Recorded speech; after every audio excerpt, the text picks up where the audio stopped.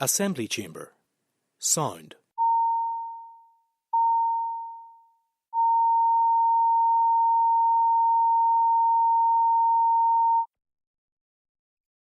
Assembly chamber. Sound.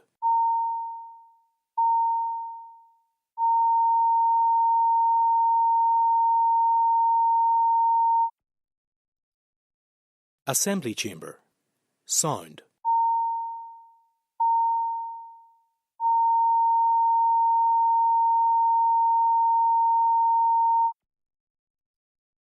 Assembly chamber. Sound.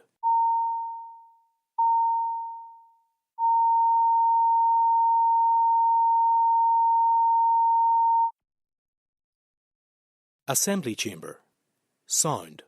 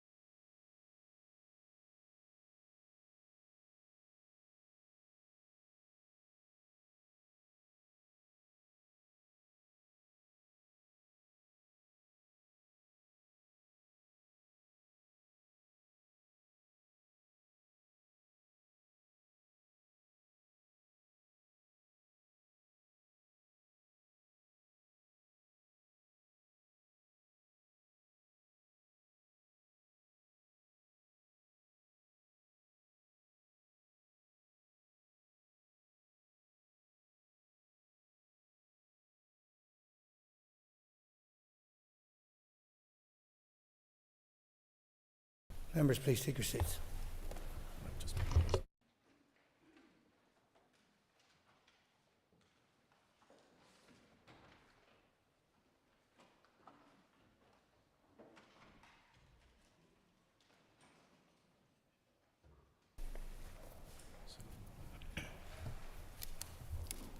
Members, the first item on the order paper is members' statements. Members wish to be called to make a statement, they should do so by rising in their places. Those members who are called will have up to 3 minutes to make their statement. Members, I remind you that interventions during this session are not permitted, and I will not take points of order on this or any other matter until this item of business is finished. I call Michelle O'Neill. Yesterday I was asked about the age of the young person who sent inappropriate text messages by a Sinn Féin representative. It was my understanding that the young person was 17 years of age based on the information at application to join the party. This information was wrong. Over the weekend, the young person made it clear that he was in fact 16 at the time, and I fully accept this. And this morning I want to put on record that he was in fact 16 years of age when these inappropriate texts were sent. What happened to this young person was wrong. Niall O'Donnell's behaviour was unacceptable and entirely inappropriate, and no young person should have experienced that. As I said yesterday, I'm absolutely so sorry for the hurt caused by the statement issued following his resignation. Just last Concordia on a separate matter, yesterday the 21st of October, a Sinn Féin employee who worked in the Assembly made the party chief whip aware of their involvement in an incident regarding a portrait in Belfast City Hall. This took place on Saturday the 19th of October. The employee was immediately suspended and we notified the PSNI. The employee has now resigned from their employment and their party membership. Call Philip Rabb. Deputy Speaker, and I have given notice that I will be raising a point of order after members' statements. And it is disappointing that the issue I want to raise, the First Minister, is now walking out of the chamber. Another day, Mr Deputy Speaker, and another Sinn Féin scandal. Another day and another police investigation surrounding the behaviour of Sinn Féin employees and their members. Mr Deputy Speaker, let me be abundantly clear. The decision by a Sinn Féin employee and member at the weekend to desecrate the portrait of DUP Lord Mayor Wallace Brown was absolutely disgraceful and poses many questions for Sinn Féin. The event on Saturday evening in which the incident took place was attended by leadership figures of that party. Did any of those leadership figures witness the incident that took place? Will they, Mr Deputy Speaker, be cooperating with the police during their investigation? Will they be encouraging others, Mr Deputy Speaker, to cooperate with the PSNI investigation? When, Mr Deputy Speaker, did Sinn Féin first become aware of this incident, and why only after our party raised this matter at City Hall and through the media did Sinn Féin then make a statement late last night? Did the Sinn Féin employee explain the rationale for their attack? Why did they, Mr Deputy Speaker, single out the portrait of a Unionist Lord Mayor? Why did they, Mr Deputy Speaker, single out the portrait painted by a member of the Jewish community?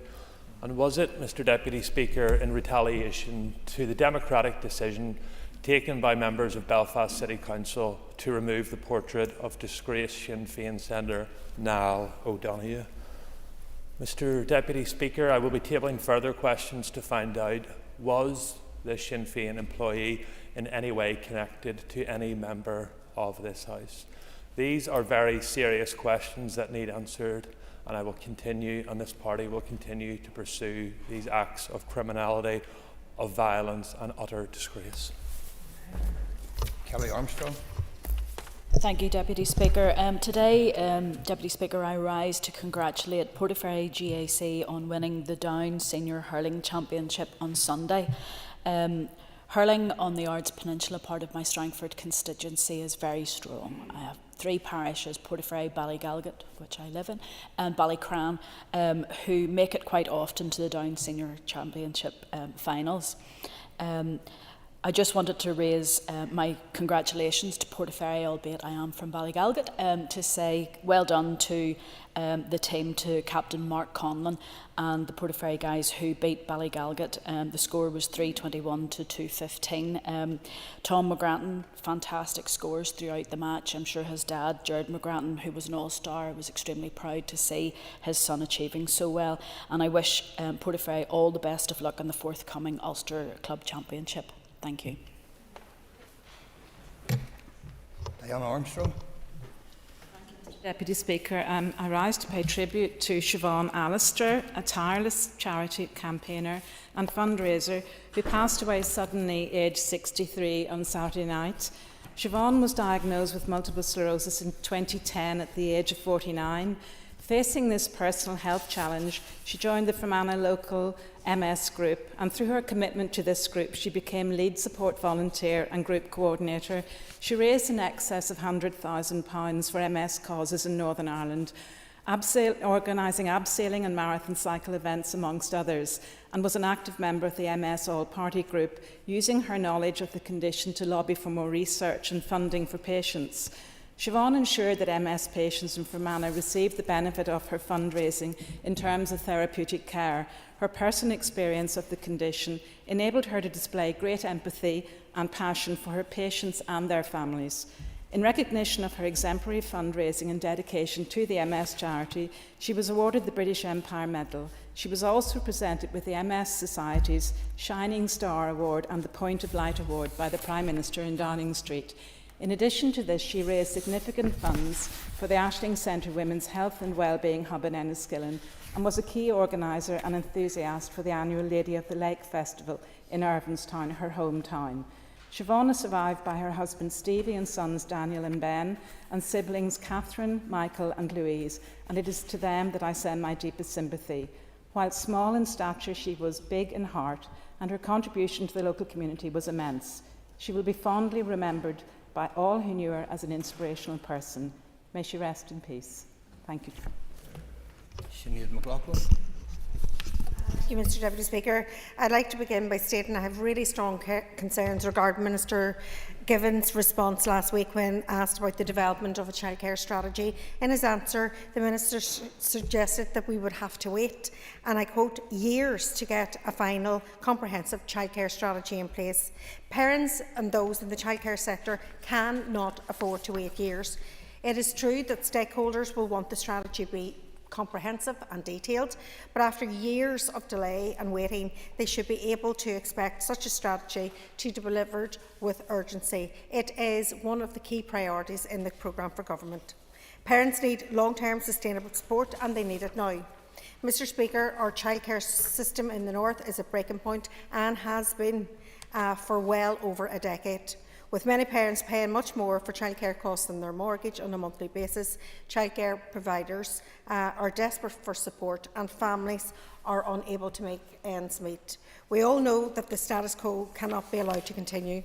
Earlier this year, we finally saw some progress through the Northern Ireland Childcare Subsidy Scheme, a practical success achieved by many politicians working in collaboration with one another right across the political spectrum.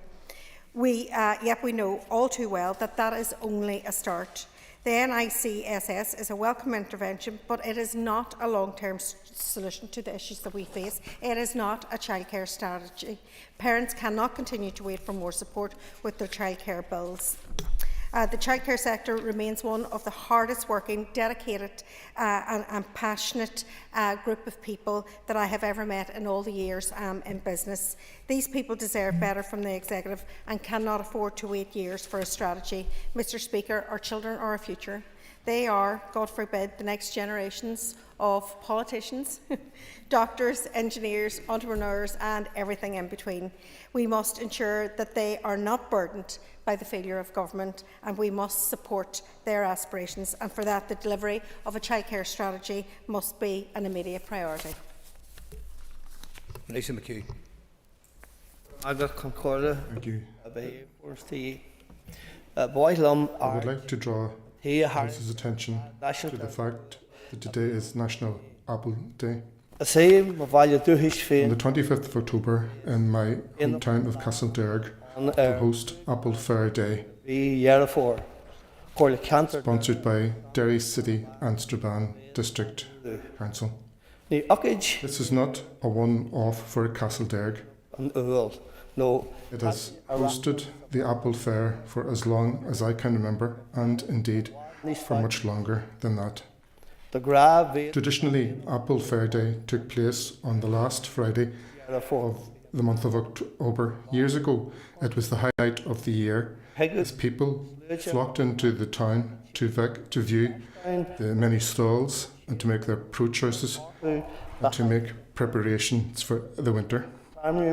Producers of apples and other fruit and producers of vegetables descended on the town from Armagh, the Orchard of Erin, and from much further afield than that. The streets would be crowded as women purchased apples, oranges, pears, damsons and other kind of fruit that they would turn into jams, sauces and pies. The men would visit the hardware stalls buying equipment for the coming years.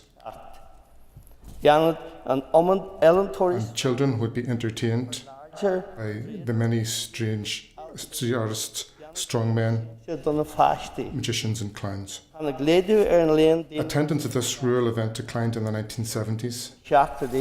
Therefore, Derry City and Strabane District Council is to be congratulated for putting resources into Apple Fair Day to revive this ancient county custom and for giving it a new lease of life. This year, the climate of Apple Fair Day's festivities will be that evening in the Churchtown Community group sites on the Lurganboy Road. The group tackled the issue of Halloween bonfires and the antisocial behaviour associated with them.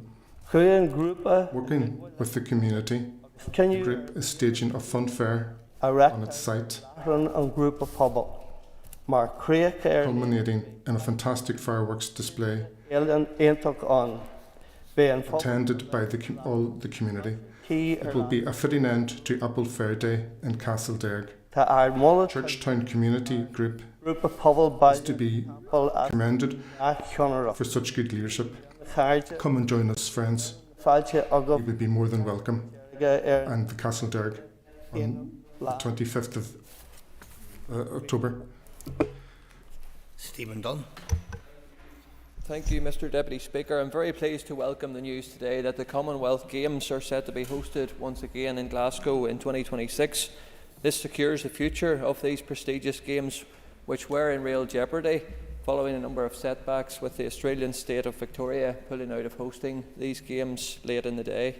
Often referred to as the Friendly Games, the first Commonwealth Games were held back in 1930 in Canada, and Northern Ireland has competed in 19 of the 21 Commonwealth Games, beginning with the second Games held in 1934. And our wee country has achieved an incredible 142 medals at these games. A total of 3,000 athletes from up to 74 of our Commonwealth nations and territories are expected to compete at the 2026 Games across a new compact 10-sport programme. And the Commonwealth Games provides the only opportunity for our local athletes to compete representing Northern Ireland at the international level in a multi-sport event. And I think it's very welcome that opportunity is going to be present again for our aspiring athletes.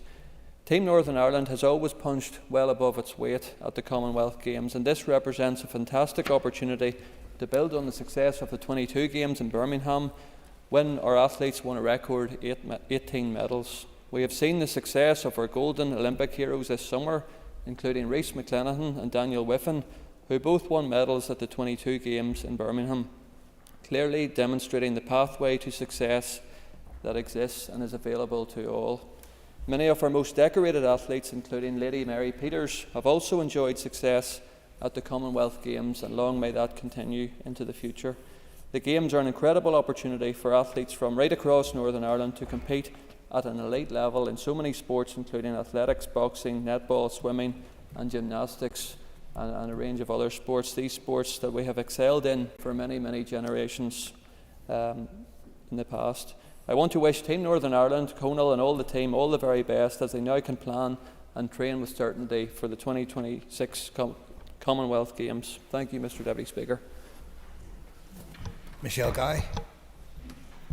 Thank you, Mr Deputy Speaker.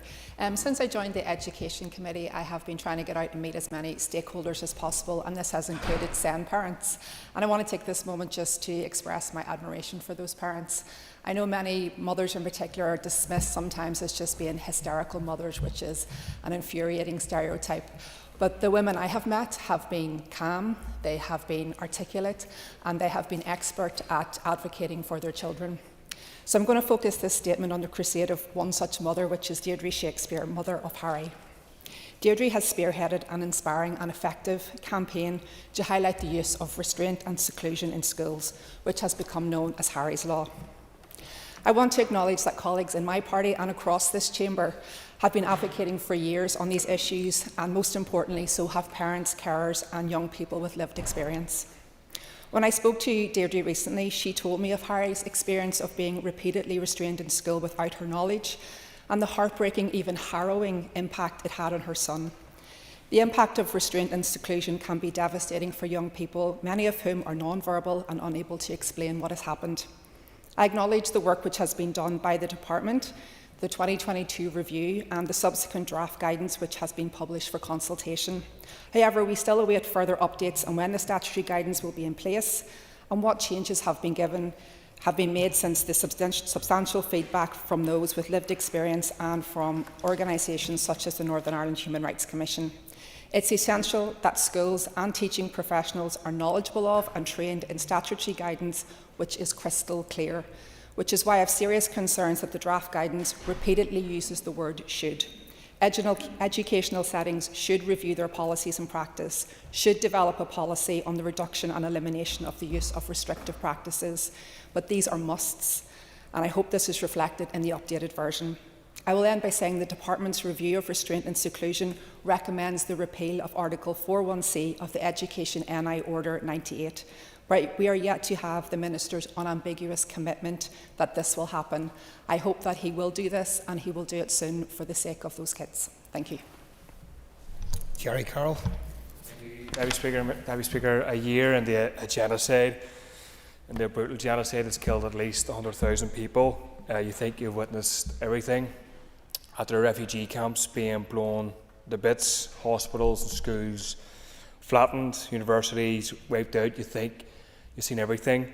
And then last week we saw something horrific, brutal, but something that really showcases what Israel and Zionism is all about at its core. We saw the incineration, Deputy Speaker, the burning alive of a man not yet 20 years old, Shaban al-Dalu. Could you imagine, Deputy Speaker, the rightful and justified horror and outcry if this was carried out in a hospital in Ireland, in Europe, in America or elsewhere? But it's deemed acceptable, it's deemed okay because it's another massacred, killed Palestinian. Deputy Speaker, to me, the millions and billions of people across the world, this is not normal, this is not acceptable or right.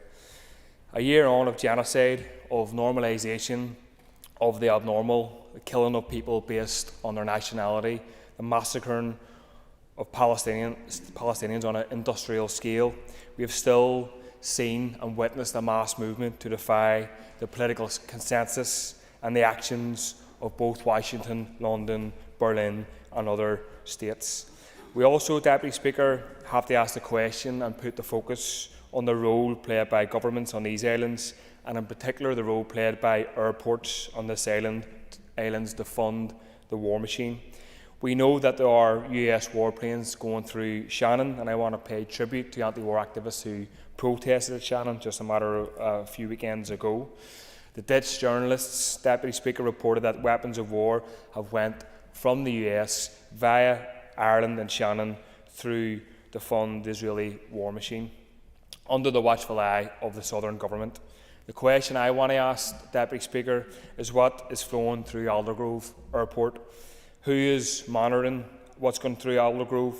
And the Economy Minister isn't. I asked him a question and his answer was effectively nobody, or he's not monitoring it from his department. Is the First Minister and the Deputy First Minister monitoring what's going through Aldergrove? And if it's found weapons of war for Israel are going through that airport, who is going to do something about it? Thank you. Colin McGildernew. Members, I want to this morning draw attention to some of our fantastic community and voluntary search and rescue organisations that we have across the north. I'm thinking this morning in particular of K9 Dog Rescue Service that many of us, based in County Down, I think many of us would have met in the Long Gallery in April. In my own constituency, we have Dungannon Sub-Aqua Club, Tyrone Underwater Search and Rescue, and also Matthews Search and Rescue Drones. Matthews Search and Rescue Drones was formed after young Matthew McCallan lost contact with his friends on a night out and tragically lost his young life after some time that night. And his family have organised and fundraised to set up a service where they can operate drones that can provide assistance in search situations and can pick up on body heat. So the organisations all have an absolutely tremendous range of expertise and skill and commitment to what it is they do. It has come to my attention over the past while that some of the organisations struggle at times to be included in very, very heartbreaking situations and search situations because they're not part of a list which the PSNI maintain to draw in service from some of the groups. Now, I fully recognise the need for the PSNI to assure themselves that anyone they're working with in that regard has the required experience and qualifications and skills and equipment. And I believe that does apply to many of the groups. But the groups themselves are saying that they find it difficult to find out how to get on the group, how to meet the requirements, and what the criteria might be. So I will be speaking with the Justice Minister in due course to see if we can provide some further information to the groups, because I think we all recognise that if any of us were in that situation, that we would want to have people with the required skills and equipment to assist in search for our loved ones. I want to end just on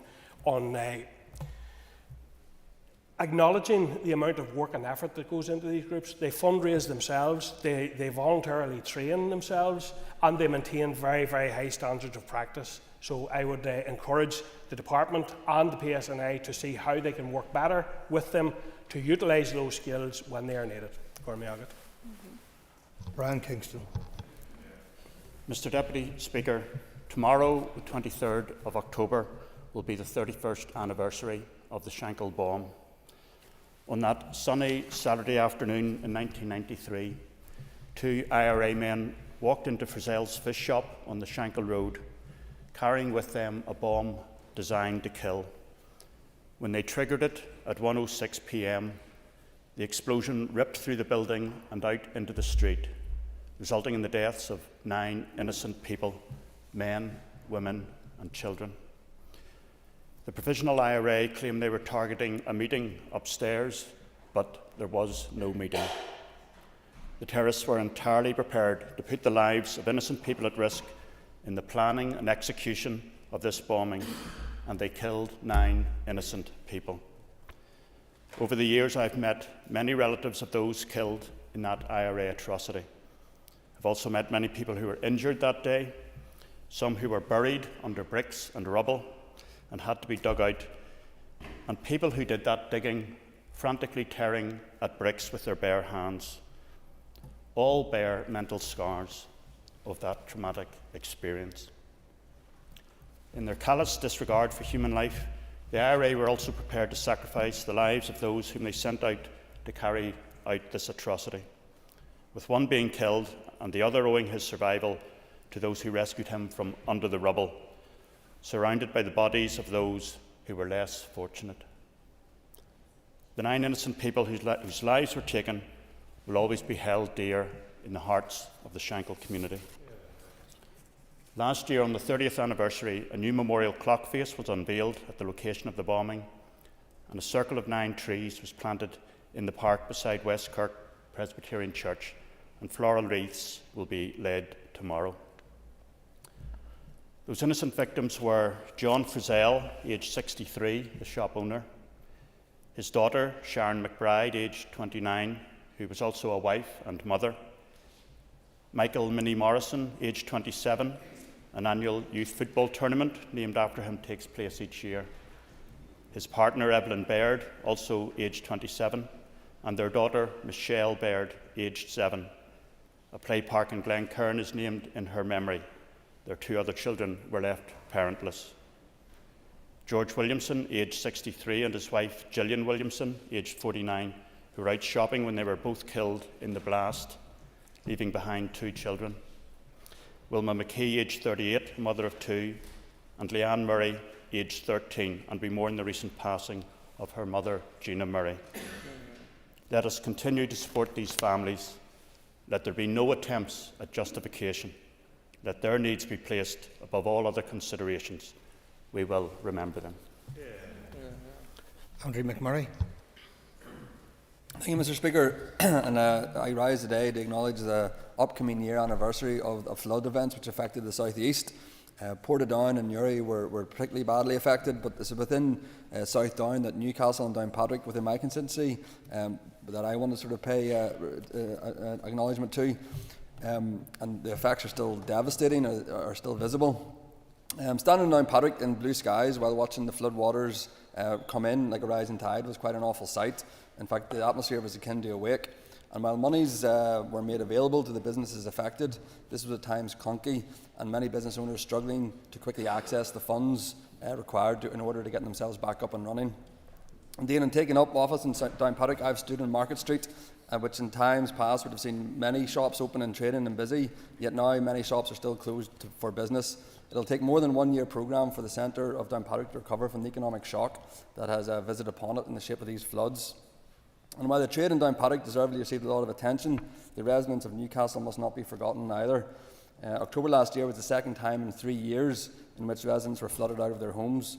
This has left residents, quite understandably, in fear every time there's an adverse weather forecast. Residents in residential homes need more support in such incidents.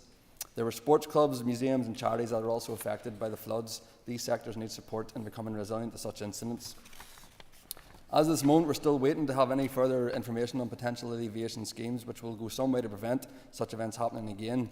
And while the reports and reviews are welcome, residents and traders are still impatient to see tangible developments which will prevent flooding to the same degree happening again. The reality of this situation as well is that these events will become more commonplace given the climate breakdown which we're experiencing. Our seas are becoming warmer, as such the tropical storms are gaining more energy, and these are manifesting themselves over our island with more intense bouts of wind and rain. Thank you, Mr. Speaker. Timothy Gaston. Thank you, Deputy Speaker. Members, Sunday was the 17th anniversary of the murder of Paul Quinn. Let me remind this House, which is apt to forget or ignore such things, what happened, Mr. Quinn. After being lured to a farm just across the border in County Monaghan, where 3 of his friends were being held hostage, a group of around 10 men beat him with iron and nail-studded bars for upwards of half an hour, breaking every major bone in his body. In the aftermath of the murder, Conor Murphy defamed that young man, making accusations which he has not withdrawn until this day.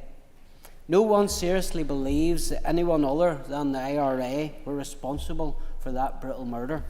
Yet Stormont continued on regardless.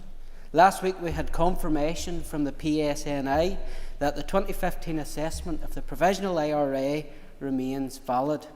It retains an Army Council which oversees Sinn Féin. It retains weapons. It continues to gather intelligence.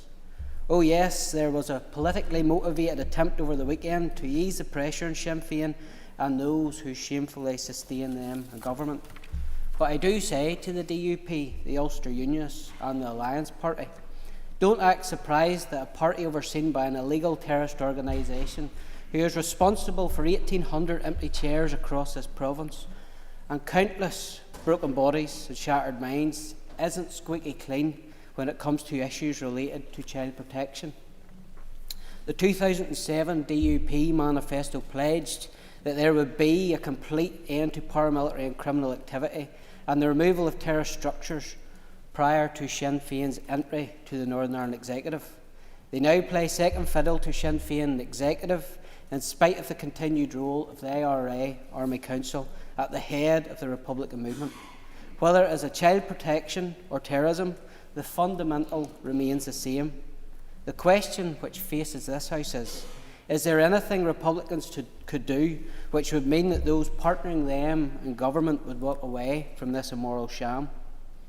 Once again, it appears to me and many outside this place that some value these institutions more important than delivering truth and accountability into how Sinn Féin operate and the past and present scandals they have been embroiled in. Deborah Erskine for 2 minutes, if you can. Thank you, Mr. Deputy Speaker. I want to draw attention in this House of an event happening tomorrow in Westminster, which will highlight the importance of 2 paused growth deals which are still awaiting confirmation on funding for. As we all know, Causeway Coast and Glens and the Mid-South West Growth Deal are the only 2 deals in Northern Ireland that are currently paused by the Labour Government, and it is shameful.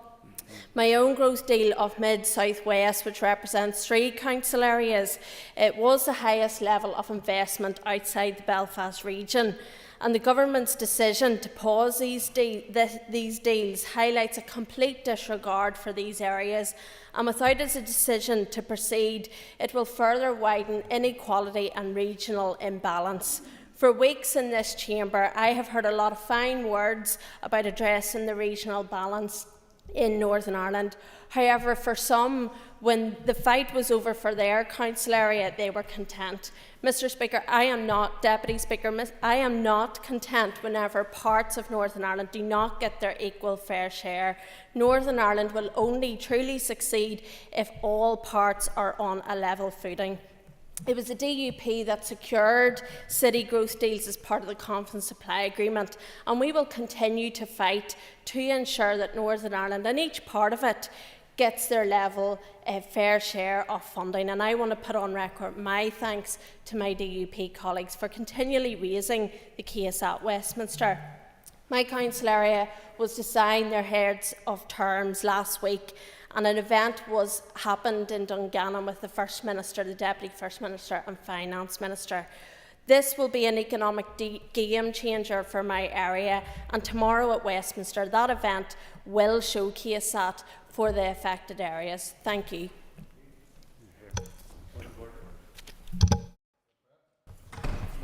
Mr.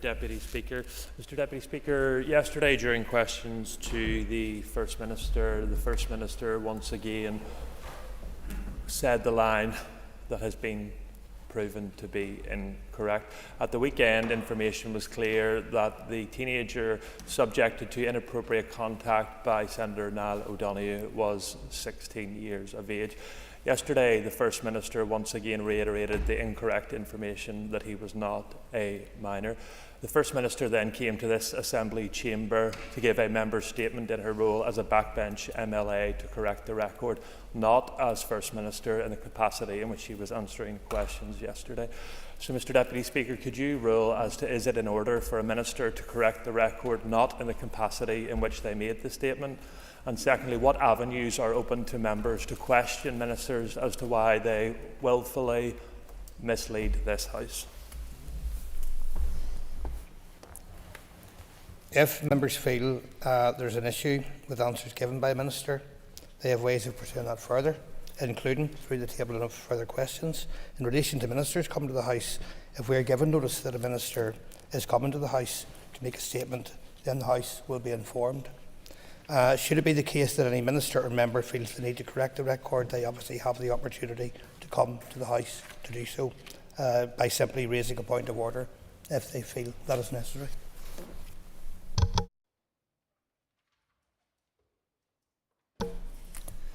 Members, the Speaker has received notice from the Minister of Health that he wishes to make a statement. Before I call the Minister, I remind members that they must be concise in asking their questions. This is not an opportunity for debate. Long introductions will not be allowed. Minister. Thank you, Deputy Speaker. And given the nature of the subject matter and with your indulgence, I suspect this statement may exceed the norm in terms of duration. I begin by welcoming the opportunity to update members on maternity and neonatal services, including the report by Professor Mary Renfrew entitled Enabling Safe, Quality Midwifery Services and Care in Northern Ireland. Pregnancy is, of course, a normal life event, but for some it can be a more challenging experience. However, it is mostly a time of joy and of new beginnings. The vast majority of women have a safe birth and get to go home with their healthy baby or babies.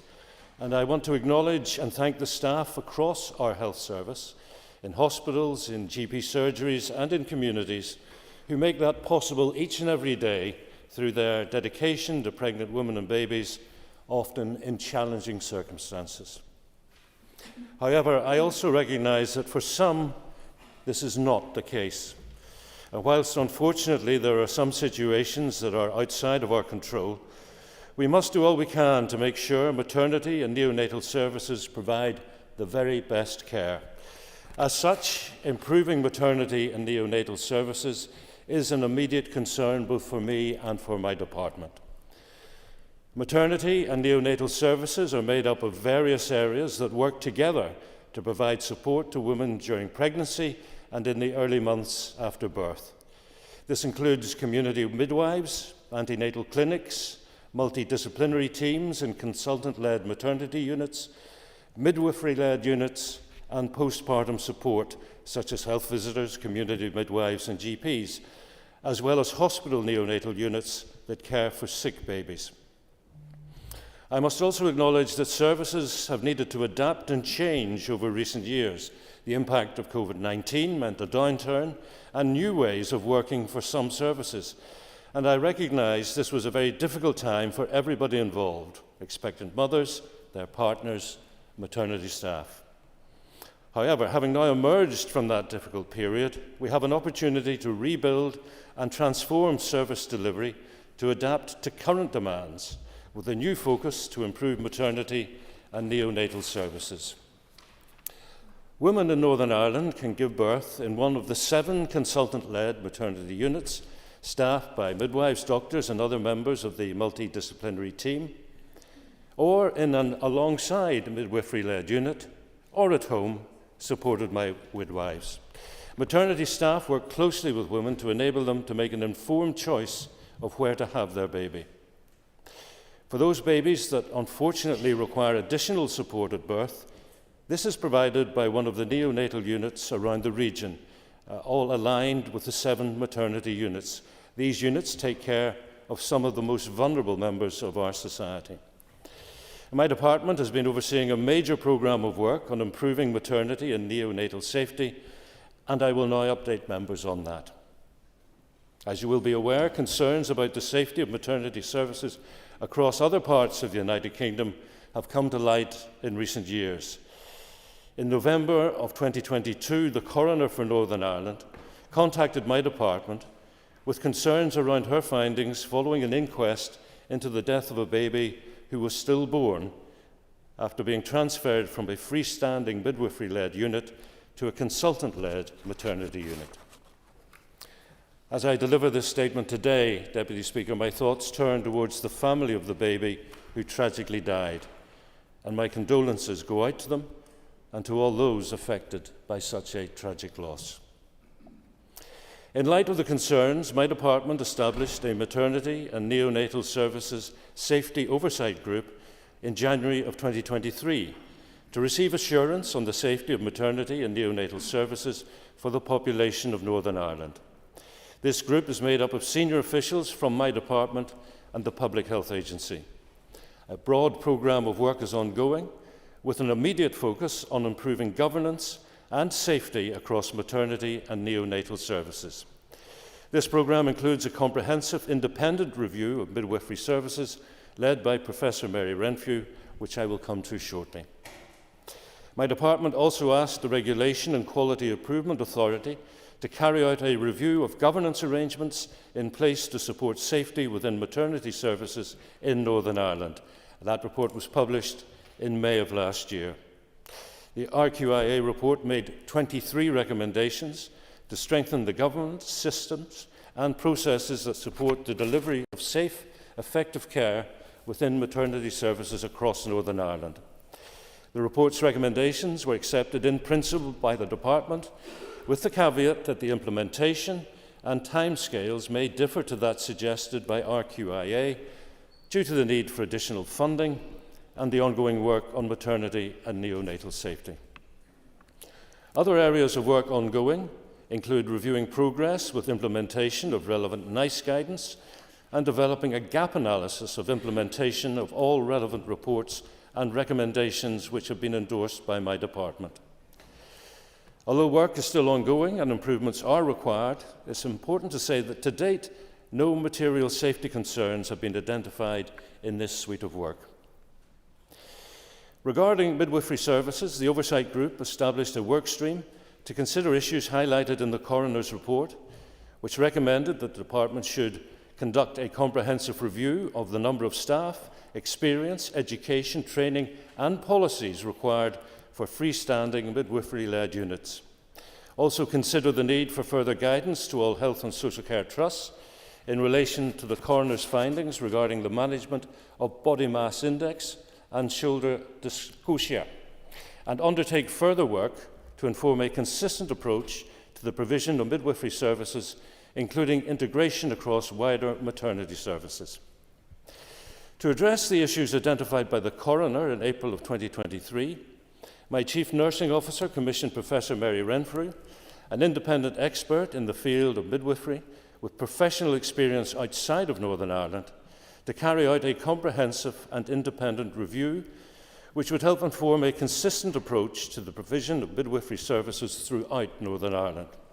The terms of reference for the review were based on the areas identified by the coroner that I mentioned. The broad scope led Professor Renfrew to undertake a very comprehensive review of midwifery services and care in Northern Ireland, including all of its interdependencies within the overall maternity service. This included a review of the evidence base and models of care across the region and internationally. In developing her report, Professor Renfrew and her Secretariat team carried out extensive and widespread engagement with maternity service users and advocates, holding both face-to-face and virtual listening events with women, families and professionals across Northern Ireland. And I am incredibly grateful to the Professor for undertaking this review, which assisted the Department in strengthening midwifery services and care across Northern Ireland. I want to acknowledge the effort from all the participants who contributed to the report, those with professional and expert input, and particularly those women and families who were willing to share their own experiences, no matter how difficult or traumatic, to help assist with change and provide improvement in our maternity services. My department received the final report during the summer and has now had the opportunity to consider it fully, and it will be available to view on my department's website from today. Professor Renfrew is clear that our maternity and neonatal staff are committed and determined to provide the best care that they can. In her report, there are examples of good quality care right across Northern Ireland, such as the appointment of a consultant midwife in each health and social care trust, the rollout of a new model of care, continuity of midwifery carer, meaning that women will receive support from the same midwifery team during and after pregnancy, and the establishment of a weekly multidisciplinary clinic in the Western Trust to enable teamwork in the development of individualised pathways for pregnant women experiencing gestational diabetes. I must also recognise that the engagement Professor Renfrew carried out also identified a level of adverse experiences reported by some women and families, as well as stress and distress reported by all staff groups who participated in the review, but especially midwives. It's important to acknowledge that the number of individuals engaged with during these events represents a small proportion of the overall maternity population in Northern Ireland. The number of women engaged with represents 0.5% of the total number of women that gave birth in the year 2023. The number of midwifery staff represents around 10% of the total number recorded in March of 2023. Nevertheless, the messages were clear and consistent from those women and staff. The system must and will listen to these concerns.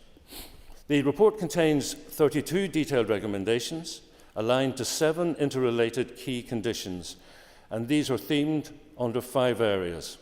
1, safe quality care in midwifery units and home births. 2, regional strategic developments.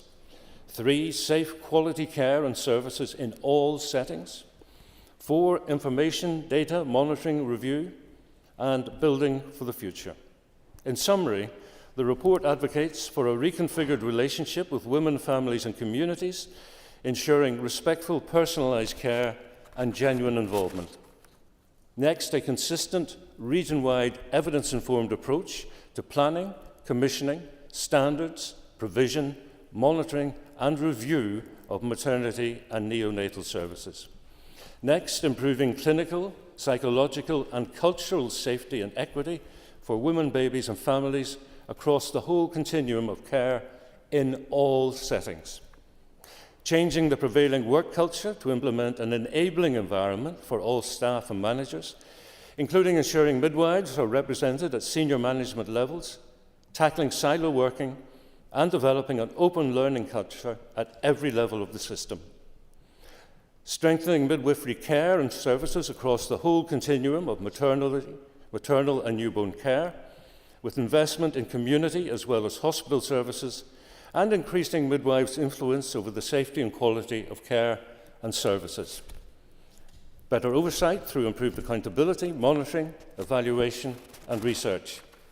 And a unified approach to education and training of all staff, including leadership development, especially for midwives, and capacity building for the future.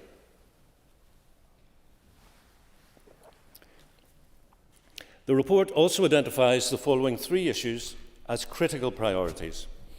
Improving postnatal care, both in hospital and at home, in particular ensuring women receive adequate pain relief and essential care for themselves and for their babies. Improving interdisciplinary working for women requesting care outside of guidance, and improved support and safety for the midwives who care for them, and psychological safety for all staff.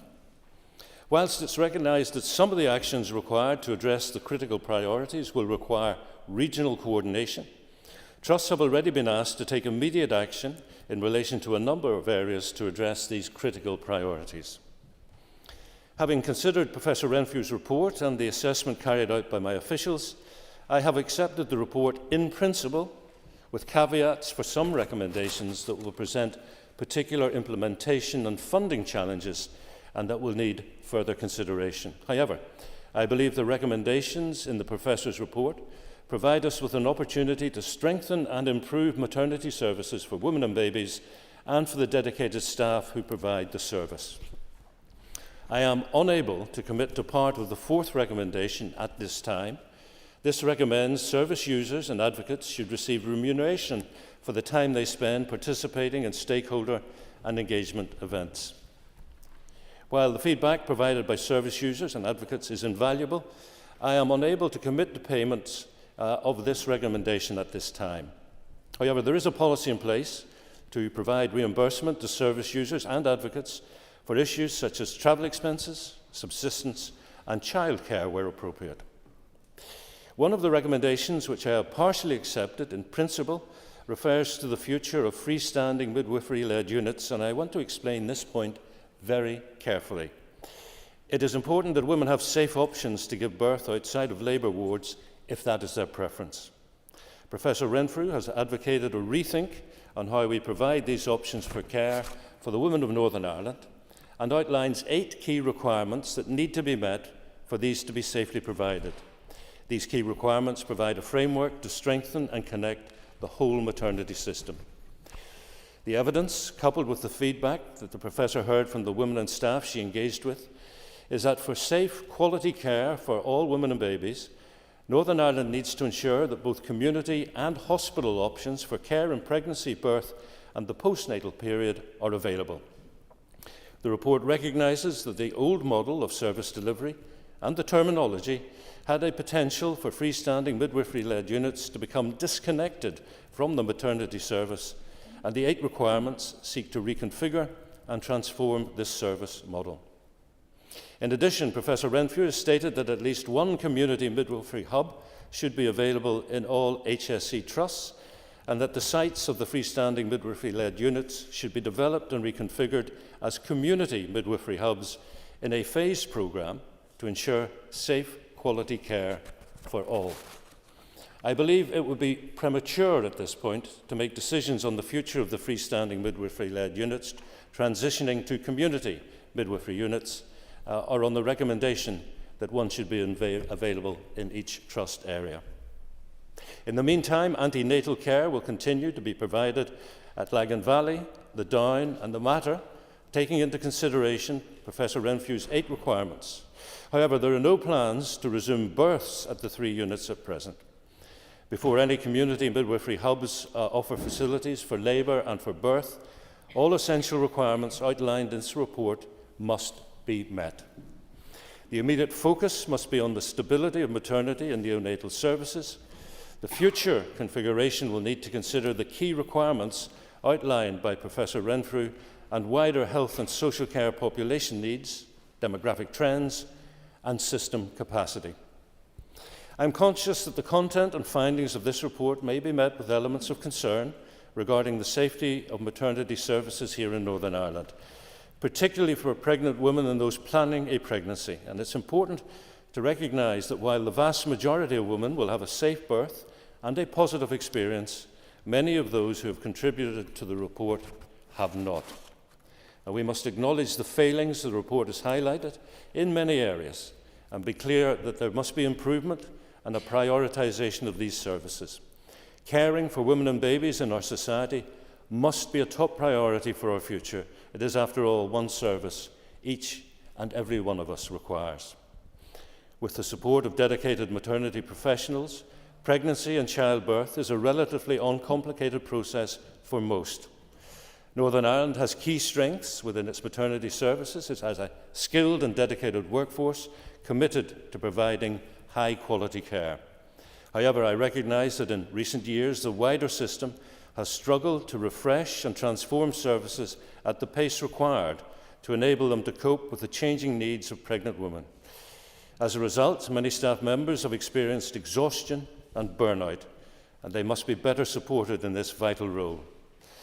While birth rates in Northern Ireland and the rest of the United Kingdom have fallen in recent years, maternity care has become more complex, with an increasing proportion of women having health problems, which increases the risk of adverse events for them and for their babies. More than half of pregnant women require specialist care during pregnancy or delivery or following the birth, and 1 in 10 newborns also require specialist care provided by a range of professionals working as a multidisciplinary team. The proportion of women requiring specialist care has increased significantly over the past 10 years. For example, around 1 in 8 pregnant women in Northern Ireland now has some type of diabetes, and 1 in 20 has high blood pressure, which means women require specialist care from multidisciplinary teams. In addition, other health inequalities also have a major impact on pregnancy outcomes. So it is essential we continue to prioritise initiatives that not only enhance the quality of care across all levels, but also address health inequalities across Northern Ireland. And midwives have a critical contribution to make to both of these priorities. Professor Renfrew's report has highlighted the increase in caesarean births in every part of the United Kingdom and Ireland over the past 10 years, and that these rates are out of step with similar countries international. The reasons for this increase may include a number of factors, such as the increase in the number of complex pregnancies, due to a range of factors, including older maternal age and underlying health conditions, as well as maternal choice. And while the rate of caesarean birth has increased, it is in line with other UK countries, and the priority must remain on providing the most appropriate care for mothers and their babies, taking account of their individual needs and their personal choice.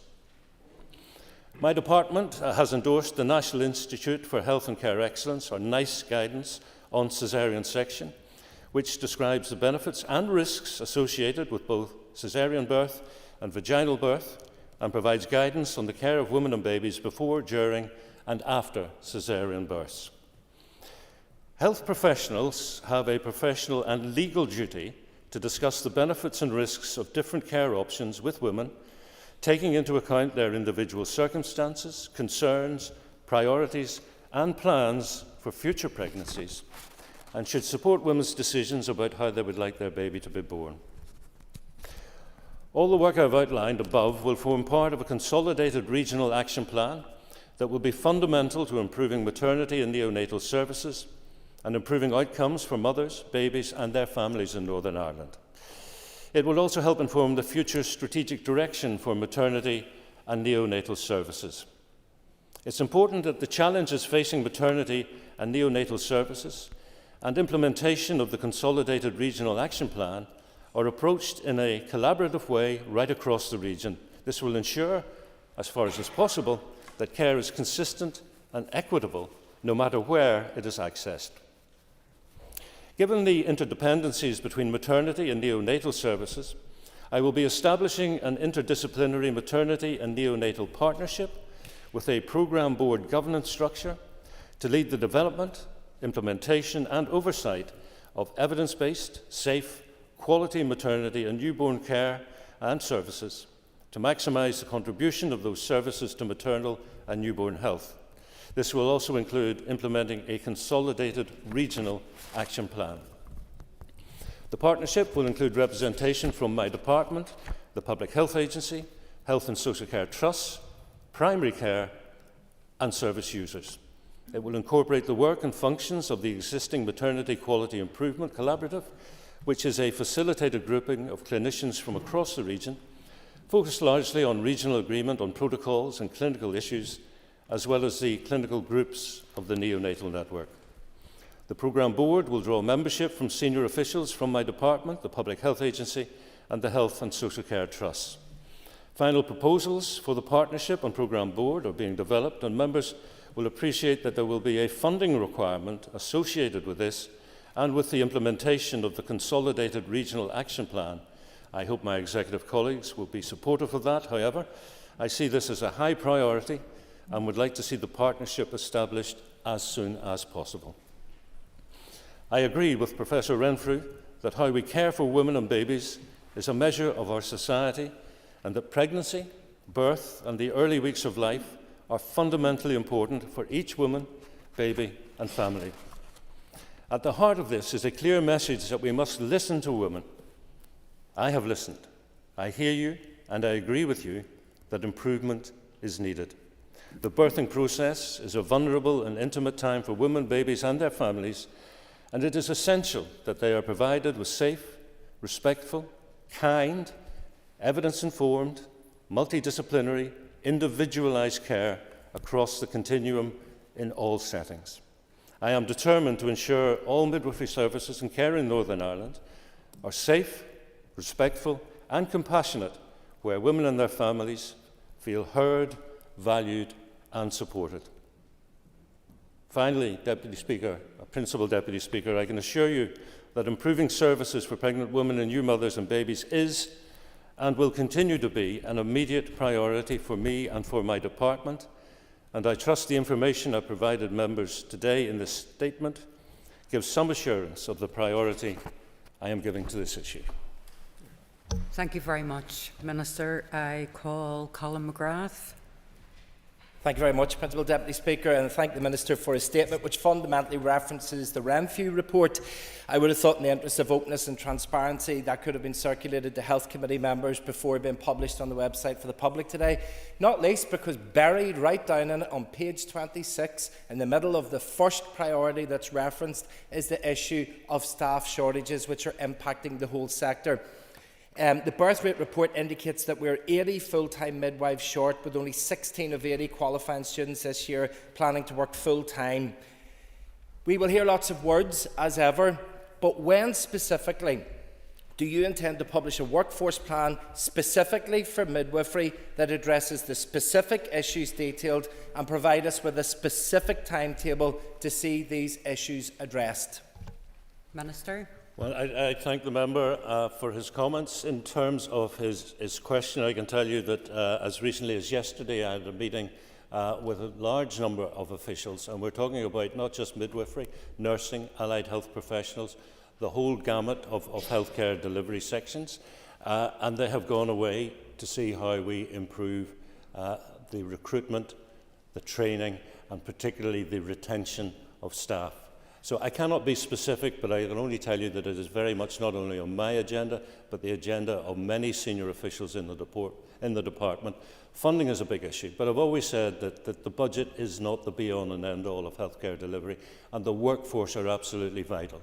Yes, we need buildings, we need equipment, we need medicines, but there is nothing without the workforce, and I am very much focused with senior colleagues on ensuring that we improve the retention and indeed the recruitment of staff, including midwives. Liz Kimmins. And I thank the Minister for his statement, and like others there's still a lot to digest, and we do need to see the report in full, so we probably have more questions on the back of that, but I do welcome the publication of this report. It's one we've been waiting on for some time, and it does crystallise the vital role and the expertise of midwives, and I think that's a very important part, given that they will have an increasing influence then in shaping and delivering safety and quality of care and services. So Minister, on that vein around safety and quality of care and services, and that is one of the key themes in the report, there is a note that the immediate focus needs to be on the stabilisation of maternity and neonatal services. The Minister will be aware over the last week I've been in frequent contact with him and his officials regarding the issues in the Southern Trust, particularly Daisy Hill and Craigavon. So what will that look like? What will that immediate stabilisation look like? Obviously we want to see a workforce plan on the long-term sustainability piece, and the previous member has asked a question in relation to that, but I would like to know what we will see in the immediate future, because that is key to stabilising our services now. Thank you. Minister. And I thank the Chair of the Committee, and I will focus in, if I may, on Daisy Hill and the issues within the Southern Trust. because those are the most pressing ones. And I would say to the member, from my point of view, I think the Southern Trust were late in alerting the department, certainly in alerting me to the current issues. It has never ever been my intention that Daisy Hill would not deliver maternity services, so it is not part of any plan. The member knows that I have published a paper about viewing our hospital as a network to deliver better outcomes, which is a kind of preview to the idea that we may need to reconfigure and that not every hospital will deliver every service. But again, I emphasise Daisy Hill, I believe, should be offering maternity services. And any reconfiguration must be planned and managed. It should never, ever be as the result of service collapse. And I do not want to see service collapse with regard to Daisy Hill and maternity services. And I can tell you that meetings continue at the highest level this week to look at what are the available options to resolve these issues. But I hope the member gets the sense that I'm not happy. Thank you, Minister. I call Diane Dodds. Deputy Principal Speaker. And Minister, just on the back of the last question, we have a really serious issue in the Southern Trust where maternity services, not just at Daisy Hill but also in Craigavon, are in jeopardy. And that raises a really fundamental question for you and your department, and indeed the Trust. And it can't all be left at the door of the Trust.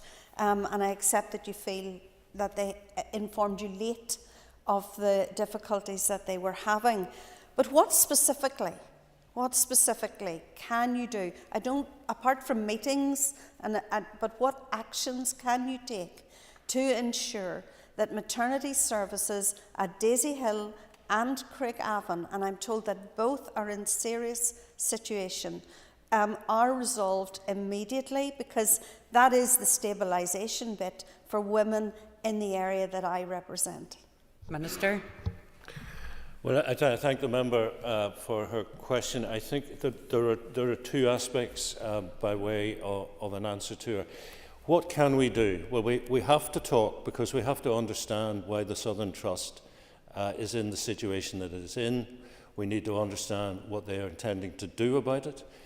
Once we understand the issues, and I understand them to be specifically to workforce, we have to then question whether the Southern Trust can rearrange their workforce in a way that meets the demand and cures the problem. And if not, can we look elsewhere? Are there other trusts? Are there other areas where we can look to, as it were, fill that gap? The second point that I would make, Principal Deputy Speaker, to the member is, yes, she can say we can't just say this is all a problem for the Southern Trust. But the fact of the matter is, if the Southern Trust choose to make a decision and call it a temporary decision, I can't stop them. I can tell them I don't like it. I can express my displeasure. But it's entirely in their gift, if it is a temporary measure, to make that move. Thank you. I call Neil McAllister. And I thank the Minister for coming and making this statement today. And I noticed now during the statement that the report was actually published, so hopefully we do get more of a chance at the Health Committee to actually go through it in detail. But I do think that it was bad form not to actually even give committee members sight of the report. But within the report, given that it does mention the RQIA's governance report making 23 recommendations, and the Maternity and Neonatal Safety Oversight Board, which no doubt will have recommendations separate to the Renfrew report, separate to the RQIA report. And given you have spoken now about this consolidated regional action plan, what accountability will you provide to this House and to the committee to ensure that these are actually implemented without us asking for those updates every quarter, every 6 months? But how can we ensure that this action plan will actually be implemented? Because we have many strategies, we have many reviews. So what can the Minister do? Okay, well, again, perhaps two things, Principal Deputy Speaker. I apologise if members feel that they weren't given early enough sight of the report. But I don't see this being the be-all and the end-all in terms of the discussion. I do think I would welcome the committee taking a detailed look at the recommendations within Renfrew. In terms of implementation, all I can assure the member is, Professor Renfrew, who I met this week, is a very impressive expert in this field. There is no point commissioning a report if you don't take a look closely at the recommendations. And basically, with the couple of exceptions I've mentioned, we accept those recommendations. This is an incredibly important area. Members are aware of the genesis of commissioning this report. So we've got to get this right, and I'm not going to sit and just ignore those recommendations. I want the best possible service. And in discussions with the Professor, I think we agreed that this is an opportunity for Northern Ireland to become actually the best region or nation in the United Kingdom in terms of birthing and maternity services. And that's my intention. Chambers. Thank you, Principal Deputy Speaker. This is a very important and timely report that will help inform and improve maternity services across Northern Ireland going forward. In early 2020, Minister, your predecessor, Robin Swan, announced an increase in pre-registration and midwifery training places from 90 to 115, the first of whom entered the workforce just last year. Would the Minister give his assessment of how this has contributed to help stabilising the wider midwifery workforce across Northern Ireland? Minister. Yeah, well, in June of this year, the workforce data indicated an overall reduction in vacancies across the region, and that, of course, is a good thing. The regional current vacancy rate for registered midwifery roles is below the HSC average, sitting at 4.7%. Pre-registration midwifery places were increased from 90 to 115 for 3 years, financial years 2021, 21, 22 and 22, 23. And this was to address the shortfall of qualified midwives, and the first cohort entered the workforce in September of last year, and training places returned to 90 in financial year 23-24. I think this is both a sign of our commitment to this service, but also an indication that things are indeed improving. Orlia Flynn. And agree with the Minister, Professor Mary Renfrew. She did present the Women's Health APG last year on the brilliant work that she was carrying out, so I'm delighted to see today's announcement. But just in terms of the RQIA review and the 23 recommendations on the governance, so conscious that was published in April 2023. Does the Minister have any update on if any of those recommendations have been delivered? And I know he's talking about a regional action plan for maternity and neonatal services. Will that still allow work to continue on a renewed maternity strategy, taking into consideration all of the reports, or is the focus now on the action plan? Thank you. Minister. Well, I don't want to misspeak, Principal Deputy Speaker, so I think I'll write to the member in terms of the 23 recommendations of the RQIA, because I'm not confident I'm across every single part of the detail. No, I think the member might recognise, in terms of like breast screening, I am looking more towards regional services, allowing for idiosyncrasies or any particular specific regional, sub-regional requirements. But it seems to me, yes, we've got 5 geographic trusts, but the closer they come to operating as a single Northern Ireland-wide trust, the better. So yeah, I do see the focus being on that, and I want to absorb what's in RQIA, what's in Renfrew, what the new group brings forward, so that we do try and become the best. And indeed, our aspiration shouldn't be confined to being the best in the United Kingdom. Why not try to be a global front runner in terms of maternity services? Thank you. I call down Forsyth. Principal Deputy Speaker, and I thank the Minister for this statement today, and I especially welcome the Health Minister's commitment here in the House to the continuation of maternity services in Daisy Hill Hospital.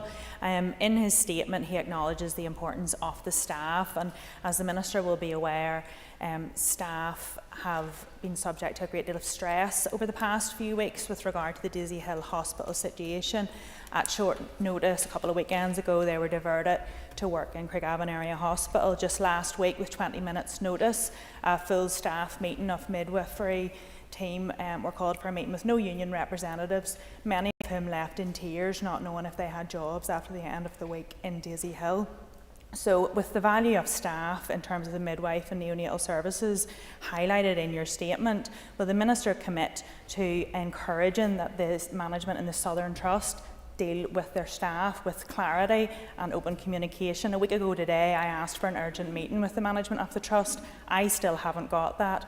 I'm struggling to get the clarity and so are the staff. So will the Minister commit to encouraging the Southern Trust to deal with openness and value of their Thank you, Dan. Minister. Yeah, and I thank the member, and I think if she could be a fly on the wall in the department and in the ministerial office, she will note that over the last 4.5 months, the morale of staff has been a particular interest of mine. And what I have noted is that within the various groups of professionals who deliver healthcare, I very much picked up the impression that morale is at its lowest within those who deliver maternity services and midwives in particular, and I'm concerned that we move to improve that. On the specific of the management of the Southern Trust engaging with staff, I hope the members already picked up the impression that I am not happy with the way the Southern Trust has been dealing with this issue. I understand it is a genuine workforce issue, but I think the best way to resolve workforce issues is to bring your workforce with you. I call Danny Dunley. Deputy Speaker, and thanks to the Minister for bringing this statement to the House today. Very, very concerning to read or to hear that the stress and distress was reported by all staff groups who participated in the review, especially midwives, and we've heard from Diane just about specifically in the Southern Trust there. I would just like to ask the Minister if psychological safety of all staff is a critical priority in what is a safety critical profession, then ensuring a fully staffed, safe staff workforce is crucial. How does the Minister plan to include the recommendations from this review into future safe staffing legislation? Minister.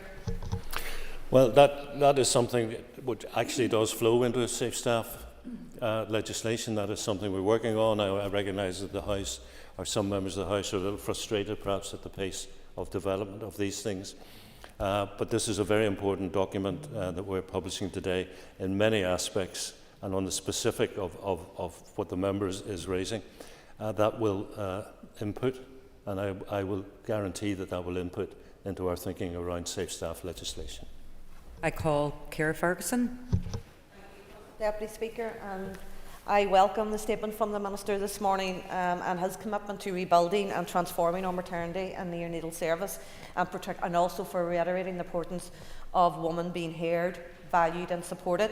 Can I ask the Minister, how does the report suggest ensuring that midwifery-led and home birth options will remain safe and sustainable for women and babies?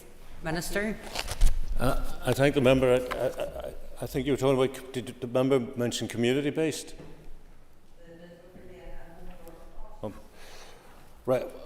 I'm focused, if I may, Principal Deputy Speaker, on the community, because the Professor has suggested that we go for these community hubs, and I have to say I don't think we are not yet ready for that. So it needs more work, particularly if we're talking about births within what the Professor was calling these community hubs or midwifery-led units. And she has mentioned 8 requirements for community midwifery hubs, which were these freestanding midwifery-led units. And if I have the time to do that, Principal Deputy Speaker, I think it's worth defining those 8 requirements. Development and implementation of consistent, evidence-informed and context-specific standards, policies, guidance, with a commitment to evaluate and ongoing improvement. Ensuring evidence-informed decision-making, information for women and knowledge and skills for staff. The third thing was ensuring appropriate staffing and experience in these units. Fourth, implementing interdisciplinary support, including consultation and regional referral pathways. The fifth was pathways and regional policies and protocols for emergency procedures. Sixth, ensuring education and training for safe quality care and services in those out-of-hospital settings. 7, appropriate funding, leadership and governance. And finally, community engagement to ensure equity and inclusion, to make them locally relevant and meeting community needs. So to get all those 8 boxes ticked is going to require time. At that point, then I would be with her in terms of these community hubs. Before I call the next member, can I just gently remind the Minister there's a lot of people in to ask questions, and if there's any further information, could he possibly write to the members? It's just a very substantial statement and time's limited. So with that said and understood, I call Deborah Erskine. Principal Deputy Speaker, there seems to be a bit of work to go in relation to Professor Renfrew's report recommendations, and you've referenced funding quite a bit that is required, and I'm looking specifically at the regional action plan. So how does that fit in with your reconfiguration document? And when do we expect to see the regional action plan? I'm looking specifically as well at SWA, where there's been quite a bit of good work done in relation to trying to stabilise that. So there seems to be a lot of work to do in relation to the regional action plan, fitting that in with the reconfiguration document, as well as getting funding. Thank you, Deborah. Minister. Well, funding is a continuing issue, and the member will know, because she voted for the budget, that we are under severe pressure in terms of funding. For this year, I don't anticipate it getting particularly better in the next financial year.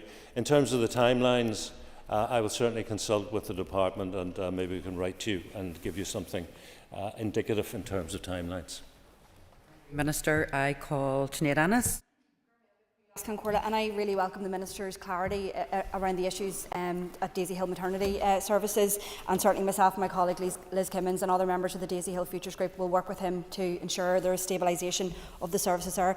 Minister, your statement talks about improved data and information systems. How does the Minister see that will contribute to better oversight, safety and learning in maternity care? Minister. Well, the member will know that we're rolling out Encompass at the moment, and the Southern Trust will be joining the others who are currently online early in 2025. I think once we have Encompass in all 5 geographic trusts, we will be in a certainly a unique position within the United Kingdom or within these 2 islands in terms of the ability to harvest data, which will impact on population health. Thank you, Minister. I call Alan Robinson. And I thank the Minister, like others, for your statement today. You say in your statement that trusts have already been asked to take immediate action to address critical issues. Can you provide more detail on those actions to the House today, and will you be keeping a close eye on these key issues that require immediate action? Minister. Yes, well, I will, to go in reverse order, I will be keeping a close eye, because this is an extremely important area. What the trusts have been asked to do effectively is to ensure that at all times they are providing a safe, empathetic and professional service for people who are pregnant and in the early weeks and months after delivery. Thank you, Minister. I call Kelly Armstrong. Principal Deputy Speaker. Minister, can I ask, given 1 in 4 pregnancies end in miscarriage, what plans are there to support and care for women and their families who have lost a baby during pregnancy or soon after birth, so that they don't have to be in wards where other families are celebrating the birth of a newborn? And what mental health protections will be in place for those women who are grieving after their loss? Thank you, Kelly. Minister. Well, I think any loss is a tragedy, and it is, of course, personal to that woman and to the family. It is something that unfortunately healthcare workers have to deal with on a daily basis, and I'm not aware of any particular concerns, although you raised the fact that these things happen while others are celebrating a successful and a healthy birth. It is very difficult, given the confines of space and budget, to do everything that you would want to do in terms of separating out. I'm very happy to engage with the member if she has ideas on how we do this better. Thank you, Minister. I call Sinead McLaughlin. I welcome the statement today and the comprehensive report from Professor Renfrew. Minister, you speak about proposals for the Partnership and Programme Board and the implementation of a consolidated regional action plan in relation to maternity and neonatal safety. Minister, the same recommendations could be made on many other gynae health issues. Is it not time to consolidate and widen these recommendations under the wider women's health care strategy? We are the only region on these islands that doesn't have one. Thank you, Sinead. Minister. I thank the member. I'm afraid in terms of having a strategy for women's health, I don't think it's going to happen in the immediate future. And the reason for that is because of the financial constraints and the absence of a long-term budget in Northern Ireland. So what I'm doing is saying to my officials, let's talk about an action plan. Let's talk about what we can actually do, what resources and what funding we have available. The member can shake her head, but I can tell her I was very pleased when my predecessor brought forward a 10-year strategy on mental health. Really, really pleased. And yet I stand here knowing that we have, in the assessment of a mental health champion, 1/8 of the budget that we need to deliver the action plan for this year's part of that 10-year plan.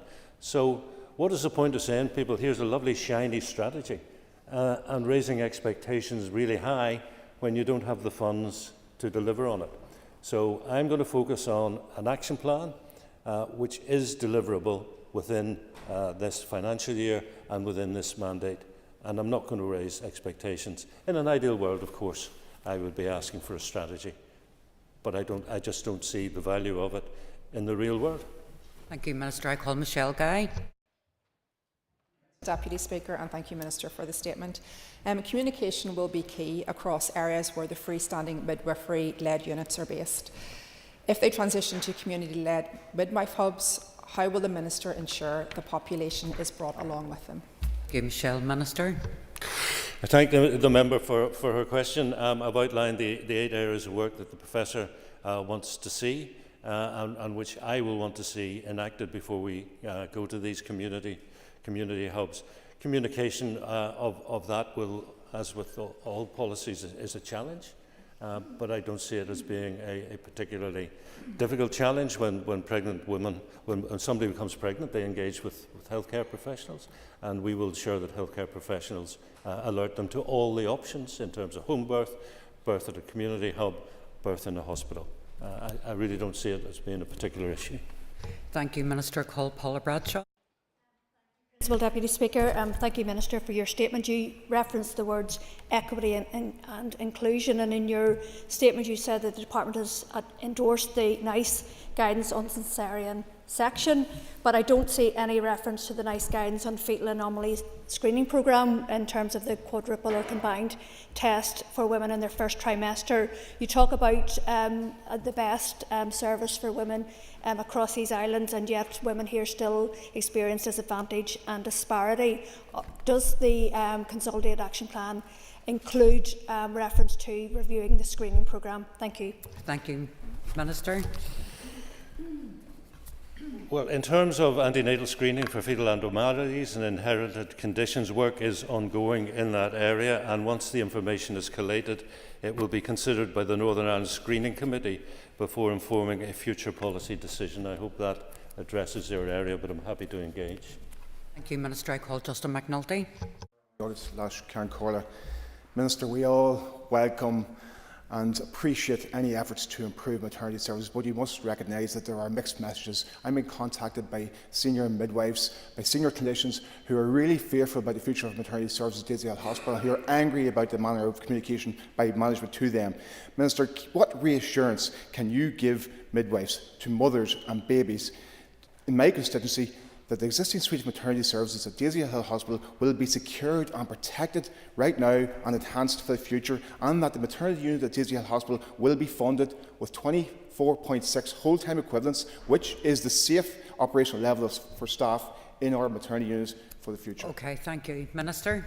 I acknowledge the member's continued passion for services at Daisy Hill Hospital. I can only repeat, I do not have the power to stop the Southern Trust if they decide to make a decision on a temporary reallocation, but I don't want it to happen. I can only repeat that if there is going to be a reconfiguration of service deliveries between hospitals, that it needs to be planned, it needs to be managed. People need to be brought with us, and that's the staff and that's the community. We need to explain why we're doing it, and we're only going to do it on my watch if I am convinced that the outcome is better outcomes for people. I don't see better outcomes if there is a collapse of maternity services at Daisy Hill Hospital, and we are working to understand the problem and to try to identify solutions. That's all I can say to the member. except to repeat, if you ask me, am I happy with the way the management of the Southern Trust has conducted business in this area over the last number of days and weeks? No, I'm not. Thank you, Minister. I call Sean Mulholland. Principal Deputy Speaker, and thank you, Minister, for this. I'll be brief. I know we don't have much time. I don't see anything written about the update on a mother and baby unit, which is absolutely essential to postnatal care, particularly for women who are experiencing psychological illness. Can you give us an update on that? Thank you, Sean. Minister. Yes, there is a proposal for a mother and baby unit, and we have looked at the potential location for that, and we have identified Belfast City Hospital as the place where we would base a mother and baby unit. The Belfast Trust has been asked to look at a business case. I understand that business case is pretty well advanced. Once we get the business case, we have to look at available funding. That, of course, will be a capital project rather than resource del. And from early discussions, I don't think funding is going to be an insurmountable obstacle. So I think we are on progress to deliver a mother and baby unit in due course. Minister, I call Timothy Gaston. Principal Deputy Speaker. Minister, my wife and I have been blessed with the safe arrival of 3 healthy boys over the last 4 years through Antrim Maternity Unit. On each visit, the dedicated midwives have been run off their feet due to being seriously understaffed. Due to the closure of the maternity unit at Causeway in July 2023, this has added additional pressures onto the services at Antrim, as well as additional journey times for expectant mothers. Do you stand over the decision to relocate the maternity service at Causeway to Antrim, and can you confirm what you are currently doing to ensure the maternity units are adequately staffed?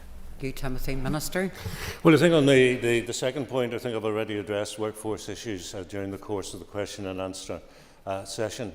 I do stand over the decision to move maternity from the Causeway to Antrim Area Hospital. The member will be aware there's also a consultation live from the Northern Trust with regard to general emergency surgery, again, potentially moving from Causeway to Antrim Area. Not every hospital is going to be able to deliver every service, and that's why we have to start looking at hospitals as a network. And I accept that transportation will be an issue for some, and that's why it is a focus of mine in terms of thinking about how we actually introduce a new regime where not every hospital delivers every service. Thank you, Minister. I call Jerry Carroll. Minister, it's concerning there's no plan to rectify the fact that we've got 1,600 nurse and midwife vacancies at the minute. It's also concerning to hear nothing about the non-reversal of closed maternity units. I've heard reports of women giving birth at the side of roads recently, and this is really, really dangerous and worrying stuff. What funding is attached to this announcement today, Minister? Minister. Well, in terms of workforce, we have a Workforce Strategy 2026, so it would be wrong not to say that we are focused on the vacancies and how we improve recruitment, but it's not just about recruitment. You have to retain your staff. And there are a lot of competing and some new pressures. I've said before, we used to worry about nurses and doctors moving to Australia. Now we worry about them moving to Athlone, such as the attractiveness of salaries within Sláinte Care. So workforce planning is an issue, but we are well focused on it. Thank you, Minister. I call Claire Sugden. Thank you, Principal Deputy Speaker. You have acknowledged postnatal care and postnatal mental health. However, there's not too much detail on that. Currently, that's provided via your GP, your health visitor or MDTs within the GP surgeries, but it's not consistent across the board. Some people have good experiences, some people do not. I'll also ask you to note that it's not a mere matter of weeks following birth. It can be up to a year, it can be up to 2 years. So I'd ask the Minister to focus on that to ensure that people get the continuing help they need. Otherwise, it will be much longer than that. I accept the points that the member is making, and the inconsistency is something that I would like to see rectified. Again, let us identify what is best practice and where it is being rolled out, and then roll it out to make it common practice across all 5 geographic trust areas. I have to say, Principal Deputy Speaker, I was up at the Gelvin a couple of months ago, met some family nurses, and they deal with young mothers, and it's a tremendous support for them during the period of pregnancy and then after delivery in the months and indeed the years after delivery. in terms of helping those young mothers deliver the best outcomes for their young children. Thank you very much, Minister. That concludes questions on the statement. The next item of business is a motion from the Committee on Procedures, which, if passed, will create a new standing order for the provision of proxy voting in the plenary where specified conditions have been met. Clerk, please read the motion. That the motion to establish a new standing order of the Assembly, as detailed on the order paper, be agreed. Thank you. I call Kelly Armstrong to move the motion on behalf of the Committee on Procedure. So moved. Thank you, Kelly. The Business Committee has agreed to allow up to 1.5 hours for this debate. The proposer of the motion will have 10 minutes to propose and 10 minutes to wind, and all other speakers will have 5 minutes. Kelly, could you please open the debate? Thank you, Deputy Chairperson. As Chairperson of the Committee on Procedures, I'm delighted to bring to the Assembly a new procedure during Parenting Week to allow for proxy voting for MLAs in certain circumstances. As all of us know, an MLA's role has a number of facets. We have our parliamentarian role here in the Assembly, our constituency role and our party roles. As MLAs are not employees, we do not have terms and conditions that would support people who have become parents. When an MLA is absent from plenary due to maternity, paternity or similar leave, there is no procedure to ensure their democratic role in this House can be fulfilled. This new procedure will allow MLAs to have the ability to vote in this House by proxy. Let me give you some background. When the Procedures Committee was first established a few months ago, we were faced with a large number of topics that needed our attention. But the committee was unanimous in deciding that we would make proxy voting in plenary for MLAs who were on parental leave our top priority. We did initially consider a range of possible categories for proxy voting, including parental leave, long-term illness, bereavement, absence on official Assembly business, and whether it should be extended to committees as well as for plenary business. However, the committee expressed concerns that with the exception of proxy voting for parental leave in plenary, the other categories of proxy voting in plenary and in committees would require a level of deliberation and assessment of implications that would require a very long-term piece of work. On the other hand, proxy voting for parental leave is a well-established practice in many other legislatures and has fewer operational issues. We knew that if we did our research and spent some time considering these issues in depth, it could be introduced to the Assembly with a degree of assurance that the associated implications were well known and had been explored within the Assembly context. It's worth emphasising that foremost in our considerations was to ensure that proxy voting could be introduced without undermining or damaging the integrity of our voting system. The committee has taken a two-part approach, with the first part providing the key principles for proxy voting in the standing order that is before you today. The second part of our approach is to ask the Speaker to provide guidance on how the proxy voting scheme will operate on a practical and administrative level. These are the day-to-day things such as how to make a notification, what the deadline is, etc. And other matters that don't need to be in a standing order, but members need to know in order to make the scheme work. The committee has discussed these practical matters in some detail, and our thoughts and suggestions are contained within the committee report. We anticipate that our deliberations on these will be helpful to the Speaker in producing the guidance. I will cover some of these in my speech today, but as it is the standing order that the Assembly will be voting on, I will concentrate on explaining that. A copy of the draft standing orders at page 25 of the committee report, which was issued to all MLAs on the 15th of October by email. In the standing order, paragraph 1 sets out the eligibility criteria for proxy voting. It requires that the member who wishes to designate a proxy has to satisfy one of the conditions set out in paragraph 2. Paragraph 1b also requires the Speaker to have issued guidance, or as it is referenced in the standing order, the scheme. Moving on to paragraph 1c, in the Assembly the Speaker does not vote on any plenary business, and the Principal Deputy Speaker and Deputy Speakers do not participate in the debate, including voting on any item of business for which they occupied the chair. With this in mind, and to ensure we maintain this essential element of our voting system, paragraph 1c provides that the Speaker and Deputy Speakers cannot act as proxy for another member. For the avoidance of doubt, let me be clear that this provision also covers the Principal Deputy Speaker. There is no reference to the Principal Deputy Speaker in the Standing Order, as this is not in law a discrete office. The Principal Deputy Speaker is necessarily also a Deputy Speaker. Paragraph 1D requires the member and their proxy to have complied with the guidance. Paragraph 2 sets out the principal conditions for eligibility for the scheme.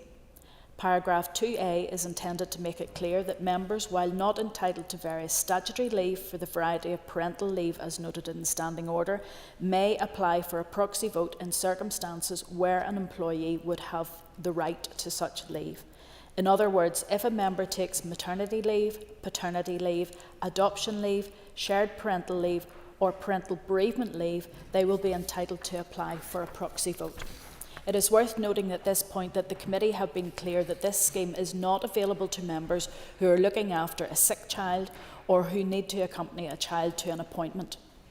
Providing a proxy vote for that type of parental leave may be addressed in the future, but for now it's not included in standing orders. The categories in paragraph 2b are not currently statutory rights, but are included in recognition of their impact upon the individual and because similar circumstances are covered in other legislatures. Paragraph 2c provides for parental leave for fostering responsibilities. There is no legal concept of fostering leave, and as such here in the Assembly we will be the first to include it as a category for parental leave. As there is no legal concept of fostering leave and fostering covers many wide variations, the Committee for Procedures have been more definitive in our report on what we mean by fostering. I will therefore cover the fostering aspects in more detail later in my speech. Paragraph 3 sets out the matters that must be included in the scheme guidance to be issued by the Speaker. These are the processes by which a member can designate a proxy, the period for which a proxy may be exercised, how a proxy can be varied or withdrawn, and how a proxy vote can be exercised. Paragraph 4a sets out that this proxy voting scheme can only be used in plenary session of the Assembly. It does not cover committees. I already explained that we felt it would take considerable work to explore the implications of proxy voting in committee. The paragraph also provides that a proxy vote cannot count towards quorum in plenary, and that a proxy vote must also be recorded in the official report and the minutes of proceedings. The latter provision is to ensure full transparency for both other MLAs and the public. Finally, paragraph 4d sets out certain matters when a proxy vote may not be exercised. These were included after much discussion and consideration of legal advice. Paragraph 4d prevents a proxy vote being used on matters where legal certainty is required or which may be subject to legal challenge. However, these are matters on which the Assembly votes rarely, and it's not likely that this provision will have a significant impact on members who wish to exercise a proxy. These matters include a bill to which 7A of the 1998 Act applies, which would be a vote to alter the size of the Assembly, a vote on the democratic consent process as per Schedule 6A of the Northern Ireland Act 1998. Members will be aware that the first such vote is expected this December and thereafter every 4 or 8 years, depending on whether the vote receives cross-community support. And paragraphs 4d, 3 and 4, these are votes on motions which either require the support of a number of members of the Assembly which equals or exceeds 2/3 of the total number of seats in the Assembly, and any motion which requires the support of a number of members of the Assembly which equals or exceeds 2/3 of the total number of members voting on the motion. At the moment, this only covers a certain number of motions which are outlined in detail in our report on page 17. But I will repeat them here to ensure that they are read into the record. These are a recommendation for the removal from office of the Controller and Auditor General for Northern Ireland, the dissolution of the Assembly, a recommendation for the removal from office of the Northern Ireland Public Service Ombudsman, and a recommendation for the removal of the Assembly Commissioner for Standards. Standing Order 4D3 and 4 are written to ensure that if a similar supermajority provision was included in some future Act, it would be covered by this Standing Order. Finally, paragraph 5 is an interpretation provision. As I have previously mentioned, the Committee were aware that the Standing Order would need to be accompanied by guidance on a range of practical and administrative matters. I intend to use the remainder of my time to cover some aspects of these. The Committee consideration covered the notification process, the eligibility criteria, the duration of parental leave and how a proxy vote may be exercised. I will move first to covering the notification process, where the committee is suggesting that the deadline for notification should be 4 p.m. on the working day prior to the sitting at which the arrangement is due to begin. The committee is aware that some members wanted a later deadline. We did consider this, and while such a later deadline did work during the COVID-19 pandemic, it was not felt to be appropriate in the post-pandemic environment. The integrity of our voting system was one of our major considerations, and a deadline on the day a proxy vote was to be exercised, with perhaps a vote expected an hour or two later, left very little time to ensure all the proper processes were in place and that tellers had been informed. Furthermore, the vast majority of parental leave cases are well known in advance, and most members who wish to avail of a proxy vote will have ample time to submit a notification. And just noticing the time, Deputy Speaker, there are other matters that are here that covers fostering, which is contained within the report. We will be the first legislator to bring that forward. The other thing to clarify for everyone is the committee is also suggesting that the duration of the application for a proxy vote for parental leave in plenary will be a maximum of 9 months, and that this will apply to all categories. Kelly, sorry about that. Okay. Thank you very much. Just to clarify as well, if I may, Deputy Principal Speaker, we're advising that tellers should not be proxy vote. Thank you. Okay, appreciate that, Kelly. Thank you very much. I call Diane Forsyth. Thank you, Madam Principal Deputy Speaker. And the Democratic Unionist Party welcomes the creation of this new standing order, which will provide Assembly members with a formal entitlement to vote by proxy when they are on parental leave, have fostering responsibilities, or tragically suffer complications arising from pregnancy, including miscarriage, stillbirth or baby loss. There will, of course, be a number of practical and administrative matters to be ironed out by guidance, and the DUP will work alongside other parties in the Assembly Commission to ensure the smooth operation of any scheme moving forward. However, the principle of these changes is one we can all stand foursquare behind today. It should be a basic requirement, whether it be here in Northern Ireland or further afield, that modern legislators reflect, as far as practicable, the challenges faced by those elected representatives who balance the position entrusted to them by their electorate with their role as a mother, father or foster carer. Assembly members who are also parents do not seek preferential treatment. However, it is right, on balance, that the procedures of this House recognise the need for compassionate and flexible arrangements in situations where significant events and changes in personal circumstances place an Assembly member into an almost invidious position. There will be little appetite to use this mechanism frequently, but it is reasonable and proportionate for it to exist. And we've worked hard to increase representation of women in this chamber, and we want to keep this and improve. And in this mandate, I believe some 5 of our female MLAs have had babies and been able to maintain their MLA roles, and we want to see that continue. Similar procedures have been put in place in other parliaments across the United Kingdom. It is vital in the interest of ensuring that there is no chill factor for those who in society, both now and in the future, who have a desire to seek political office and also cherish their roles as parents and caregivers. We feel the exclusions for more significant votes, including those that require cross-community support, are fair and reasonable. The new standing order will ensure that this new entitlement is exercisable for the bulk of plenary votes, whilst respecting the role and traditions of this place. The DUP supports this today. Thank you, Diane. I call Colin McGrath. Madam Principal Deputy Speaker, I'm only going to say a few lines. I was going to actually start by saying that moves like this actually welcome us up into the 21st century. Then I checked, and actually the legislation was passed for the rest of society in 1999, so we're actually catching up with last century by implementing these changes. And all that I would say is great, wonderful, and can we get on with some more? Because there are many other changes that we would love to see, such as electronic voting, that it doesn't take 20 minutes to progress every time we have a division and physically have people walking around a particular room. Many, many other changes. Great to see it. This place should be reflective of society out there instead of in something like the Ark. But yes, definitely welcome that. Thank you, Colin. I call Sean Mulholland. Thank you, Principal Deputy Speaker. I want to welcome these changes to our standing orders As someone who had to return to work when my baby was just 5 weeks old, when this house returned in February, unable to legally drive myself to this building, still healing physically and mentally from major surgery, as well as the day-to-day fog of the newborn phase, I know firsthand the challenges that are faced by parents and particularly new mothers in political life. It wasn't easy, but it highlighted the urgent need for change. And had I stayed away from this assembly, my vote would have been lost and my constituents would not have been represented in this chamber.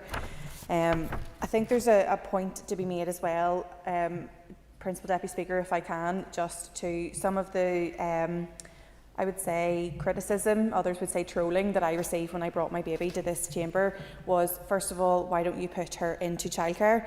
At 5 weeks old, very few childcare places are available for a baby of that age. Second of all, why doesn't your husband look after her? Which I recognise my privilege, and I am in the fortunate position that he was then able to step in as primary caregiver because he was able to take shared parental leave. That was because of the date that I was co-opted into this building. Had I been co-opted into this assembly 2 weeks earlier, my husband would not have been eligible for shared parental leave because his ability to take that was based on my previous employment. Because as MLAs, we are not regarded as employees and we're not regarded as sole traders. So after legal advice, we looked at that and we're not actually eligible, only for the fact of when I was co-opted into this building. So some MLAs are not in a position for the father or another caregiver to take that shared leave. There are many reasons why we should have something like this, but particularly, and I want to focus on the rural aspect as well, there are many MLAs who live close by or who within driving distance, but when you have guidance that says a newborn baby can't be in a car seat for longer than 40 minutes and you live an hour and 20 minutes away, again, that poses a very logistical issue.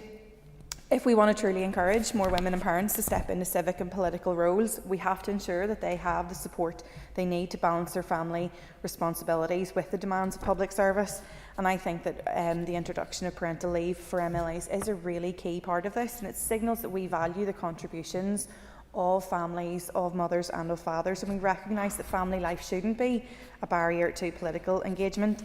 And I welcome the fact that these changes don't just acknowledge the rights and the needs of biological parents, that they impact all parents, whether they're biological, adopted or foster in nature. And I want to focus as well the fact that we know that this will significantly impact more mothers and their ability to balance that new motherhood with being a political representative. We still lag behind other legislators in terms of our percentage of MLAs. We're sitting, I think we're at 36%, far below gender parity. And other parliaments across the UK and Europe have taken stronger steps in this to improve that gender balance and create family-friendly policies, whether that is the timings of our debates, having a creche facility, whatever we can do to make it as easy as possible. These proposals for parental leave will be an important signal that we're serious about catching up, as Mr McGrath said, to the last century, not even this one, ensuring that our Assembly reflects that diversity of the people that we represent. And I feel it's time. Yes, of course.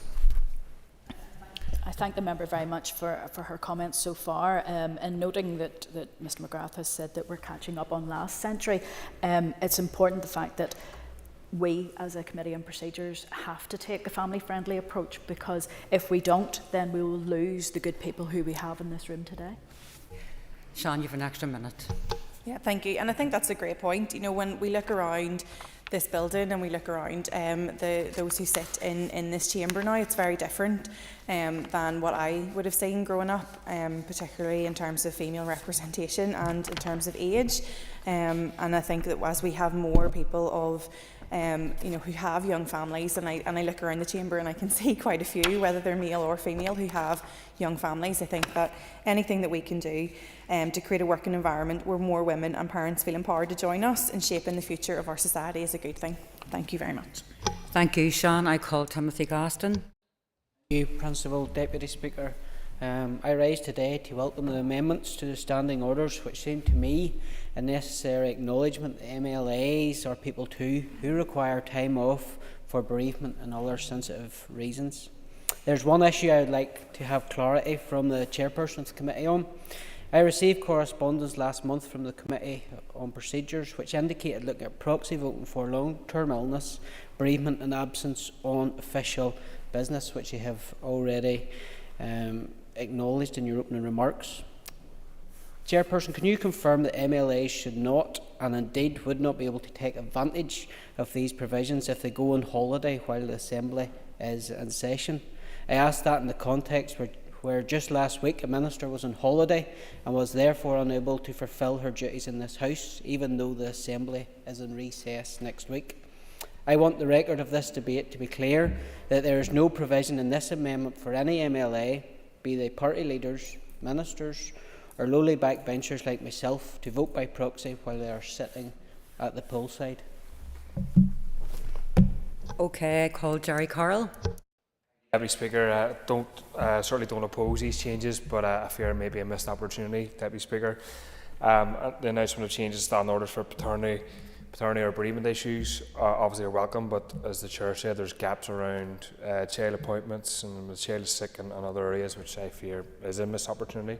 I do believe generally as well, Deputy Speaker, that the proxy voting arrangements that aren't in place are too restrictive. I mean, COVID showed obviously many of things, but showed how proxy voting arrangements could be altered and could be implemented. And certainly from this end, there seemed to be no issue or no problem with that process being in place. It seemed to run smoothly from this end. If there was other issues outside and with the technical side of things, happy to hear, but certainly from here it seemed to work smoothly. And I believe we need to get back to that system. I think it's something I've raised with the Chair through different debates before, but I want the committee to take it on board. And to be honest with you, it probably wouldn't be a massive benefit to myself being an MLA in Belfast, unless there's obviously unforeseen circumstances. What would probably be to the benefit in terms of going back to the old proxy voting arrangements, the bigger parties, to people outside Belfast in particular. And I think some do still believe, and happy to give way on this if the Chair wants, I think some still believe that what happens in this place trumps all, and this is the sole primary place for political discussions or decisions.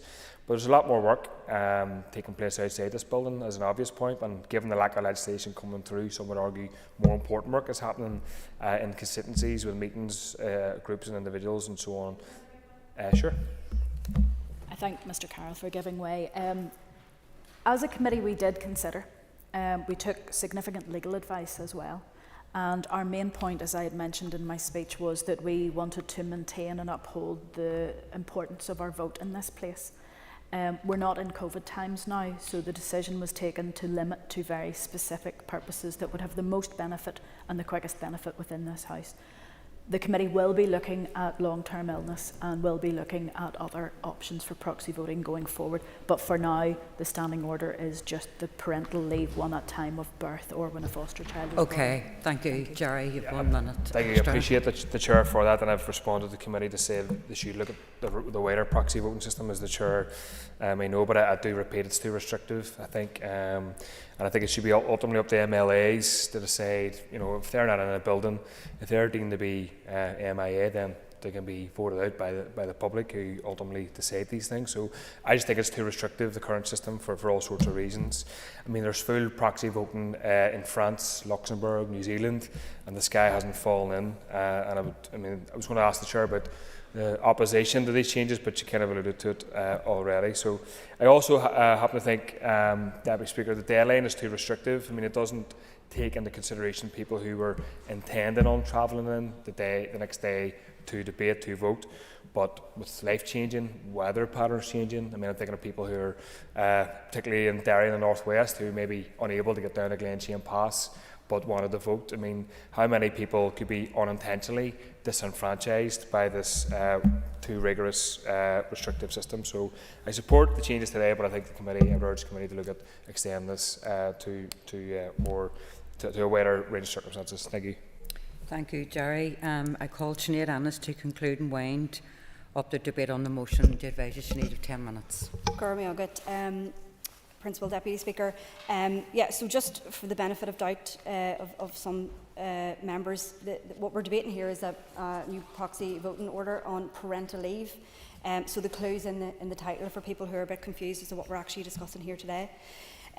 Principal Deputy Speaker, it is my pleasure to wind on the debate today, and I would like to begin by thanking everybody who took part, and I welcome the fact that it has been a largely positive debate in terms of welcoming the new standing order. Most MLAs who contributed to the debate today will recognise that MLAs are not Assembly employees and that we cannot take leave for maternity, paternity, adoption, etc. in the same way that an employee can, and I appreciate that, Sian, you have outlined the difficulties that face new parents, particularly new mothers, when you're in a role like this, a political role. I know what it's like myself. I've been in that situation where maternity leave's not an option, and you're answering constituency queries from the maternity ward, which is not ideal. Overall, in the Chamber today, there's been a broad welcome for this new standing order, and it will allow MLAs as such leave to still have their vote count, thus ensuring that they continue to represent their constituency. This new provision will ensure that a core part of the role that an MLA has been elected to do can still be delivered.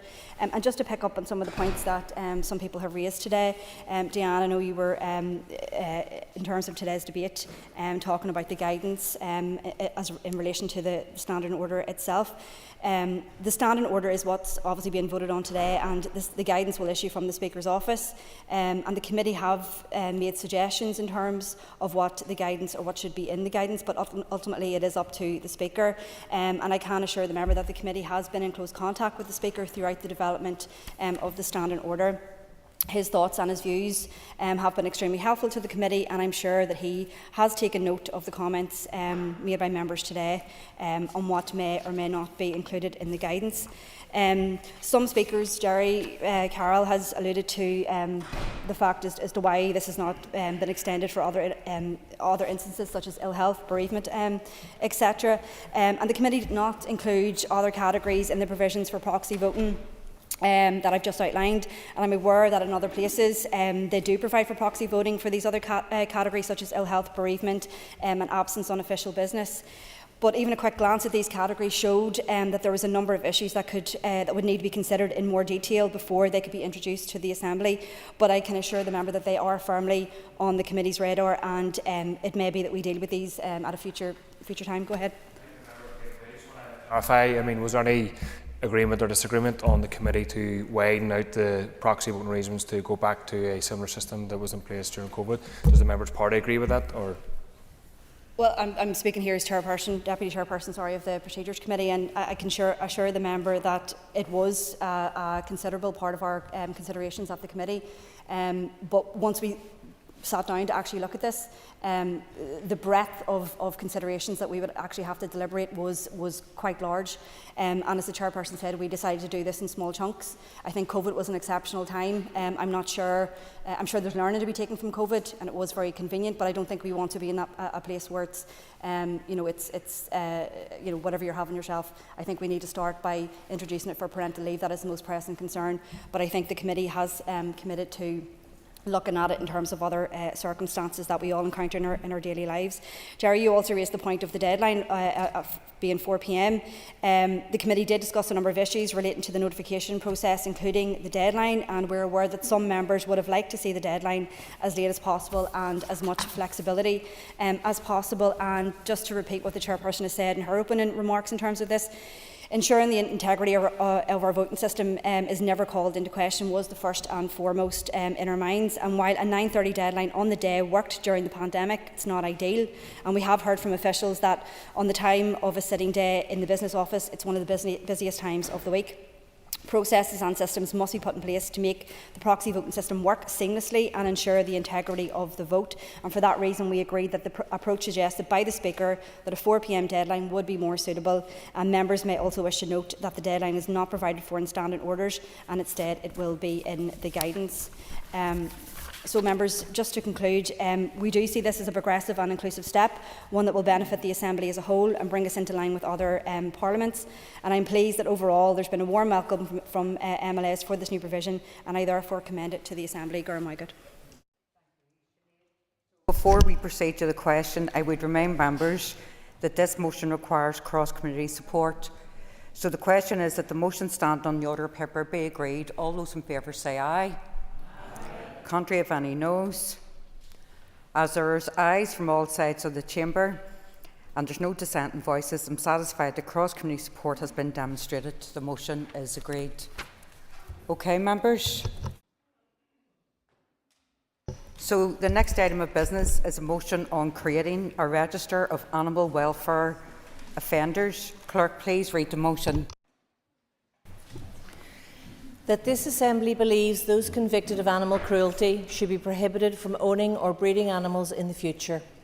Notes with concern the recent figures from the Department of Justice indicating that between 2018 and 2022, only 12% of convictions for animal welfare offences in Northern Ireland resulted in a custodial sentence.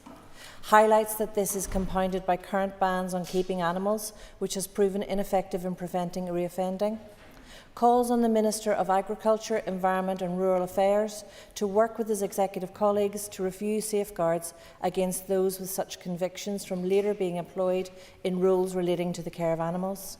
And further calls on the Minister to explore proposals to establish a register of banned animal welfare offenders and to make that information readily accessible to animal rehoming charities and reputable pet retailers. Thank you. I call Michelle McIlveen to move the motion.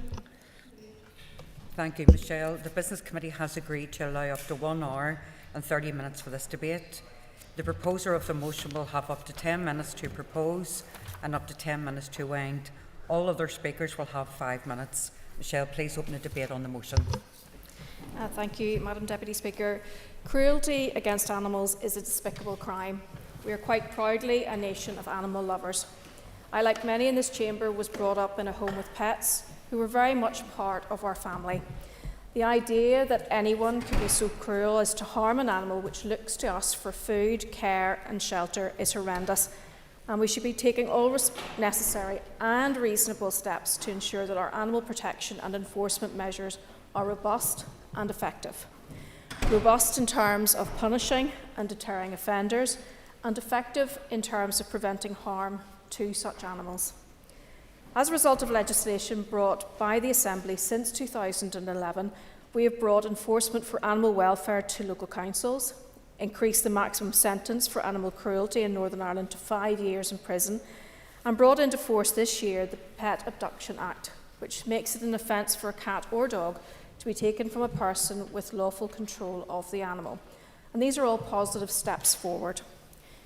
It's disappointing to note that DAERA has cut resource funding for animal welfare departments in local councils from around £1.2 million in 2019-20 to £625,000 in 23-24. Even without taking into account inflationary and increasing wage pressures, that's a huge cut to what was already a tight budget. Councils have a responsibility to enforce animal welfare regulations in respect of non-farmed animals. Under the budget provided to them, they provide advice, issue improvement notices, take animals into their possession where there are extreme cases of suffering, and also bring enforcement action. This work is carried out by 9 welfare officers operating across the 11 council areas. In 2022, councils secured 20 convictions, and the PSNI, who deal with animal fighting and other animal-related offences, secured a further 12 convictions. However, there are also steps that have not been taken, which not only have the support of political representatives, but strong public support. This includes Lucy's Law, which bans third-party puppy sales, which my former colleague, Robin Newton, championed, and the mantle was then taken up by my other colleague, Keith Buchanan. While the Minister has said he will be exploring options, we are still no further forward on the issue than we were. And that's not meant as a criticism of this particular Minister, but of the slow grind of the bureaucratic machine which operates under him and other ministers. Such a law would put a stop to unethical breeding enterprises, and I look forward to this eventually becoming a reality. The other step, and the subject of this motion, is the establishment of a register of banned animal welfare offenders. This Assembly has been debating this for over 10 years, and each time it's debated, it has been passed. Since 2016, 7 of our local councils have passed motions calling for the creation of a banned offenders register. The register envisaged would be a readily accessible register of convicted animal abusers who have been banned by the courts from keeping animals. Those on such a register should have a legal duty to update their details should they move house or change their name. The USPCA has welcomed the increased penalties, including bans, but believes that a register of banned offender is essential to make such bans effective. There have been concerns, especially previously expressed, about data protection issues around such a register. In June of this year, the Minister committed to gather information of whether a register has worked effectively elsewhere, and I will refer to two examples, New York City and Finland. In 2014, New York City Council passed the Animal Abuse Registration Act. Anyone required to register is prohibited from owning, possessing, residing with, having custody of, or intentionally engaging in any physical contact with any animal. The registration period lasts for 5 years after sentencing, or if incarcerated, for 5 years after release from prison. Failure to register is an offence in itself and can result in up to 1 year in jail, a fine to $1,000 or both. Animal shelters, animal rescue groups, pet shops and other animal-related businesses are required to check the registry and refuse to sell or transfer ownership of an animal to anyone appearing on it. New York City operates a closed register that only specified organisations can access. In Finland, the Court Registry Centre owns and maintains its register. Once the court has imposed a ban on keeping animals, it notifies the centre of the decision. Information from the register may be disclosed by means of an extract from the register, which may be ordered in writing from the Court Registry Centre. Information from the register may also be disclosed by authorities specified in the legislation. GDPR is also in force in Finland as it is here. This is a semi-closed register where a fee has to be paid to check if an individual is on the register. If data protection concerns can be addressed there, they are not insurmountable here. Other places, such as Tennessee, have an open register which holds the name and address of the offender. And I appreciate that such a register would be difficult to have given our data protection laws and the potential risks it might pose to those on the register. However, as a party, we are very clear on our belief that Northern Ireland should have high animal welfare standards. We are committed to ensuring that animals are cared for and that those who abuse animals are adequately punished. It's important for us that those agencies who have statutory and legal responsibilities for animal care and welfare enforcement are properly supported and adequately funded, as well as having the appropriate tools to carry out their jobs. It's on this basis that we have campaigned in election after election. While we have some of the toughest legislation against animal cruelty in the world, with raised maximum custodial targets and the introduction of Finn's Law to give greater protection to service animals, we need additional legal measures to prevent reoffending and avoidable harm to animals. However, we do believe that the disproportionate cut to council animal welfare services will have a devastating impact on the enforcement of offenders and the protection of animals. We understand the budgetary pressures facing all departments, but it is up to the Minister to decide how he distributes his budget. Cutting funding in half cannot be justifiable if the Minister wants councils to be able to do their jobs. We believe that the introduction of a register will be a useful tool. There is a recurring problem of animal cruelty offenders who, although banned from keeping animals, reappear, sometimes in a matter of weeks, charged with new animal cruelty offences. This is because authorities and rehoming charities have no knowledge of that individual's status. One of the primary causes identified by the USPCA is the lack of monitoring of banned animal abusers, and a register would assist in addressing this. A register means having a central point to access key information to assist enforcement authorities in policing animal cases, and for reputable dealers and rehoming charities to screen those purchasing or adopting an animal. It would also be a useful tool for those who care for animals to check potential employees for their status on the register. As part of this, we would ask the Minister to work with his executive colleagues to review safeguards against those with such convictions from later being employed in roles relating to the care of animals. While the Minister has previously said that he will seek the views of the Irish Government on a register and potential all-island cooperation back in June of this year, what have been the outcomes of those discussions, and what conversations has he had with other devolved administrations and the UK Government about a joined-up approach across the British Isles? We also face the situation that the current legislation does not cover other family members in the same household of a banned individual keeping an animal. This is a complicated issue for enforcement, and I would ask the Minister to look specifically at this issue. I would ask and hope that the Minister agrees that animal welfare should be at the heart of this matter. This is about prevention of harm above all else.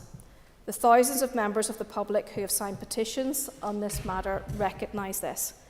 The majority of our councils who have passed such motions recognise this, and this chamber has recognised this each time it has come before us. I so move the motion. Thank you. Thank you, Michelle. I call Declan McAleer. Thank you. I welcome the opportunity to speak on this motion that reflects our collective commitment to safeguard the welfare of animals. Under the Welfare of Animals Act 2011, we have a crucial framework that provides the powers to protect farmed animals, non-farmed animals and wildlife. This Act is a vital tool in ensuring that we do everything within our power to uphold the highest standards of welfare. Back in March 2014, this Assembly took a decisive step by debating a motion that called for a review of the implementation of this Act. It was clear then, as it is now, that we need to take a hard look at how effectively we are combating animal welfare offences, particularly in relation to sentencing guidelines and practices. The public's demand for action was loud and clear. Following that debate, the then Minister for Agriculture and Rural Affairs, Michelle O'Neill, took swift action. In partnership with the Department of Justice, she initiated a review of the Welfare of Animals Act 2011. This review was not just about ticking boxes, it was about making real, impactful change. In February 2016, the final report was published, containing 68 recommendations aimed at strengthening our animal welfare framework. These recommendations address key themes such as sentencing, delivery structures, enforcement, collaboration, public service, dog breeding and online pet sales, and equine welfare. One of the most pressing concerns raised by stakeholders during that consultation was the perception of unduly lenient and inconsistent sentencing. People felt that those who committed serious acts of cruelty against animals were not being held fully accountable. And this is why one of the most important outcomes of this review was the decision to increase maximum penalties for the most serious animal welfare offences from 2 years to 5 years. This change reflects the gravity of these offences and sends a strong message that cruelty to animals will not be tolerated. It is recognition of the public's demand for justice and a signal that we as legislators are serious about animal welfare issues. But this is not just about penalties. Many of the recommendations focus on enhancing communication between enforcement bodies, improving delivery processes, and ensuring that the public is aware of the resources and services available for animal welfare. The review in 2016 highlighted concerns about the efficacy of a central register, including complex issues regarding data protection, privacy, and the ECHR. We must continue to work together, government agencies, animal welfare groups, and the public to ensure that our laws are enforced, services are effective, and best practices are shared with rehoming organisations to enhance their assessment processes. I commend the progress we have made since the passage of the Welfare of Animals Act 2011, but let's be clear, there's still a lot of work to be done. The creation of a register for those convicted of animal cruelty is a step that could have a profound impact on deterring future offenders. However, we must also be mindful of the potential legal challenge that this could raise, and no doubt the Minister will touch on this in his response to this debate. There are questions around data protection, privacy rights, and cross-jurisdictional enforcement must be addressed carefully to ensure that the register can be implemented without facing legal obstacles. By proactively addressing these issues, we can ensure that this tool is not only lawful but also an effective means of preventing further cruelty to animals. Together, we must ensure that the island of Ireland remains a place where animal welfare is a shared priority and is treated with the seriousness and respect it deserves. Thank you, Declan. I call John Blair. Thank you, Principal Deputy Speaker. I would like to begin by thanking the members for bringing forward this motion, as it's based on an issue which is very important to me and one which my party also takes very seriously. The establishment of an animal welfare offenders register has long been a key goal of the all-party group on animal welfare in this Assembly, which I am pleased to have chaired for a number of years. The motion calls for a proactive step, but also embodies, I believe, our moral duty to protect animals who are unable, of course, to protect themselves. The purpose of the motion is evident. Individuals who are unkind to animals should be barred from owning them. All too often we encounter cases where those found guilty of serious animal welfare violations are allowed to acquire or even breed animals. A register of animal welfare offenders would provide a transparent mechanism to hold offenders accountable, ensuring that those who commit acts of cruelty are recognised and, importantly, prevented from repeating such offences. Principal Deputy Speaker, I know that the Department for Agriculture, Environment, Rural Affairs and the Department of Justice have considered this matter extensively, and significant challenges have, unfortunately, been raised. The two main barriers are the costs of establishing and maintaining a register would be significant, and then there's the issue of the data protection implications involved, and they, by all accounts, appear to be prohibitive. We need a system that is detailed, accessible and capable of monitoring offenders thoroughly, which requires resources, and the register must be designed to respect the rights of individuals while prioritising the safety and welfare of animals. I want to, Principal Deputy Speaker, take this opportunity also to point out that the previous Dairy Minister, a member of the same party bringing the motion today, stated these exact issues when I put the question to him in the previous mandate, and it was because of these issues that he said the register would be untenable. I should further point out that I raised the issue with the then Minister a number of times. The Alliance Party will continue to support and investigate initiatives that not only explore effective strategies for this registry, but also seek to eliminate instances of animal suffering across this region. We need to stay dedicated to cultivating a culture of compassion and accountability for animals, promoting thorough animal welfare policy centred on prevention of animal cruelty. Principal Deputy Speaker, despite the barriers I've mentioned, the fact that these are already on the public record and the therefore aspirational nature of the motion, I have no difficulty in offering support and support of my colleagues. Thank you. Thank you, John. I call Robbie Butler. Thank you, Madam Deputy Speaker. I thank the members for bringing this motion today, and I rise in support of the same motion, which seeks to address the scourge of animal cruelty here in Northern Ireland. And as a society which often terms itself as being animal-loving, we should hold ourselves to the highest account on how we treat the most defenceless amongst us, and that includes animals who rely on us for care and protection. The current figures provided by the Department, as alluded to in the motion, Department of Justice, they're alarming. Between 2018 and 2022, only 12% of convictions for animal welfare offences related in a custodial sentence, and this is simply unacceptable. When individuals commit acts of cruelty, neglect or violence against animals, they must face meaningful consequences that prevent them from reoffending and deter others from committing similar crimes. In reading the research papers and those supplied by the USPCA, I cannot even bring myself to read into the record some of the disgusting instances of animal battery and neglect. Yet, as we have seen, current bans on keeping animals have proven to be ineffective. High-profile cases such as those that we've all read about, I'm sure, have shown that convicted individuals can slip through the cracks with devastating consequences for those animals. The truth is, cruelty often begins behind closed doors, though, but it doesn't have to stop there. These are the same doors behind which we often hear of kittens or pups being cruelly drowned or suffocated in bags or starved to death when they just are not fit for the purpose that the people want them for. These horrific practices still occur and need to be rooted out. The USPCA, along with many other stakeholders, have put forward a series of practical, vital proposals that could strengthen our animal welfare laws. And this Assembly should listen carefully to those on the front line of animal protection. And today I would like to echo the calls on the Minister for Agriculture, Environment and Rural Affairs to take decisive action and adopt these recommendations. And we've had some discussions, and I know that the Minister is committed to engaging on animal welfare issues.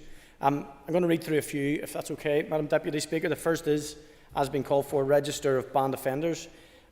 We must establish a publicly accessible register of those convicted of animal abuse. And whilst GDPR matters may limit those who can access the register, this should not prevent its creation, and we can, through this chamber, work out how we can best ensure that that information serves the purpose that it would be established for.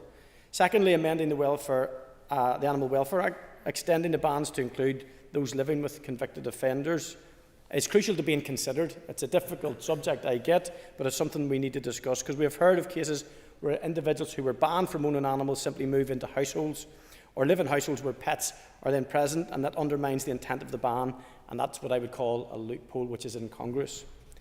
Regular inspections where council animal welfare officers should be required to conduct quarterly inspections of individuals banned from owning animals.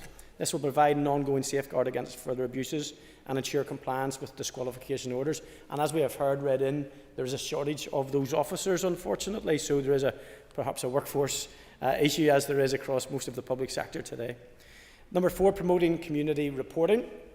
A public campaign should and could be launched to empower communities to report suspected cases of animal cruelty. And if we are indeed a nation of animal lovers, well, I don't think it'll be too difficult to get people to reach out, because early intervention can help to save lives, end suffering, and greater awareness will help shine a light on those heinous acts. And fifthly, annual reports. The publication of annual reports detailing disqualification orders and compliance rates will bring much needed transparency and accountability to the enforcement of these laws, because, as we know, only by measuring the effectiveness is the only way to achieve and improve compliance rates. Madam Deputy Speaker, we cannot allow convicted abusers to return to environments where they can harm animals again, nor can we permit any leniency that devalues the life and well-being of animals in Northern Ireland. This motion and the USPCA's proposals are a further step forward in ensuring that justice is served and that we prevent further suffering. Let us not forget, every time we fail to act on this issue, innocent animals will pay the price. Thank you. Thank you, Robbie. I call Patsy McGlone. I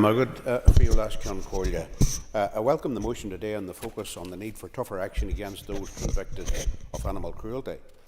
I suspect most parties here support the motion, and at least in principle. We are all, after all, animal lovers.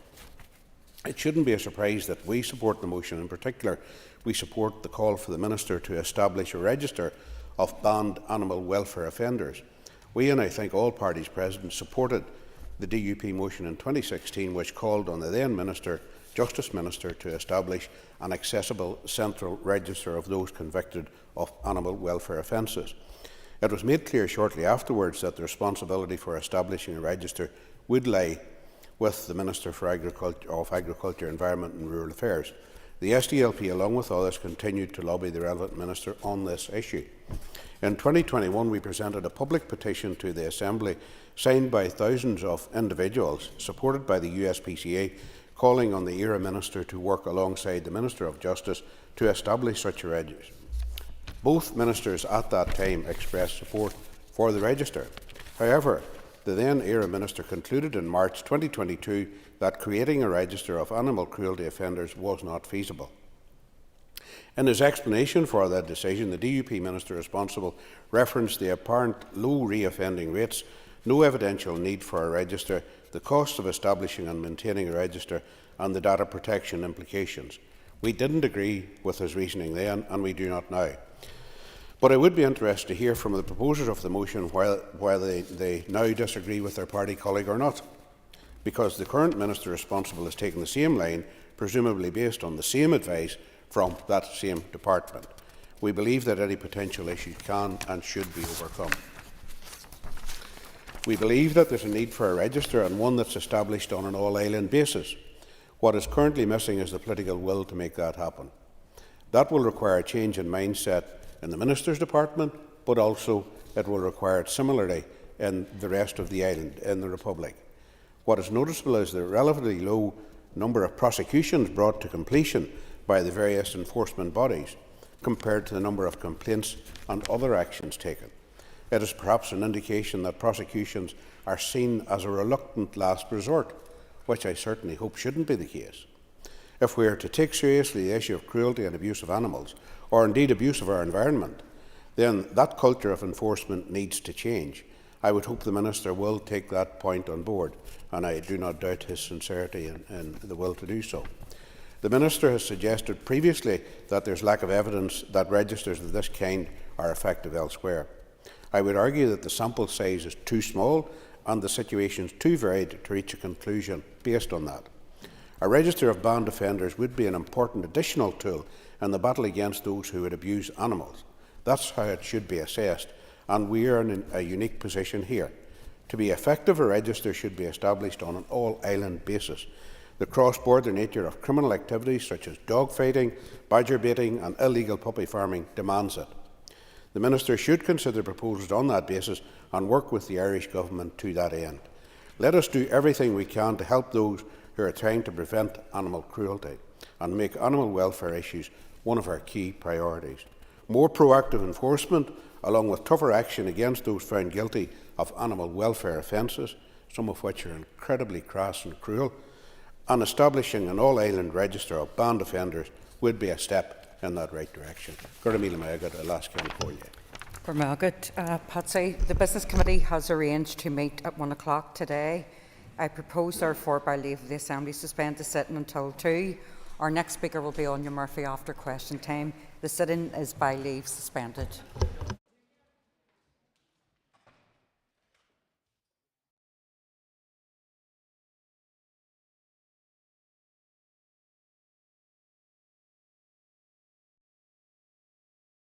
Assembly Chamber. Sound.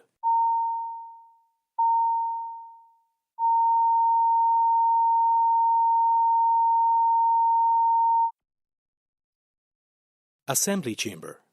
Sound.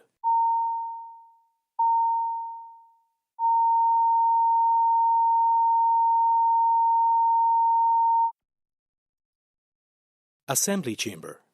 Sound.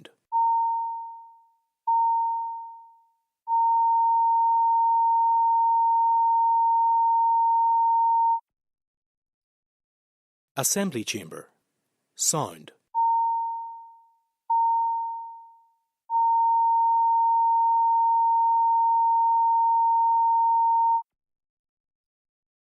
Assembly Chamber. Sound.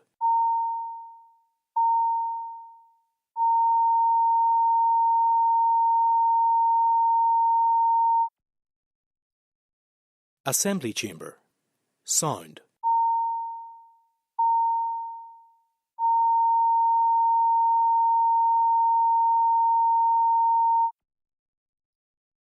Assembly Chamber. Sound.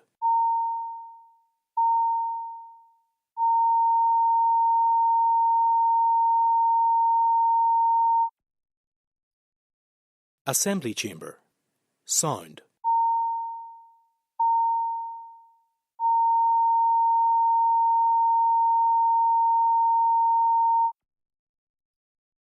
Assembly Chamber. Sound.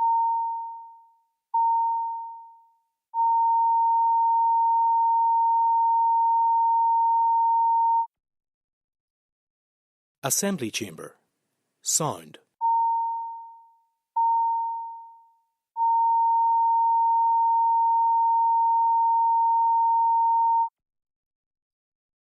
Assembly Chamber. Sound.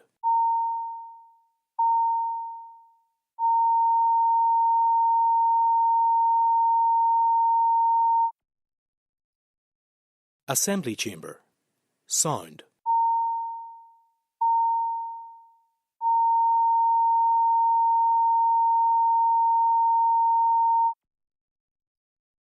Assembly Chamber. Sound.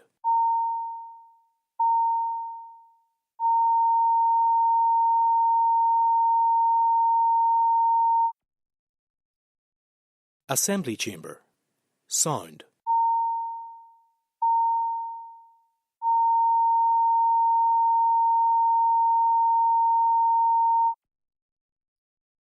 Assembly Chamber. Sound.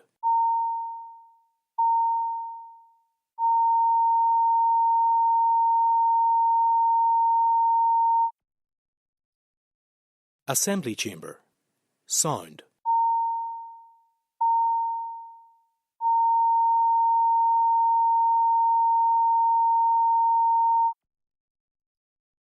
Assembly Chamber. Sound.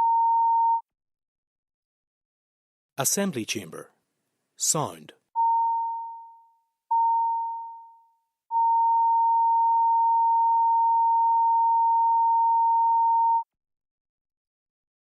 Assembly Chamber.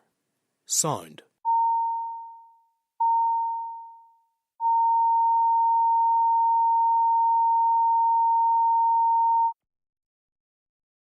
Assembly Chamber. Sound.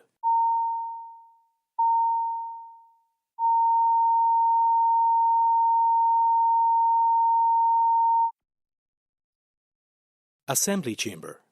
Sound.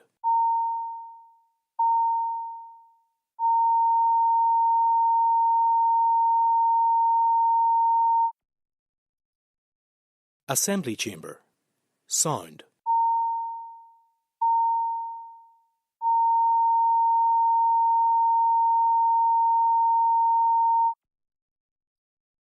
Assembly Chamber. Sound.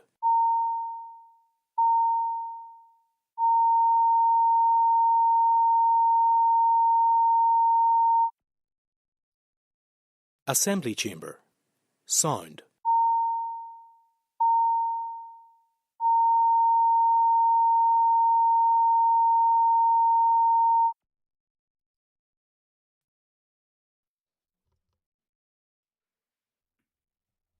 Members, order. The sitting is resumed. It is time for questions to the Minister of Justice. Questions 9 and 13 have been withdrawn. I call Alan Robinson. Question number 1, Mr. Deputy Speaker. Minister. The management of the PSNI estate is an operational matter for the Chief Constable, who is accountable to the Northern Ireland Policing Board. I am committed to respecting the operational independence of the Chief Constable and the role of the Policing Board. As I have not had any discussions on this matter, it is therefore suggested that the member should write directly to the Chief Constable. Alan Robinson. Thank you, Mr. Deputy Speaker, and I thank the Minister for her response.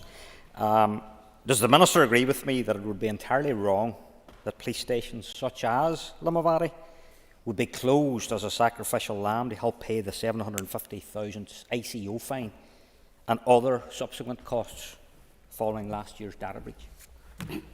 Well, as I've already said, it isn't a matter for me to opine on the right decisions for the PSNI to live within budget. That is entirely a matter for the Chief Constable, and he has operational independence in that matter, but is also operationally accountable to the Policing Board for those decisions. However, with respect to the ICO fine, you will be aware that the PSNI did considerable work in order to reduce the size of the fine. I wrote to the ICO myself to make those representations, because I do believe that public money being taken out of the police purse at this time is likely only to increase pressure on the very people who were impacted by that data breach. Mr McNulty. Can the Minister outline the time frame for closing of Crossmaglen Police Station as per the recommendations of the South Armagh Police? Refer the member to my answer to both of the previous questions.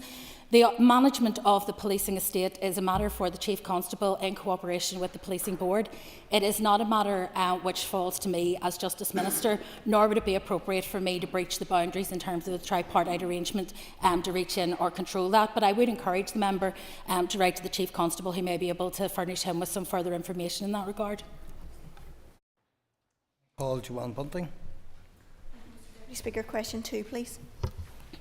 My department has progressed significant preparatory work to bring forward domestic abuse protection notices and orders. However, as members will be aware, the statutory requirement to lay regulations has not been met. My officials are continuing to work with partners to resolve a number of significant and complex operational challenges to ensure that the regime is affordable and deliverable, and crucially that it will enhance the protection. However, we are determined to make progress, and my officials intend to provide a further update to the Justice Committee on this work in December. I believe the introduction of domestic abuse protection notices would make a real difference to the safety of those at risk of harm from domestic abuse, and I'm keen to find the best way to progress it. My department's high-level estimate is that the total new costs arising from the proposed DAP and DAPO regime is likely to be in excess of £12 million in year 1, rising to over £17 million by year 3. This is not currently affordable within my department's current budget, and so resources will need to be made available to support their introduction. These have been identified as a pressure with the Department of Finance. However, cost is not the sole reason for not bringing DAPs and DAPOs forward at this time, to ensure that the eventual model is effective, adds value and is operationally deliverable. Van Bunting for supplementary. Thank you, and I'm grateful to the Minister for her answer. She will appreciate that in the current climate it's important that all options are available to help people who find themselves in these situations. She cited the year-on-year costs, which are indeed significant for the department. Could she outline perhaps why that is? The rationale behind the year-on-year increases, and perhaps how this reflects on the potential success of various strategies? In terms of the success of various strategies, there are a number of strands to the member's question. I think the first thing to say is that the rise, if you like, is likely to increase and then level out as people become more familiar with the use of the system. Be maintained at that level. The issue with respect to the cost, it's very hard to know based on an estimate which we've looked at in terms of what's happening in other jurisdictions where these have not been introduced successfully and where they have been judged not to add value. And so we're trying to take account of that learning. However, we are working with the PSNI and the Department of Health, identifying not just how we can better introduce DAPOs and DAPNs with the right underpinning regulations, but also identifying a number of further measures we believe would also help to enhance the protection of those at risk from harm of domestic abuse. That includes investment in services to address offending behaviour, measures to enhance multi-agency work to assess and mitigate the risk posed to victims of domestic abuse, investment in technologies that would support the PSNI response, and measures to reinforce the ability of health and social care to support those at risk. Again, additional resources will be needed for this. We have included DAPOs and DAPNs as an inescapable pressure because there is a statutory duty on the department to deliver these, but that requirement has not been met, and we would need additional resources which we bid for through the transformation bid in VOG. Again, that bid was not agreed. Conor Egan. And thank the Minister for her answers so far. Minister, could you perhaps clarify whether these difficulties were unforeseen or were concerns raised at the time? Sure. This originated actually as a committee amendment at consideration stage of the Domestic Abuse and Civil Proceedings Act. Whilst we noted as a department the merit potentially of notices and orders, we didn't support that amendment because there are significant concerns that we had at the time about including in secondary legislation rather than primary legislation this level of detail. We also raised concerns, I think, about the restrictive 2-year time frame because this was an untried and untested policy. It had been legislated for in Scotland but hadn't been operationalised, and it was only when it was operationalised that they then realised the extent of the problem, and it is also affecting implementation in England and Wales. However, we are committed to introducing them, and I want to reassure members of that. I do believe that there is a mechanism by which we can ensure that these add value to the current protective mechanisms, including, for example, non-molestation orders. So it's about ensuring there is additionality, but also crucially that we only introduce them at a point where they're properly resourced, because if people go as victims seeking protection and that protection fails, I think that is a real issue for us. So we have to be sure whatever we introduce is operationally sensible and deliverable. Jonathan Buckley. Speaker, question number 3. Minister. I'm satisfied the planned investment in a new kitchen and cafe at McGilligan Prison represents a necessary investment of the limited capital resources made available to my department. The existing buildings were constructed as a temporary facility and have been in place since 1990. They were designed to provide meals to 300 prisoners 3 times a day. However, the population at McGilligan is now at its maximum capacity of 500 prisoners. The current facilities have served well beyond their lifespan and are not fit for purpose in respect of meeting current health and safety requirements, nor are they able to provide prisoners with the opportunity to undertake the full range of qualifications in hospitality and catering that are available in other prison establishments. The project will involve the closure of 2 separate inefficient buildings and the construction of a more energy-efficient mixed-use building that will serve as a prison kitchen, catering college and cafe to both prisoners and prison staff. Buckley. Thank you, Deputy Speaker, and I thank the Minister for her answer and also her invitation to visit the facilities, of which I have replied. Minister, I'm sure you will agree with me that on the face of things, £13.3 million on an investment in a kitchen and cafe seems excessive. How confident is the Minister that this will deliver value for money, and is she in a position that she can outline detailed specification and breakdown of costs, because this is of huge concern, particularly given the huge budgetary restraints we have right across government at this time? Minister. I'm perhaps more cognizant than most ministers of huge budgetary restraints, given that I've been facing them for much longer than most. Even when there was a surfeit of money available, the Department of Justice never saw the benefit of it. So I am very, as are my officials, aware of the need for value for money. The project will bring a number of benefits. First of all, since 2017, we have spent around £500,000 on the kitchen to maintain the status quo, which is completely inefficient, and that does not represent value for money. The project will also offer more reliable environmentally sustainable energy provision, which will contribute towards the relevant government targets in achieving net zero emissions, and that obviously comes at a premium. It also allows us to improve our rehabilitative offer in the McGilligan site, and crucially, it ensures that the facilities are operational for the size and the capacity of the prison that we now have on that site. I would also say it's a clear indication of my support for the continuation of McGilligan Prison and the investment this represents in the North West region, a matter that has previously exercised many of the Members' Assembly colleagues. Dixon. Minister, it's probably quite surprising that the existing kitchen facilities weren't blown away in the recent storm. But Minister, it is important, given the role of McGilligan Prison, particularly when it comes to rehabilitation and training, that these facilities will actually train people for jobs in life. Absolutely. Rehabilitation is and must remain the priority of the Northern Ireland Prison Service, and central to that is the prison's 25 by 25 strategy, pillar on our infrastructure, which aims to ensure that we have a fit-for-purpose and secure prison estate.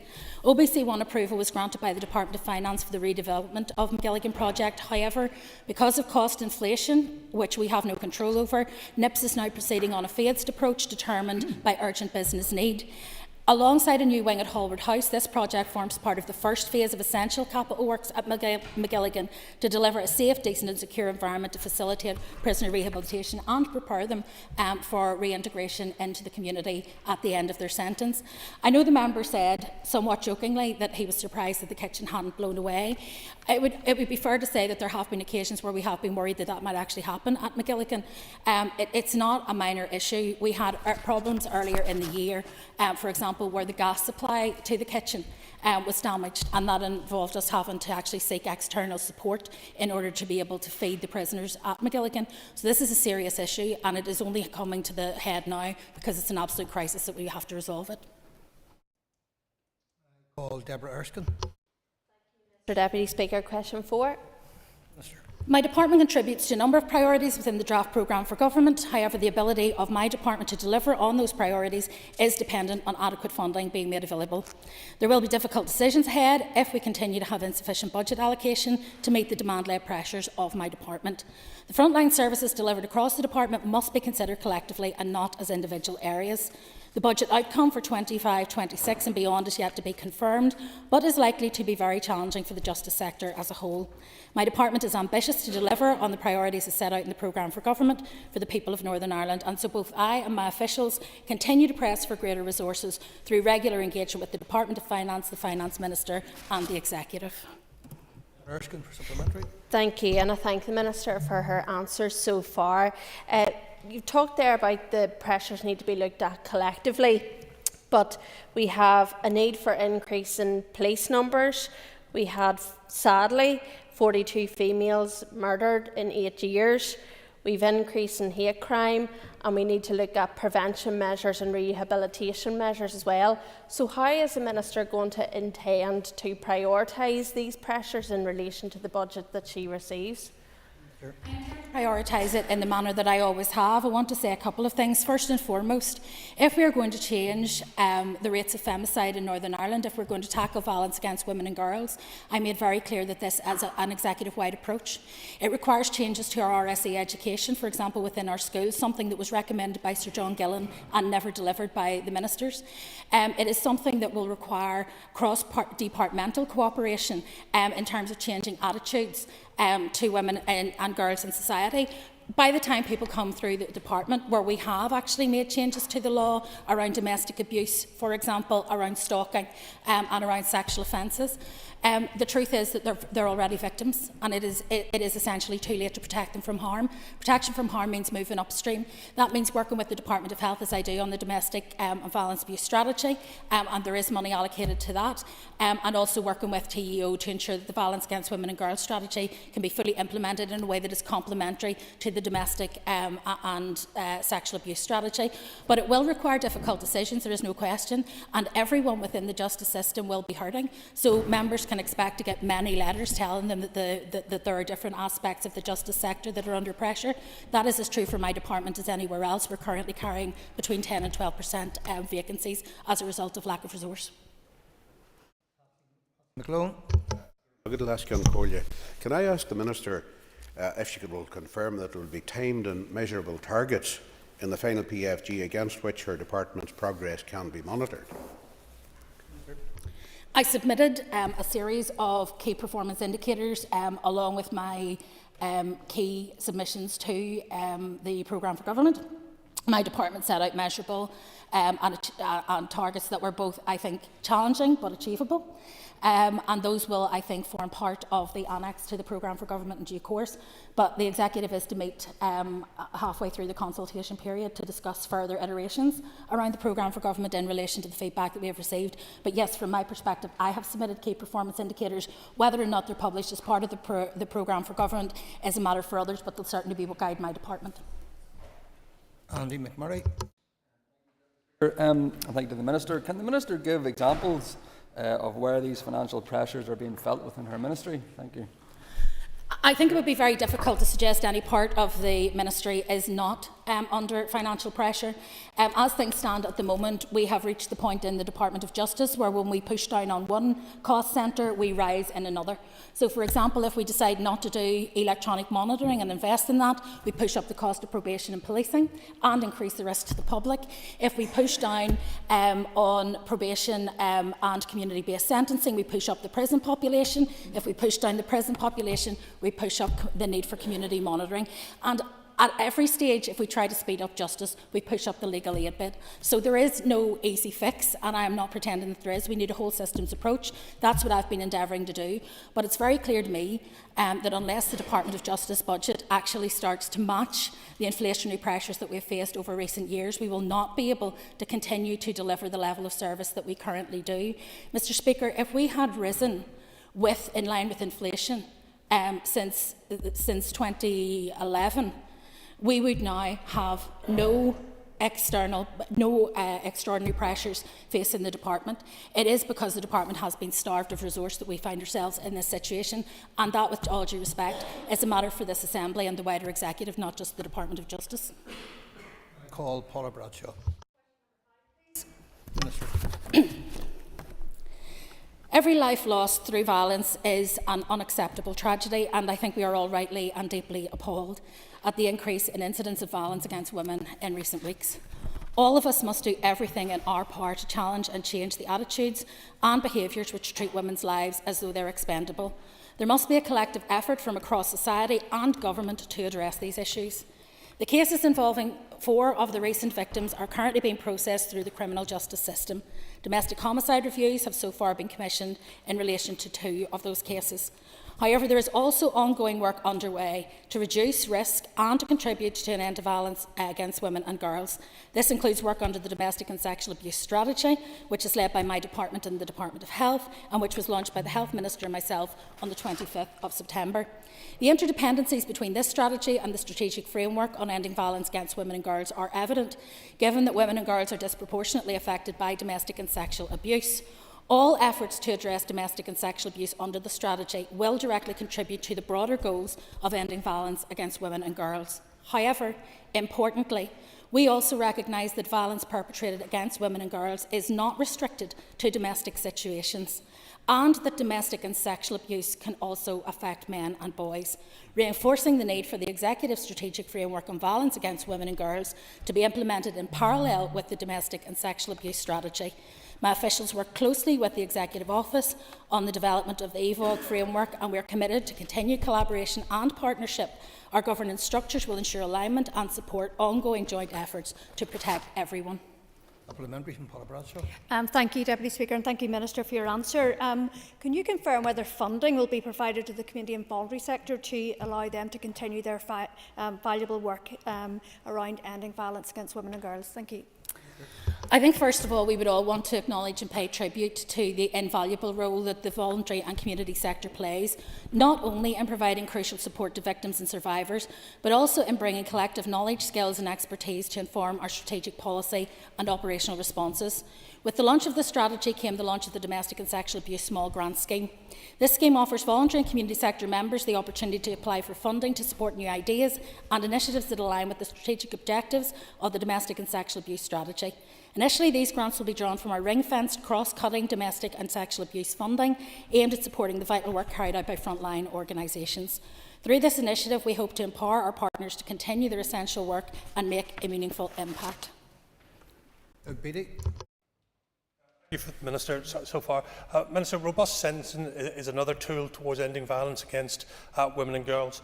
Would the Minister agree that sentence credit, where it is a useful tool to get the guilty to admit guilt early, being left to the last moment to admit that and still get the same credit is actually quite negative?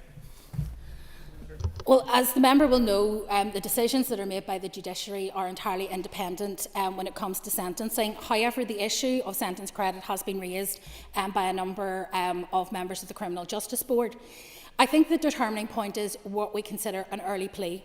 Is it on the first day of the trial, which may be early in the perspective of the judge in court, or is it early in the investigation, which could save the police and PPS huge resources in terms of investigation? I believe it should be the latter, not the former, and I think it's important that we actually talk through this with the LCJ and with others around the Criminal Justice Board table to ensure also that people understand the sentencing frameworks that are in place and how they're being applied. Often sentencing appears to be opaque, and the reasons for discounts and other things within sentencing are often misunderstood. The very language of discount is often very offensive to victims. And so I think we do need to work through these issues in a manner that is sensitive to victims and their needs. And that's one of the reasons why I created a Victims of Crime Commissioner designate, in order that she would be able to impartially and without any overtures of political interference raise these sorts of issues in the right way. Cheryl Brownlee. Speaker, and thank you to the Minister for answers so far.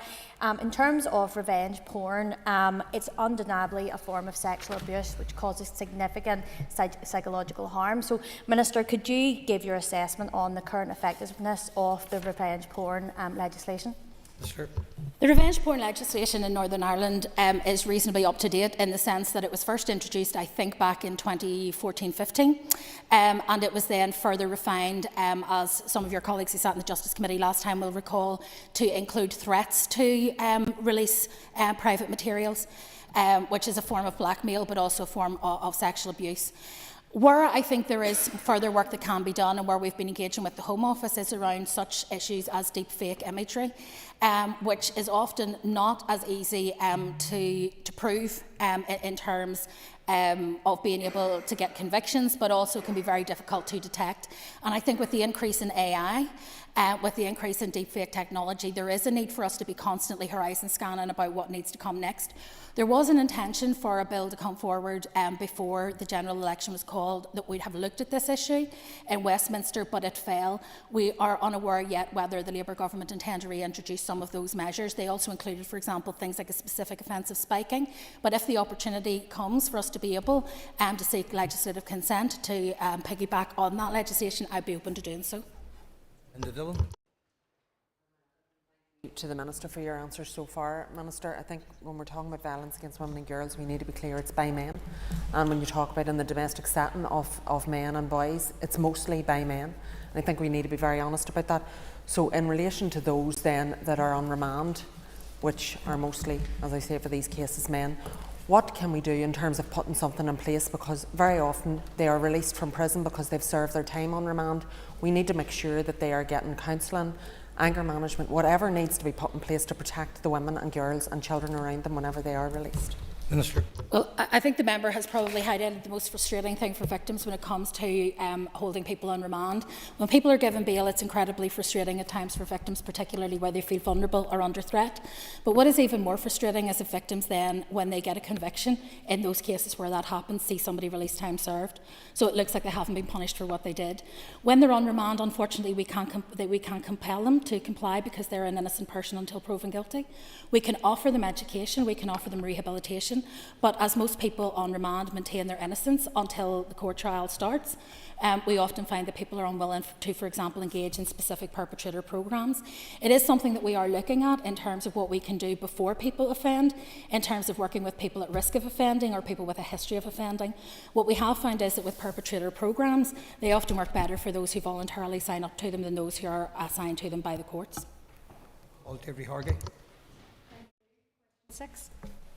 Minister. The Northern Ireland Prison Service takes any allegation of inappropriate behaviour by a member of staff seriously and has well-established mechanisms to investigate and respond. In the last 5 calendar years, from 2019 to 2023, and inclusive of 2024, there have been 10 allegations of inappropriate behaviour which have led to disciplinary action and awards under the Northern Ireland Prison Service Professional Code of Conduct. Thank you for your answer. And just following that, I understand that there was another death in custody at the weekend, and this brings to a total of 4 deaths in the last 5 weeks. It's a concerning picture, and I would just ask what is being done to tackle this concerning situation. I would caution members, assuming that every death in custody is under suspicious or other circumstances that may be of concern. Many deaths in custody are of natural causes, but we are not able to disclose that kind of detailed information, A, in respect of individual prisoners until their families have been informed, and B, until the Prisoner Ombudsman has done their full investigation, and indeed until the coroners have reported. But the preliminary findings of the initial at-speed review will often give us an indication whether or not there are any suspicious circumstances or concerning circumstances in terms of welfare or harm surrounding deaths in custody. Many of our prison population are now ageing. Many of them arrive at us from a position of homelessness and often rough sleeping, and are in very poor health when they arrive. Many have drug addictions and mental health problems, and that can make them very vulnerable not only to self-harm or suicidal ideation, but also, sadly, to natural causes deaths. Can I ask the Minister for an update on any recruitment campaigns within the NI Prison Service, particularly to help deal with the pressures of ever-increasing prisoner numbers? Well, we have a recruitment campaign which I believe is due to start this autumn. As you know, I had agreed that we should add to the complement of prison officers that we have in order to ensure both that prisoners and prison staff are safe in our establishments, and that we're able to maximise regime. When we're low on numbers, it isn't necessarily that people immediately become unsafe, but it does impact very much on prisoners, their ability to access training, education, their ability to access family visits and other things, because we have to have more restrictive regime when we have fewer numbers. So it's very important for us in terms of rehabilitation, in terms of education, in terms of family support, that we're able to give prisoners the full regime that is available, as well as keeping prison officers and prisoners safe. And so we are going to be recruiting in order to deal with that. Deputy Speaker. As reported to the Department of Finance in the urgent in-year budget information gathering exercise, my department is currently facing inescapable stabilisation pressures of 48 million. This position remains unchanged. In addition, my department is also facing exceptional pressures of 227 million in relation to legal claims for McLeod to injury to feelings, data breach and holiday pay, and these costs are not affordable within my department's budget under any circumstance. Whilst my department has been proactive in taking action in recent years to ensure we live within budget, we are now at the point where all options have been fully exhausted. Given the severity of the financial position and the demand-led nature of justice expenditure, there is really no scope for my department to absorb the remaining pressures. I will continue to work with my executive colleagues to ensure that necessary funding for my department is achieved in the October monitoring round. Owen Tennyson for supplement. Thank you, Deputy Speaker, and I thank the Minister for that answer. Minister, what actions have already been taken to live within budget? Minister. My department has been proactive in taking difficult decisions to reduce the level of financial pressures to 48 million from 86 million after the June monitoring round. This has not been achieved without adverse impact on the justice system, particularly but not solely with PSNI in terms of the recruitment of police officers. We're also having to manage significant pressures within legal aid, and the department's payment policy is currently the matter of a judicial review. In the absence of sufficient additional funding being allocated to my department, extremely difficult decisions on prioritisation and service provision will continue to be required. As always, our priority is to keep people safe. However, at this stage, it is hard to see how any of the issues that we are doing, whether that be policy development, whether that be legislative progress, or whether it be funding the actual frontline services, doesn't contribute to keeping people safe. We are not running off on fool's errands. We are very focused on core issues that are addressing the key issues that are affecting society. Matthew Till. Minister. Section 9.3 of the Justice Sexual Offences and Trafficking Victims Act Northern Ireland 2022 amended the Sexual Offences Amendment Act 1992 to extend the existing anonymity for victims of sexual offences and complainants in sexual offence cases for 25 years after their death. This amendment implemented a Gillen Review recommendations as concerns had been raised with Sir John that a victim's identity may become known after their death with undue distress for their families. Under Section 3A of the 1992 Act, which was inserted by Section 9.3 of the 2022 Act, an interested party can apply to the court after the victim's or complainant's death for an order to have the reporting restrictions disapplied or modified. The reporting restrictions apply only in respect of sexual offences and do not prevent the reporting of a victim's name in relation to other offences that may have been committed, provided such reporting does not lead to the identification of the person as the victim of a sexual offence. The provision was commenced on the 20th of September 2023, and to date one application has been made to disapply reporting restrictions. The application was granted by the court on the 18th of October 2024. This suggests at this early stage the provision is operating as intended. However, as always is the case with new legislation, its operation in the courts will be kept under review, and if members have concerns about it, I would be more than happy to meet with them to discuss it. Very brief supplementary. Unfortunately, Mr. O'Toole, not time for a supplementary. Members, that ends the period for listed questions. We will now move on to 15 minutes of topical questions. Questions 1 and 6 have been withdrawn. I call Danny Donnelly. I'd like to ask the Minister for an update on the progress of the revised environmental allowance uplift for PSNI civilian staff. Minister. I thank the member for the question. I made a commitment to unions and police staff that I would work with the Chief Constable and the Department of Finance to resolve this issue to ensure staff are paid a meaningful rate of revised environmental allowance in recognition of the important role they play within the PSNI in keeping people safe, including in frontline roles. I'm delighted to have assisted in securing the uplift, which is effective from the 1st of April 2025, and an interim payment which was paid to people this year. I also want to acknowledge the patience and understanding demonstrated by police staff while this issue has been ongoing, and for their cooperation as we move forward. Danny Donnelly. Thank you, Deputy Speaker. And also I'd like to ask the Minister if a future review mechanism has been agreed. The issue of a future review mechanism continues. It was one of the more complex issues in terms of ensuring that there were no repercussive implications.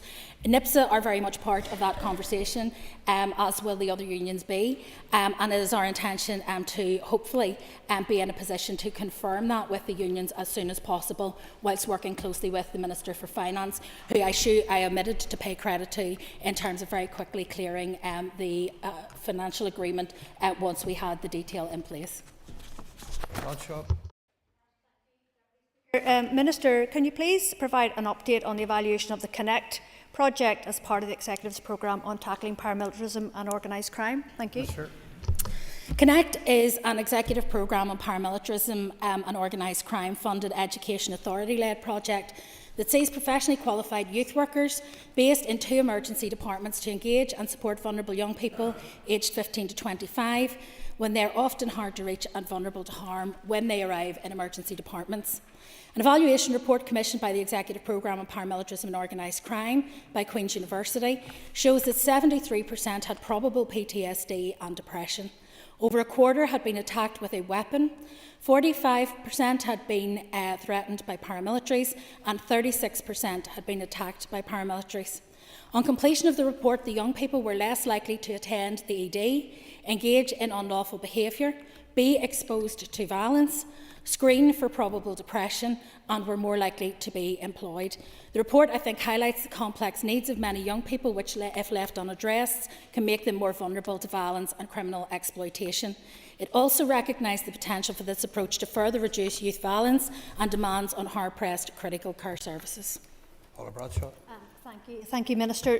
Minister, would you agree that learning from this project might be useful in other contexts, especially in a time of when resources are so constrained and public services so stretched? Thank you. Minister. I would absolutely agree with the Minister or with the member. The project, I think, is an excellent example of the use of a public health approach which has been adopted by the Tackling Paramilitarism programme.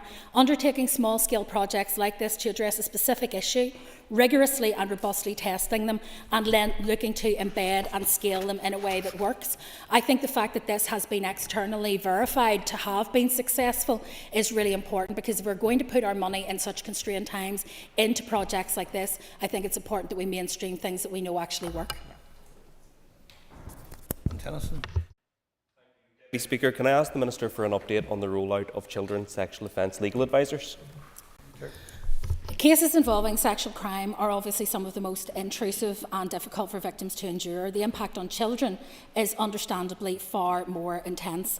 I've met young victims and their families who have told me directly how challenging the criminal justice process can be.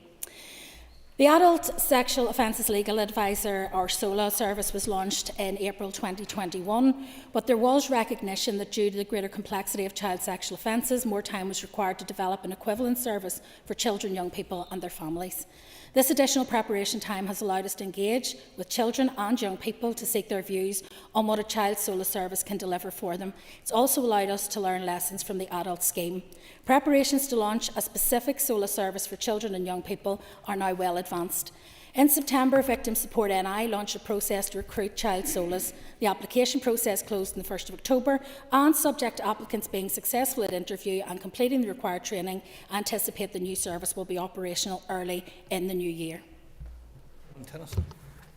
Thank you, Deputy Speaker, and I thank the Minister for that answer. Minister, can you outline what costs might be associated with the future rollout of children's SOLAs?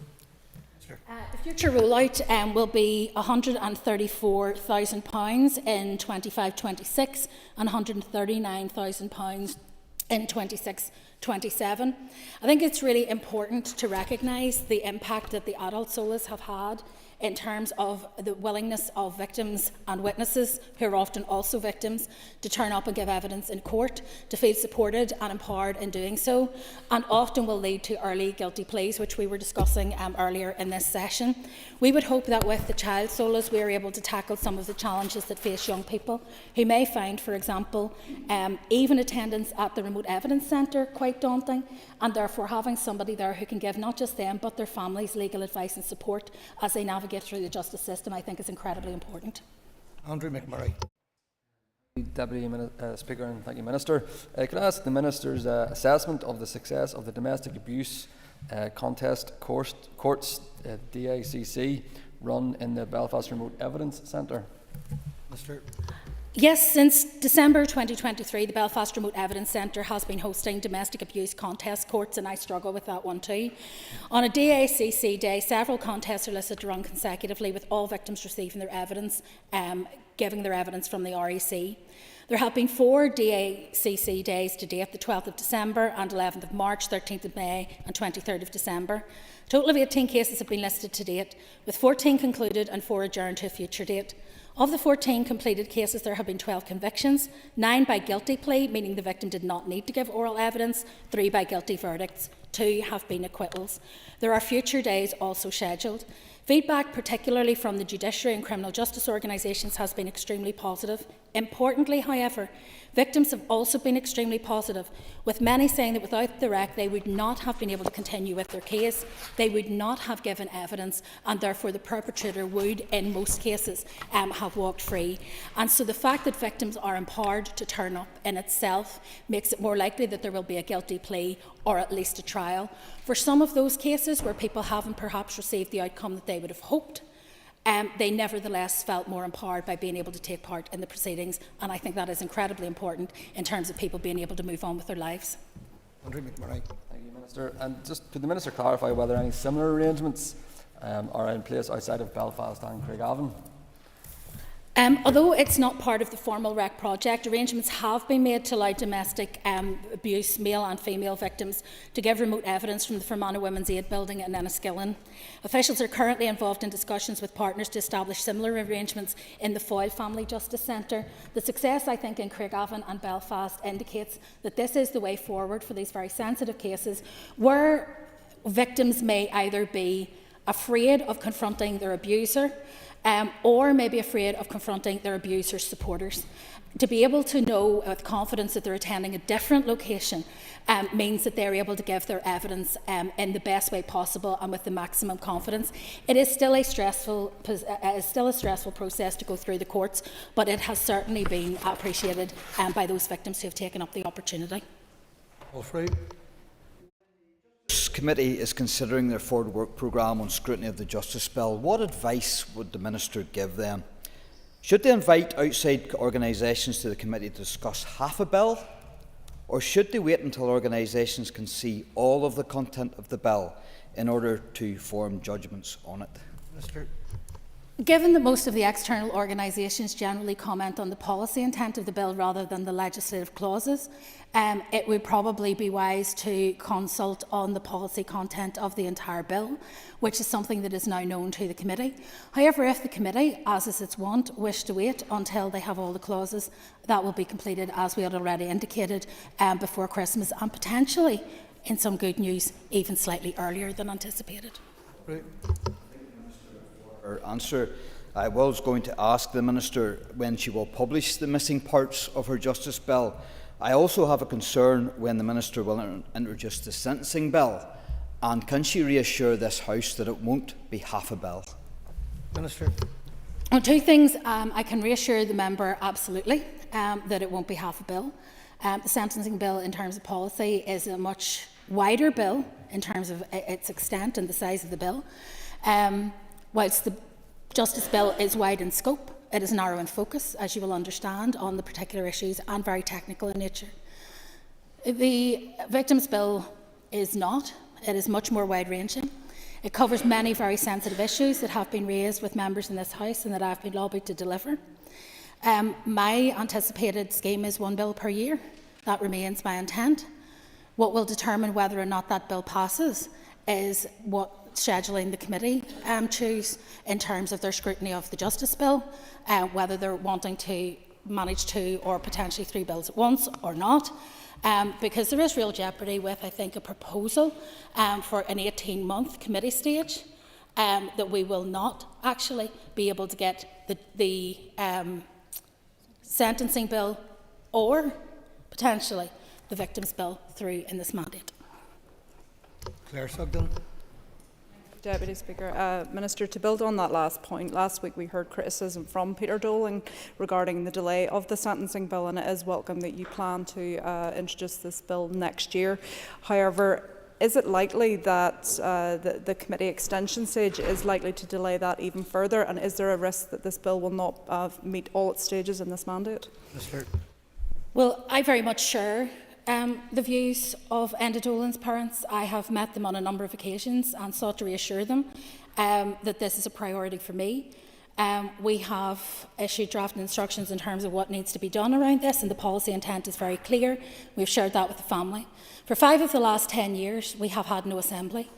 I can't control that, with respect, Mr Deputy Speaker, and that has been the largest part of the delay. I agreed in the last mandate that we would do this. The Assembly fell again, so we're back to where we are now, but the bill is moving forward.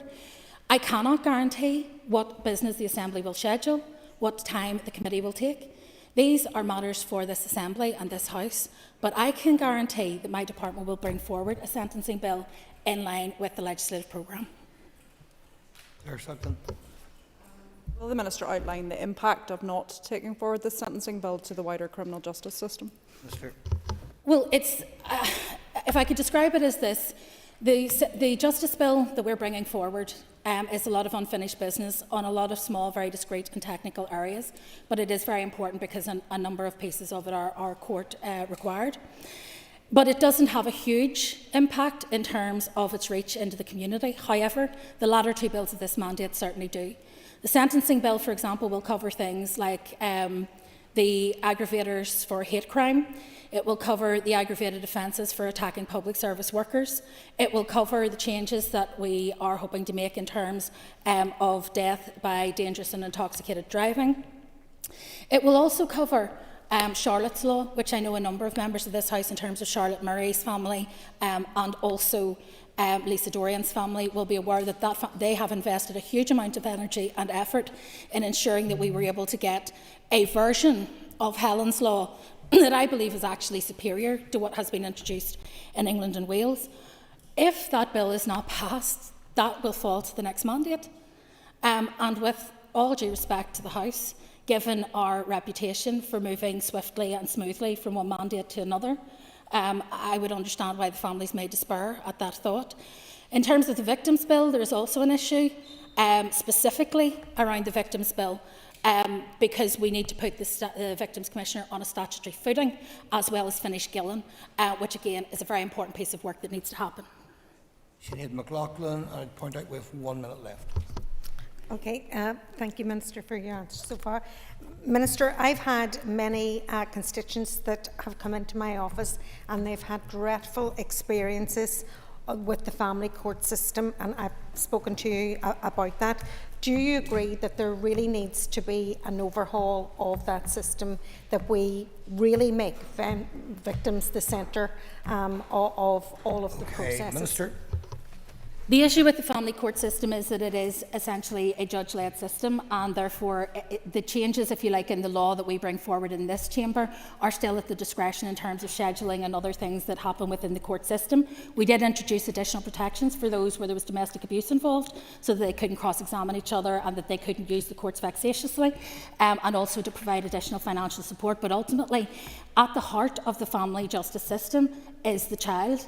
That should be paramount in cases where they are making decisions and where judges are making decisions on the future of a child. And I would recommend for any member who is concerned that that has not been the case in any particular case to write to the OLCJ or to write to the LCJ and draw the case to her attention. Okay, time is up. Mr. O'Toole. Speaker, I was just wondering if any guidance exists for you, yourself, or or other deputy speakers around providing a plurality of questions, including from the official opposition. Twice, I note, during the previous question time, I was denied supplementary questions when time existed to answer them. I simply wanted to ask whether there is guidance on ensuring the official opposition, which is designated the official opposition,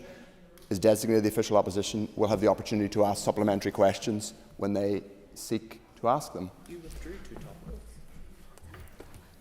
Mr. O'Toole, on at least one occasion during the question time, I took the supplementary questions in the order that members had indicated and tried to ensure a spread of questions across the chamber. And my hope is that most members would agree with that. However, I am happy to ask that your question, given that it involves my chairing of this Assembly, be referred to the Speaker's office for an update and advice.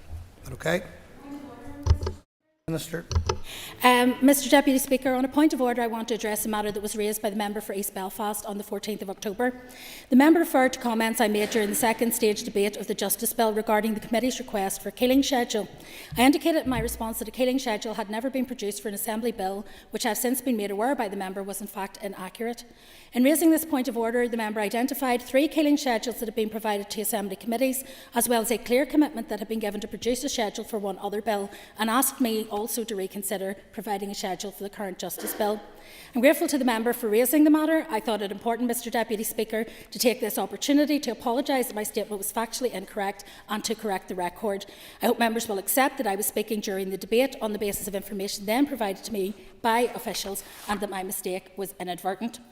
One of the schedules that has now been identified was provided to the Committee for Justice on the Legal Aid and Coroners Courts Bill in 2014, which may raise eyebrows that we were unaware of it. However, that particular bill predated my time in post as Justice Minister by some time and was during a period when I was not a member of this House. Further, the officials who managed the bill in 2014 have since left the department, so there was no corporate memory within the department of a killing schedule ever having been prepared. We will be writing to the Committee for Justice shortly in response to a number of requests for information in respect of the Justice Bill, including its request for a killing schedule. Thank you. Thank you, Minister. That will be written into the record. As indicated previously, time is up, members. Please take your ease before we move on to the next item of business.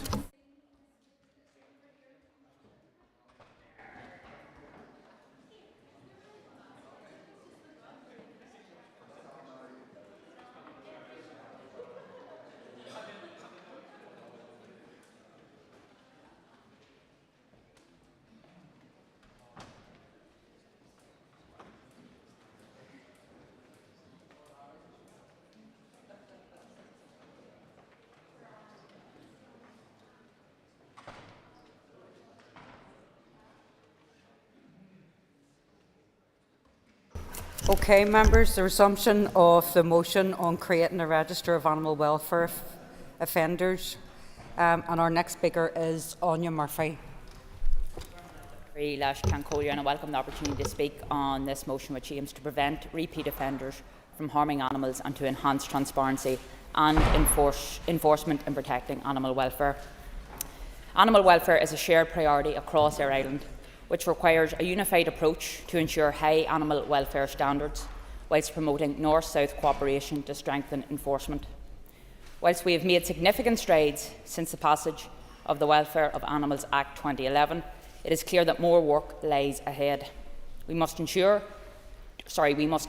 to advance efforts to ensure that this legislation, along with the penalties it imposes, act as a strong deterrent against those who would harm animals. In 2021, the former DAERA Minister, Edwin Poots, took important steps by exploring the creation of an all-island register of individuals convicted of animal abuse, working with the then Justice Minister and other key stakeholders.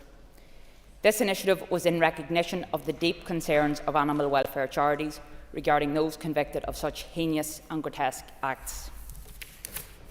However, the Minister cited legal and financial challenges, with concerns including compliance with data protection laws and the cost of establishing and maintaining a register. In March of this year, the current DAERA Minister stated the creation of an all-island register was, quote, untenable. It is crucial that we carefully examine the legal and financial issues involved in the establishment of this database. A balanced approach should be explored to ensure both effective enforcement and compliance with the law. Protecting animals is a priority, but we must ensure the system is as robust and effective as possible. In addition, we need updated data on the number of individuals who have reoffended after conviction to fully understand the scale of the issue and ensure that any measures we implement are both necessary and effective in preventing further abuse. To conclude, our commitment to protecting animals must remain steadfast, and I am confident with the right actions we will achieve even greater progress.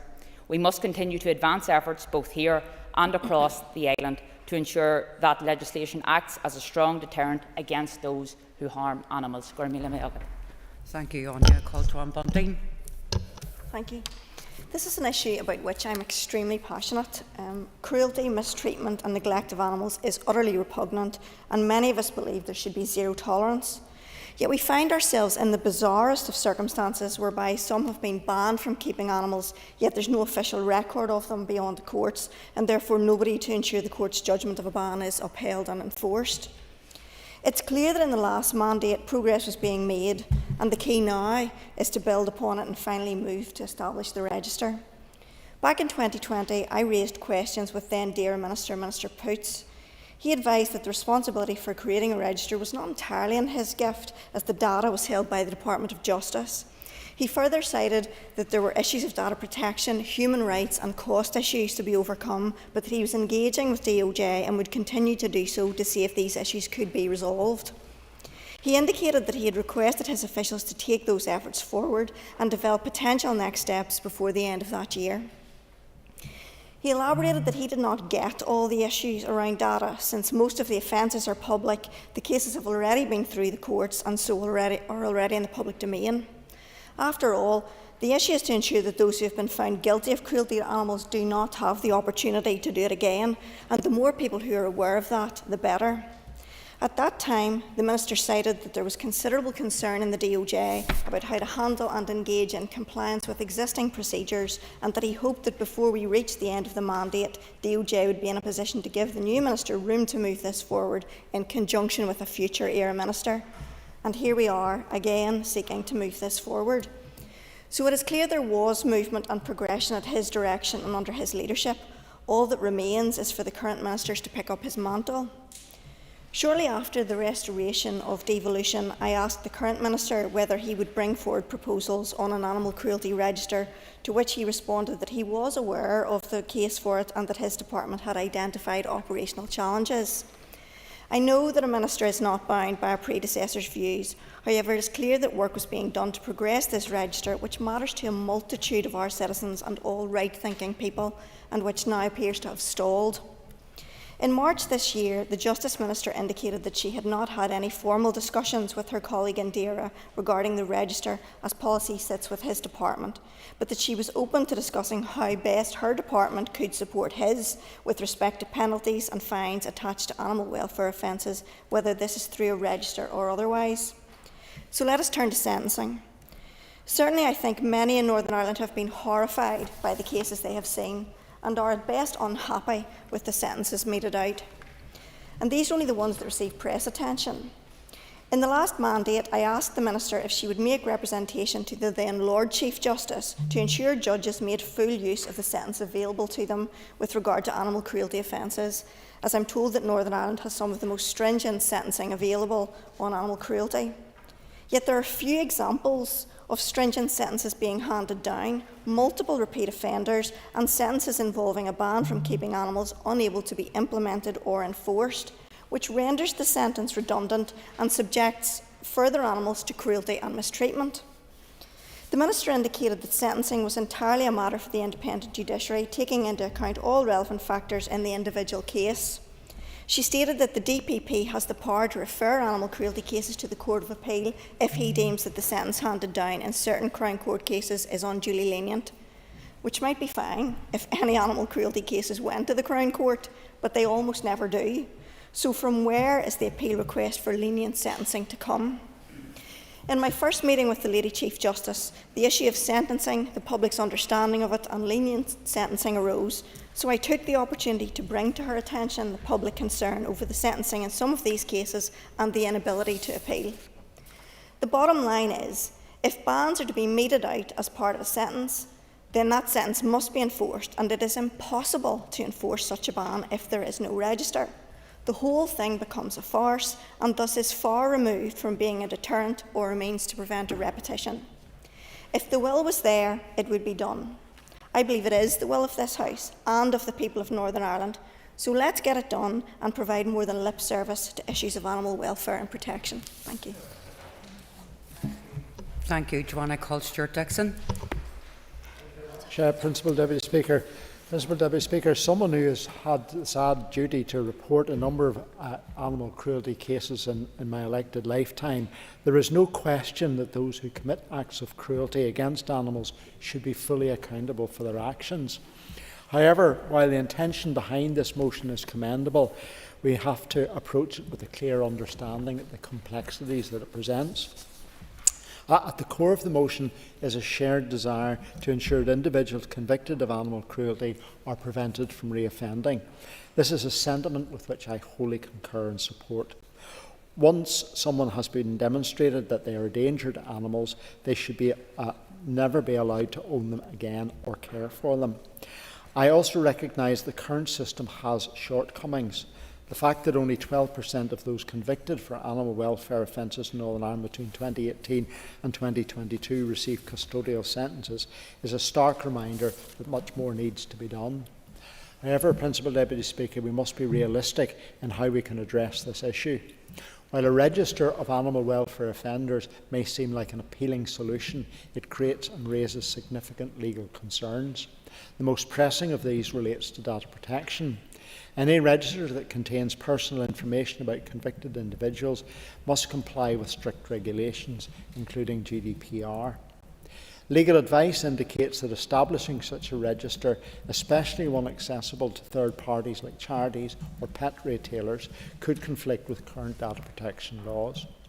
In addition to these legal challenges, the financial implications are substantial. Setting up and maintaining a register would require considerable resources. So while we can support the further exploration of the idea, it would be somewhat misleading to suggest that the register could be implemented either quickly or easily. Despite these challenges, my party, the Alliance Party, remains committed to improving animal welfare. Indeed, under the leadership of our Minister at DAERA, Andrew Muir, we've already made significant progress in tackling issues such as the illegal breeding and puppy smuggling. We have also recognised the need for stronger protections and better enforcement, especially when it comes to preventing reoffending by those convicted of cruelty. So, Principal Deputy Speaker, in closing, I do appreciate that we share a goal of holding those convicted of animal cruelty to account and prevent reoffending, but we need to recognise the legal and practical challenges of a register as is proposed. Instead of offering unrealistic promises, it would be helpful if this Assembly could focus on practical steps that strengthen our animal welfare laws, ensuring that they're enforceable, effective and make a real difference. Thank you, Principal Deputy Speaker. Thank you, Stuart. I call Stephen Dunn. Thank you, Principal Deputy Speaker. I welcome the opportunity today to speak on what is a very important motion on animal welfare across Northern Ireland. As a nation of animal lovers, both domestic and foreign, it is appropriate that the United Kingdom now has one of the toughest sentencing regimes in the world when it comes to animal cruelty, and it is imperative that we in Northern Ireland keep a pace with and indeed lead the way in terms of animal welfare when compared to neighbouring jurisdictions. Our party is indeed fully committed to ensuring that animals receive the necessary protections from harm and cruel mistreatment. We've been pleased to see recent progress in this area, as has already been said by my colleagues, to tackle pet abductions and immoral puppy breeding practices. However, the statistics when it comes to animal abuse and those responsible show that far too often repeat offenders are able to get access to animals continuously, despite already being punished for heinous animal cruelty crimes. There is a very important role for both the Department, our local councils and the PSNI around animal welfare, and I do believe that we need to see a more coordinated, collaborative, joined-up approach to tackling animal cruelty. As can be the case on a range of issues here, there is often 11 different approaches to animal welfare across our councils, something that is not just solely unique to the issue of animal welfare, where we have that variation positively or negatively across our 11 different councils. There's also a body of evidence that highlights an inconsistent approach by our judicial system on animal welfare sentencing across Northern Ireland and the awarding of sentences, including disqualification orders. And recent figures show that just 12% of those convicted of abuse or neglect towards animals end up with a custodial sentence. From this, we can take 2 points. Firstly, it's clear we need stronger deterrence to send a message to would-be abusers and, importantly, prevent repeat offenders. And secondly, it's clear that reputable dealers and rehoming charities do not currently have access to information to vet individuals who express an interest in purchasing or assuming care for an animal. Moreover, our local police officers and animal welfare officers are unaware if a potential offender already has a track record of animal cruelty when investigating complaints and potential crimes. By introducing an animal welfare offenders register, we can equip the relevant organisations with the tools to crack down on those responsible for these cruel, heinous and barbaric crimes, but also ensure offenders are accountable for their crimes. And I think that word accountability is crucial, and I think we could do more on that. Whilst there are legitimate concerns around the register's implications in terms of budgets, data protection and human rights, there is evidence from across the world that it can be done, and I believe it should be done. And as my colleague Michelle McElveen rightly highlighted, a number of examples do exist around the world, including New York and Finland, that demonstrate that it can work. And every effort should be made by the Minister on best practice around the world, and I appreciate his efforts to date on this important issue. There is a strong appetite too, as has been said, around our council's chambers, with 7 out of the 11 having debated or passed motions calling for the creation of a banned offenders register since 2019, something which has been also supported by a number of charities, including the USPCA. And I noted that one of the Minister's first visit was indeed to the USPCA, and he very much stated that he wanted to make animal welfare a priority, and I do think this is an opportunity for him to demonstrate that with actions. Without such a register, the ability of the relevant statutory agencies with animal welfare enforcement responsibilities will have their ability to ensure bans on animals' possessions are enforced is severely limited, and I think that this is a welcome opportunity to put that forward. With these in mind, our motion does call upon the Minister to look seriously at the register and also ensure that he consults with ministers in the Republic of Ireland, but also importantly across the UK, to ensure that we remain a world leader for animal welfare protection. We all know the value that so many of us place on animals, and we're often reminded of that, particularly when we go around the doors and see the amount of dogs, not just one dog, often 2 dogs or more, in sometimes every other home, and the love that they bring to so many people right across our community in every corner of Northern Ireland. And I think it is important that we give a voice to them today. And I would encourage the Minister to work with all colleagues and look at a range of measures through a joined-up approach to improve the welfare of animals right across Northern Ireland. Thank you, Principal Deputy Speaker. Thank you, Stephen Nicole Philip-Brett. Thank you, Madam Principal Deputy Speaker. And as a proud member of the all-party group on animal welfare, I am pleased to make a short contribution to this debate. Can I first and foremost start out by paying tribute to my colleague, Member for Strangford, Michelle McElveen, for not only bringing this important motion to the House today, but Michelle has been a strong and relentless champion for animal welfare issues within our party for many years. I want to thank her for that. I know the Minister as well shares our passion in relation to addressing these important issues, and we do look forward to hearing his remarks later today. Animal cruelty and those who engage in it are a scourge upon our society. I don't think anyone, Madam Principal Deputy Speaker, outside of this chamber or anywhere would disagree with what we're trying to achieve, that anyone who has been convicted of animal abuse would no longer be allowed to keep a pet or would be allowed to breed a pet. And I think we are all united in that, and I think we're committed to working with the Minister to try and see how collectively this House and the Executive can deliver on that shared goal. As my colleague highlighted earlier, the fact that only 12% of the most extreme cases of animal welfare issues result in a custodial sentence is something that we should all be concerned about, and I'm sure it's something that the Minister continues to raise with his colleague, the Justice Minister. Budget pressures are facing all departments, but the cut in funding for animal protection officers within our councils, which was highlighted earlier, is clearly an issue of concern. The member now for South Antrim, Mr Blair, and I proudly served on Newton Abbey and Antrim Newton Abbey Borough Council over 10 years ago, and it was an issue that him and I worked strongly on.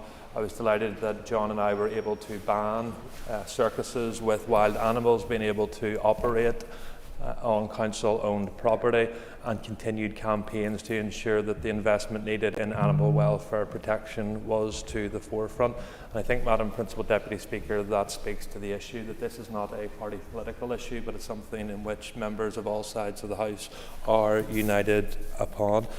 I know certainly in North Belfast it's an issue that I have raised regularly, and I want to pay tribute to one campaigner in my constituency in particular, Miss Crystal Allen, who every time I canvass or speak with her asks, have we managed to get this register in place, because it is such a vital issue. So when the Minister does sum up, and members have articulated the difficulties in creating a register, what other aspects can we support the Minister in doing in terms of ensuring that animal cruelty continues to be an issue high on the agenda.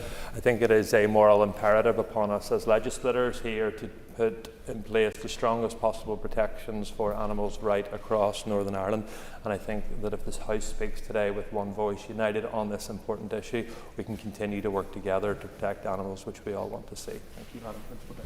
I call Mark Durkin. The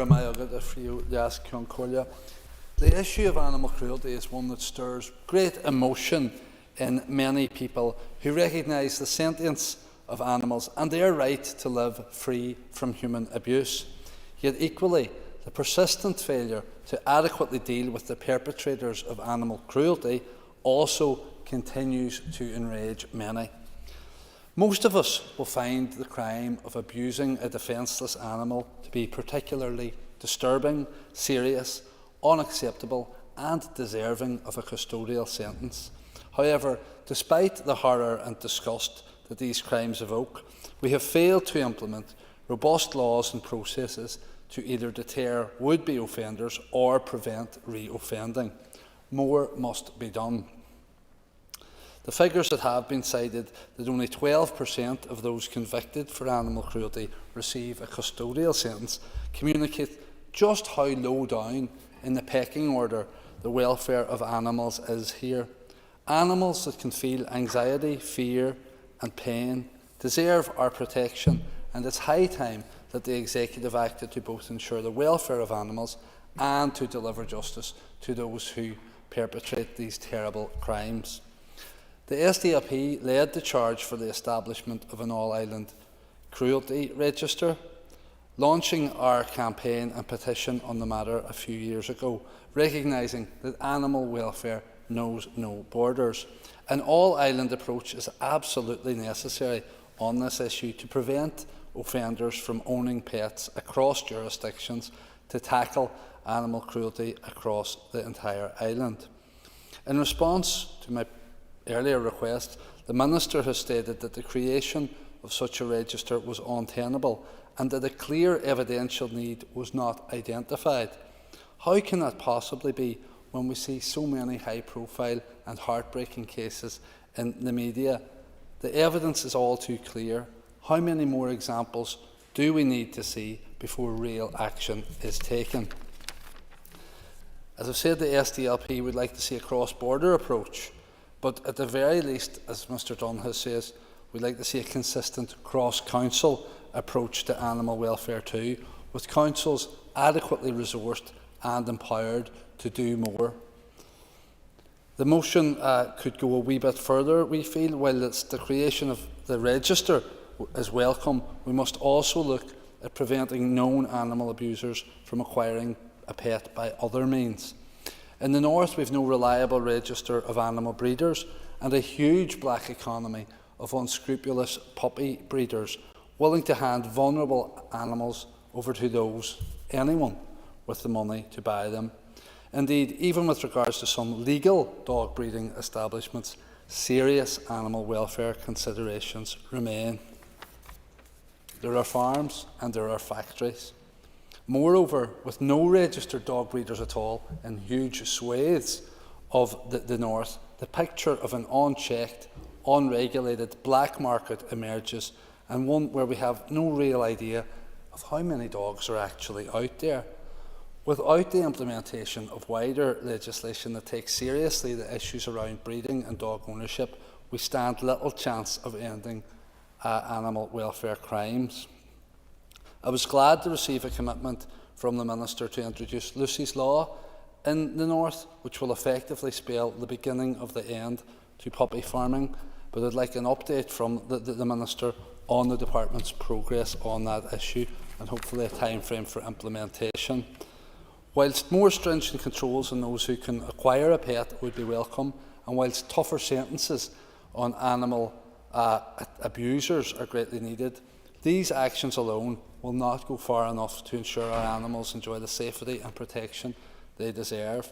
So, Frio Lias Concolia, whilst we commend much in today's motion and will certainly be supporting it, I'd again reiterate the SDLP's call for the Executive to go even further and act to establish an Animal Welfare Commission following the example set by the Scottish Government. We need a comprehensive, well-funded and evidence-led strategy to tackle animal abuse if we are truly to take animal welfare seriously. I call Timothy Gosson. Thank you very much. Some weeks ago, the Northern Ireland Companion Animal Welfare Group held an event here in Parliament Buildings, which I had the pleasure of attending. I undertook to explore some of the issues they raised with me, and I make no apology for drawing heavily from their policy priorities document, which in a logical and devastating way highlights how devolution has failed the animals that we are talking about here today. Page 1 opens with this telling sentence: Northern Ireland badly falls behind the rest of the UK in legislation on breeding and sale of puppies and kittens. In England, the Animal Welfare Regulations 2019, better known as Lucy's Law, is designed to prevent third-party sales. There are loopholes which we can learn from, particularly how to stop the import of puppies and kittens from outside the UK and sold on by dishonest sellers to innocent members of the public. However, at least a start has been made. Secondly, as well as seeking tougher sentences, it seems to me that the suggestion that we introduce regulations on breeding establishments has a lot of merit in it, as does subjecting rehoming organisations, sanctuaries, impound and kennelling facilities to be subject to licensing and inspection. Thirdly, I note that while the Westminster Government introduced compulsory microchipping of pet cats in England earlier this year, there is no such plan in relation to this for Northern Ireland that I am aware of. Finally, while we are falling behind the rest of the UK in how we are dealing with these issues, even when it comes to what is already in place, the system simply isn't working. We currently have up to 10 animal welfare officers working across Northern Ireland. That figure is woefully inadequate for the job they are required to perform. However, I am reliably advised by those who engage with the sector that regularly that number is much lower due to staff sickness. When I sought to explore the extent of the issue, the Minister washed his hands of the matter and said it was something for local councils to deal with. There is an urgent need for a guiding hand to oversee this issue, and if it isn't the Agriculture Minister in Dara, who then is it going to fall to? Okay, Jerry Carroll, please. Motion, but I also want to draw attention to animal cruelty that happens on a deep societal level, which is usually deemed acceptable and lauded even. The organisation of our society around the profit incentive has widened the rift between humans and nature to a point beyond all recognition. The widespread abuse of animals in factory farms in particular is animal cruelty on a mass industrial scale. Moy Park, Deputy Speaker, is a company recently lauded for being the first company in the North to reach £2 billion in turnover, whilst cutting their workforce by 7% in the process. For now, leave aside the fact that there's been no statement from any minister in this House about their profits, really showing you the power of capital, never to be questioned or challenged. But they do have a serious problem with animal welfare, Deputy Speaker, but nobody seems to want to talk about it. Video evidence of the treatment of chickens at Moy Park is just disgusting and abominable. Chickens on this factory farm live in horrifying conditions in double-decker sheds. Birds are left unable to walk and living with horrific injuries, deprived of water. Bad enough, but people are supposed to eat this stuff. In 2022, chickens at Moy Park died in a particularly cruel way, slowly of heat exhaustion because of inadequate ventilation during a heat wave. If this isn't textbook animal cruelty, what is? In addition to treating animals with abject cruelty, Deputy Speaker, Moy Park is a notorious polluter of the local environment, damaging our soil quality and polluting our water, constantly breaching legal limits for pollutants at Lough Neagh. And executive parties reward Moy Park for their impressive animal cruelty in the form of industrial derating, likely to be in the scale of millions, if not tens of millions. So on one level, Deputy Speaker, parties have banged the table about tougher sentencing, but when it comes to Moy Park, it's fill your boots, and I predict there'll be no arrests of the senior management or chief executives of that organisation. Also, Deputy Speaker, we need to talk about the role of landlords who often force people to get rid of pets or prevent them from having pets. And I think people should be able to have pets, not just for health and obvious health reasons, but for the enjoyment it brings to people in their life. Landlords shouldn't have a veto, and surely those who force people to give up pets, landlords, are by extension engaging in animal cruelty. And the final point I want to raise, Deputy Speaker, is the fact that the North is still the only part on these islands, in the UK at least, without a ban on hunting with dogs. I know the member from Southampton is trying to rectify that, but this is a serious hole that needs to be amended and legislated on if we are going to stop animal cruelty. Thank you. Thank you. I call Claire Sugden. Thank you, Principal Deputy Speaker. I rise to support the motion to establish a register of animal welfare offenders. We must strengthen our efforts to protect animal and prevent repeat offences. If people are capable of this behaviour once, then they are capable of it again. And it would be remiss of us not to use this information to protect animals, particularly when animal welfare issues are increasing and becoming more sinister. Animal welfare is not an isolated issue, but rather a reflection of the health values, humanity of our society, and is deeply embedded in the wider societal challenges that we face today. Earlier this month, I sponsored an important animal welfare conference hosted by Causeway Coast Dog Rescue in the Long Gallery, which brought together key stakeholders from across these islands, including the Dogs Trust and Battersea Dogs Home. A key theme was the link between animal abuse and human violence. It is well documented that those who harm animals are more likely to commit violent acts against people. By recognising this cruelty link, we can help our wider community, and underscores that improving animal welfare isn't just about animals, it's about creating safer, more compassionate communities for everyone. This is not a new issue to this House. I recall responding to a similar debate when I was Minister of Justice 8 years ago. So this remains an active concern for members, the public and advocacy groups. And I expect most people in this House are supportive of such a register, including the Minister himself. However, as mentioned previously, there are challenges to implementation, including the legal framework, public accessibility and cooperation across all relevant agencies. I recall responding with similar concerns when I was Minister, but I do think we need to work through these challenges because this issue persists, and perhaps it is helpful that both the Minister of Justice and the Minister for Dara are from the same party, so that cooperation might be better than it has been previously. For the register to work effectively, we do need to underpin it by a solid legal framework. Under the Welfare of Animals Act 2011, there is enforcement, but it remains fragmented. A centralised register, however, with clear legal backing, would streamline enforcement and ensure that ban on offenders are not just theoretical, but enforceable. A register of this kind would not only act as a deterrent, but would also ensure that convicted offenders are prevented from owning or acquiring new animals. Currently, the enforcement of bans on offenders keeping animals is inconsistent, and this register would close that gap by providing a centralised, accessible resource. It would enable rehoming centres, pet sellers and law enforcement to easily verify whether an individual is prohibited from keeping animals. This transparency is crucial for building public trust and ensuring that those who report abuse feel their concerns are being taken seriously. Finally, and I've mentioned it already, as have some other members, is that cooperation is key to underpinning such a register across all the agencies.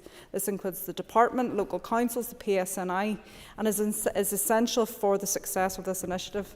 The current fragmented nature of the current system has led to inconsistent enforcement and confusion about whose roles and responsibilities. As MLAs, we all receive constituent cases where they have reported animal welfare and there has been no follow-up. They feel nothing has been done, and councils will come back saying that they don't have the powers to enforce. That in itself warrants a review of our current legislation in relation to animal welfare, and we need to focus our efforts on the perpetrators so that they won't be allowed to keep animals again, because it makes no sense that we have this information yet we allow it to happen, and in a way that puts the responsibility back onto us as members. Thank you. Thank you. I call Andrew Moore, Minister for Agriculture, Environment and Rural Affairs, to respond to the debate. A ministry of 15 minutes. Thank you. Thank you very much, Madam Principal Deputy Speaker, and I want to thank the members for the respectful debate here today and for the opportunity to respond. I understand and empathise with the concerns by members of this House, stakeholders and the public around animal welfare sentencing. When the Welfare of Animals Act was introduced in 2011, it created an offence that it was illegal to inflict unnecessary suffering on an animal.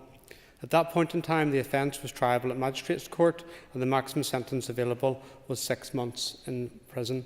In 2014, members raised concerns with the then Minister about the limitations of the penalties contained within the Act following a horrendous animal welfare case where the perpetrators received suspended sentences. The Minister listened, undertook a review, and this House worked together to introduce new, tougher sanctions. This included the ability to refer animal welfare cases to the Crown Court and the potential for 5-year custodial sentences. The new sanctions became law in 2015, and at that juncture, Northern Ireland had the toughest penalties for animal welfare offences in the UK and Ireland. It was viewed as a triumph for animal welfare and a recognition that this House and the people of Northern Ireland would not tolerate animal cruelty. Rather tellingly, Scotland only enacted 5-year sentences in 2020, with England and Wales following suit in 2021. Therefore, it is evident that we have the tools and ultimate sanctions to deal with offending when it occurs. Our animal welfare laws are on a par with any place across these islands. But I must stress that I cannot control how animal welfare prosecutions are taken forward, nor can I dictate what level of sentences should be handed down by the judiciary. Quite rightly, no minister within this executive has the power to intervene and take charge of criminal cases. I am not shirking responsibility here, but I want to be frank when I say that there is no legislation I can commend to this House that will resolve everyone's frustrations around sentencing. The courts and judiciary operate independently and are free from government influence. No matter how worthy the subject under scrutiny, this should always be the case. At present, the Public Prosecution Service could choose to send animal welfare cases to the Crown Court rather than the Magistrates' Court. My understanding is that the decision they make depends on the severity and the circumstances of the case, and the maximum sentences available will differ depending on where the case is heard. When the PPS determine a case to be heard in Crown Court, the maximum sentence is up to 5 years imprisonment and/or an unlimited fine. It is clear from the correspondence I receive that the citizens of Northern Ireland view animal welfare offences as some of the most serious types in Northern Ireland. Some of those letters have highlighted disparity between the expectations of the public on how these cases are processed in the judicial system. As such, I have recently asked my officials to engage with the statutory agencies across the justice system to better understand the rationale when they determine which court will hear animal welfare offence cases. It is important to begin an understanding of prosecution policy and what factors determine how a case is handled. It is vital that the organisations within the justice system, who are quite rightly focused upon their own responsibilities and functions, are also made aware of the public's views on animal welfare and how they expect those who inflict pain and suffering on our animals will be punished. It is clear we must get maximum utility out of the powers that we have. I am very conscious that my predecessor, Edwin Poots MLA, now the Speaker of this House, wrote to the Lady Chief Justice in 2021 to seek clarity on sentencing guidelines. The Office of Lady Chief Justice advised that judges are very conscious of their range of sentencing powers when passing sentences. Her office made it clear that sentences must be based solely on the evidence provided and take appropriate account of any sentencing guidelines and mitigating and aggravating factors. The sentencing guidelines for animal welfare offences are published and available to view on the Judiciary website. These guidelines were most recently updated in November 2018, and any case for further update of these guidelines will be something I will be engaging with stakeholders in the time ahead, and I'll talk about that engagement we plan with stakeholders over the time ahead. With respect to sentences available, I am content that the range of penalties available here are appropriate and on a par with what is available to judges across the rest of the UK. However, I want to make it clear that I respect the role of the judiciary here and the importance of impartiality, but would highlight to members that the full use of the sentencing available is a matter for judges and do take into account the individual aspects of any particular animal welfare case before them. In terms of bans and disqualification orders, in the motion, members have also stated that they believe that those convicted of animal cruelty should be prohibited from owning or breeding animals in the future. But the motion also says that current bans on keeping animals are ineffective in preventing reoffending. I will endeavour to provide some detail around current powers because, as the motion suggests, the law here already enables individuals to be prohibited from owning animals. When a person is convicted of either a Section 4 offence, causing unnecessary suffering, or a Section 9 offence, failing to meet the needs of an animal, a court has the discretion to impose what is known as a disqualification order. The nature and intent of this disqualification orders can be varied, which gives court scope to deal with a broad range of circumstances. For example, a person can be disqualified from owning animals for a defined period of time or given a lifetime ban, depending on the gravity of the case. A person can also be banned from participating in the keeping of animals, having influence in the keeping of animals, transporting animals, or even arranging the transport of animals. When a disqualification order is handed down, the court can also take any animals which the person owns from them and arrange for them to be disposed of. Finally, if a person who has received the disqualification order holds a licence for a regulated activity involving animals, this licence can be revoked. To reiterate, the decision to impose a disqualification order does not rest with my department, a local council or the police. The decision to impose that order is a sanction that can only be applied by a judge. From the statistical data supplied to me covering the period 2018 to 2022, I've been aware of 4 people who were found to have breached a ban on keeping animals. Even one person breaching a ban is too many, so be assured where a breach of a ban is detected, action is and will be taken. In terms of a register of animal welfare offenders, turning, and this is the substantial detail of this motion in terms of that register. This is not the first time that my department has been asked to consider establishing a register of offenders. The desire to implement a register first surfaced in 2014 when the then Minister, Michelle O'Neill, instigated a review of the implementation of the Welfare of Animals Act. As part of that review, stakeholders asked if consideration be given to publishing the names and details of offenders on a central list. In essence, such a central list already exists.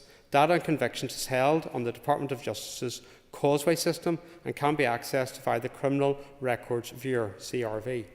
Officials determined that it would be possible in theory for organisations beyond the criminal justice system to access the Criminal Records Viewer, but each organisation wishing to do so must be able to demonstrate a legitimate business need. These include 1. National security, public safety or the economic well-being of the country. 2. The prevention of disorder or crime. 3. The protection of health or morals. And 4. The protection of the rights and freedoms of others. In short, criminal records data is deemed to be highly sensitive personal information, and the bar to access that information is set at a high level. The review also found that even if a case could be made for public access, organisations would have to sign up to a data sharing agreement and must abide by strict control procedures. Finally, it found that creation of a central list made available to non-statutory bodies would engage difficult and complex issues around freedom of information, data protection, the rehabilitation of offenders, and protecting certain human rights, particularly the right to life and the right to a family life. Following this analysis, there was insufficient evidence or justification to recommend that a register be established. The review concluded that a better option was to continue to focus resources on frontline enforcement duties. Many organisations also stated they deployed a range of different measures to provide assurance regarding suitability of those whom an animal is rehomed. The final report, which addressed this matter, was formally published by the then Minister, Michelle McAveen, in November 2016. Since taking up this role, I have fielded many questions on creating a register not just for here, but one that operated on an all-Ireland basis. I asked my officials to re-examine all available evidence, and I also met with my counterpart the Irish Government, Minister Charlie McConalogue, to determine if there was a desire for some sort of cross-border register. The legal complexities and protections that were present in 2014 when this first ask was made still pertain today. We cannot shy away from the fact that there are safeguards in sharing personal data, and these are very difficult to overcome. My officials have advised me that one potential workaround would be for my department to put in place a team who would have access to the Causeway system. Third parties could then make requests for information to that team, who would determine the veracity and lawfulness of these requests. This approach would require significant investment in staff and resource, and it would certainly need ongoing legal support. Work would need to be undertaken to scope costs, where broad estimates from 2021 suggested an annual cost could be about £1 million per annum for staff, securing of the necessary IT and training. This is money that unfortunately my department does not currently have. It is questionable whether such an approach would ever fulfil the value for money test, but I would say to members that we should never be applying a value for money test in terms of protection, cruelty against animals in Northern Ireland, but I'm just saying in terms of how we would evaluate this and make a case for a business case. It is also questionable whether such an approach would deliver benefits and have that actual impact that we want to see in terms of safeguarding animals against cruelty.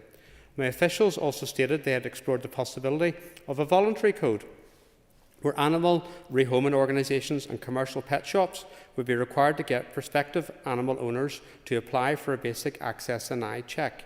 This would disclose the details of that check to the organisations or the businesses concerned before the transfer of the pet took place.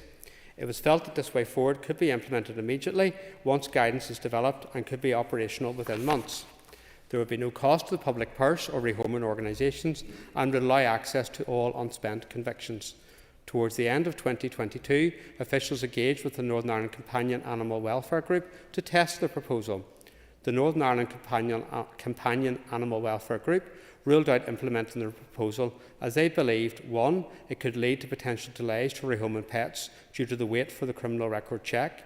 2, rehoming centre staff would be put in volatile positions if they refused to rehome an animal due to previous convictions. And 3, they thought it may dissuade potential owners to the additional cost of the check, which is £16. Whilst I respect the reviews of the Northern Ireland Companion Animal Welfare Group, it could be argued that these concerns would still exist even if they had some sort of direct access to the criminal records viewer. In terms of the position in other jurisdictions, as it stands, no other part of the UK or Ireland have plans to create or establish a register of animal welfare offenders, and that's something I established most recently from speaking to Charlie McConlogue in September past, where he outlined his department were not contemplating establishing any form of register. The Welsh Government invited RSPCA Cymru to lead a task and finish group to explore the feasibility of a register in 2018. That exercise involved examining the effectiveness of registers operating in Finland and parts of the USA, and that's been cited here today. The conclusion reached by the Welsh group was that no evidence could be found to prove that registers are effective as desired. Indeed, the findings from the group indicated that animal welfare agencies in the USA had been concluding that the registers were not working. The report concluded that the operation of a register would involve significant cost to government, and there are a number of legal barriers that would prevent the establishment of the register. This mirrors the experience of my department. In conclusion on this matter, I have approached this matter with fresh eyes and to an open mind. I have brought the matter to the attention of the Irish Government. I have not been found wanton, and I have probed this topic in depth, as officials will know. It is hard to escape the facts that my department has explored this matter on 3 separate occasions, and creating a register remains legally complex and cost prohibitive. If the rescue and rehoming sector or similar organisations feel they need additional safeguards, an option already exists to establish their own processes around access and eye checks. Ultimately, my vision is to take Northern Ireland to a place where we don't have to rely on reactive enforcement. I want Northern Ireland to be a place where the lives of animals are appreciated, valued, and people realise that maltreatment and abuse is abhorrent and wrong. Strong legislation and robust enforcement powers is only one component to achieving this aim. We also need to engage, educate and inform current animal owners and prospective animal owners and make the right choices and give them the information they need. To achieve this vision, I need the support of everyone in this House, all stakeholders in Northern Ireland and people of Northern Ireland with an interest in the well-being of animals and the general public. In conclusion, to say a few things, I will support the motion. I'm happy to look at this issue again and recognise the concerns that have been expressed in this House. The comment from the member for North Antrim, Timothy Gaston, in terms of how we've fallen behind, is partially due to the fact that this House didn't sit for a number of years and we weren't able to bring forward policy and legislation. I'm glad that we're here, and I will use the rest of the mandate to the best of my ability so we can progress policy and legislation. I'm engaging with the Finance Minister in terms of resources that can be allocated to my department so we can bring forward policy and legislation in the next financial year and beyond, because this does require resources to do that. And what we're going to be doing over the next period of time is engaging with relevant stakeholders who I value immensely for the work that they do in terms of understanding those policy and legislation priorities that we can take forward. I'll just finish one second. One of the questions was asked about Lucy's Law. We will be bringing that forward within this mandate, but I will engage with stakeholders about what else we can do. If we can get additional resources in the department, it obviously gives me scope to bring things forward much more. I will consider the issue that's been raised here today, because we need to do whatever we can to tackle animal cruelty in Northern Ireland. I'm happy to give way to Jerry. Any concerns about industrial animal cruelty that I raised? Minister, you've run out of time. I will follow up in writing to you. Okay, thank you. I call Tom Buchanan to conclude and wind up on the debate on the motion, and to advise you, Tom, you have 10 minutes. Thank you, Principal Deputy Speaker.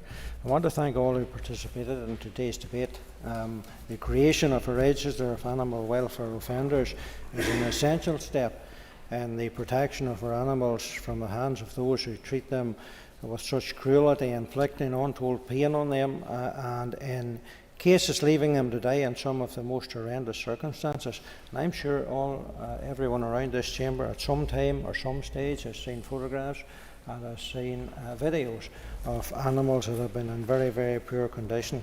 Therefore, we must all strive to ensure that animals in our society, whether farmed animals or pets, are cared for and treated in an appropriate manner, that those who abuse these animals are punished, and that they pay the price for what they've done, and those with statutory and legal responsibilities for animals care and welfare enforcement have the required support and resources to carry out their responsibilities. However, in the absence of a register of animal welfare offenders, bans on convicted offenders are particularly worthless, as these offenders can be banned by the courts 1 week, and within a few weeks within a few weeks can acquire animals again and reappear in courts on further cruelty issues, simply as a result that the authorities and the rehoming charities and other responsible bodies have no knowledge of those individuals' status. If we are serious about avoiding repeat harm and taking a preventative approach to crime impacting animals, we cannot shrink away from the responsibility that we have to exhaust all avenues to making progress on this matter. And while there are complex issues around data protection, human rights and costs, these should and must be addressed and overcome.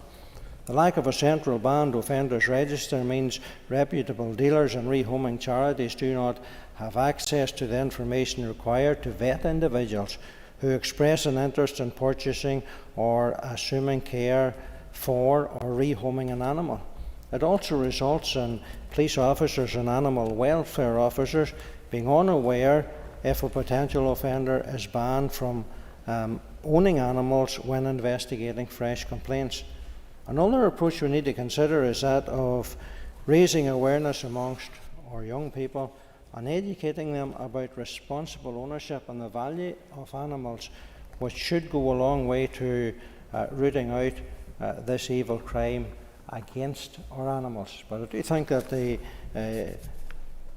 register is one of the main things that we need to have even brought forward by the Minister.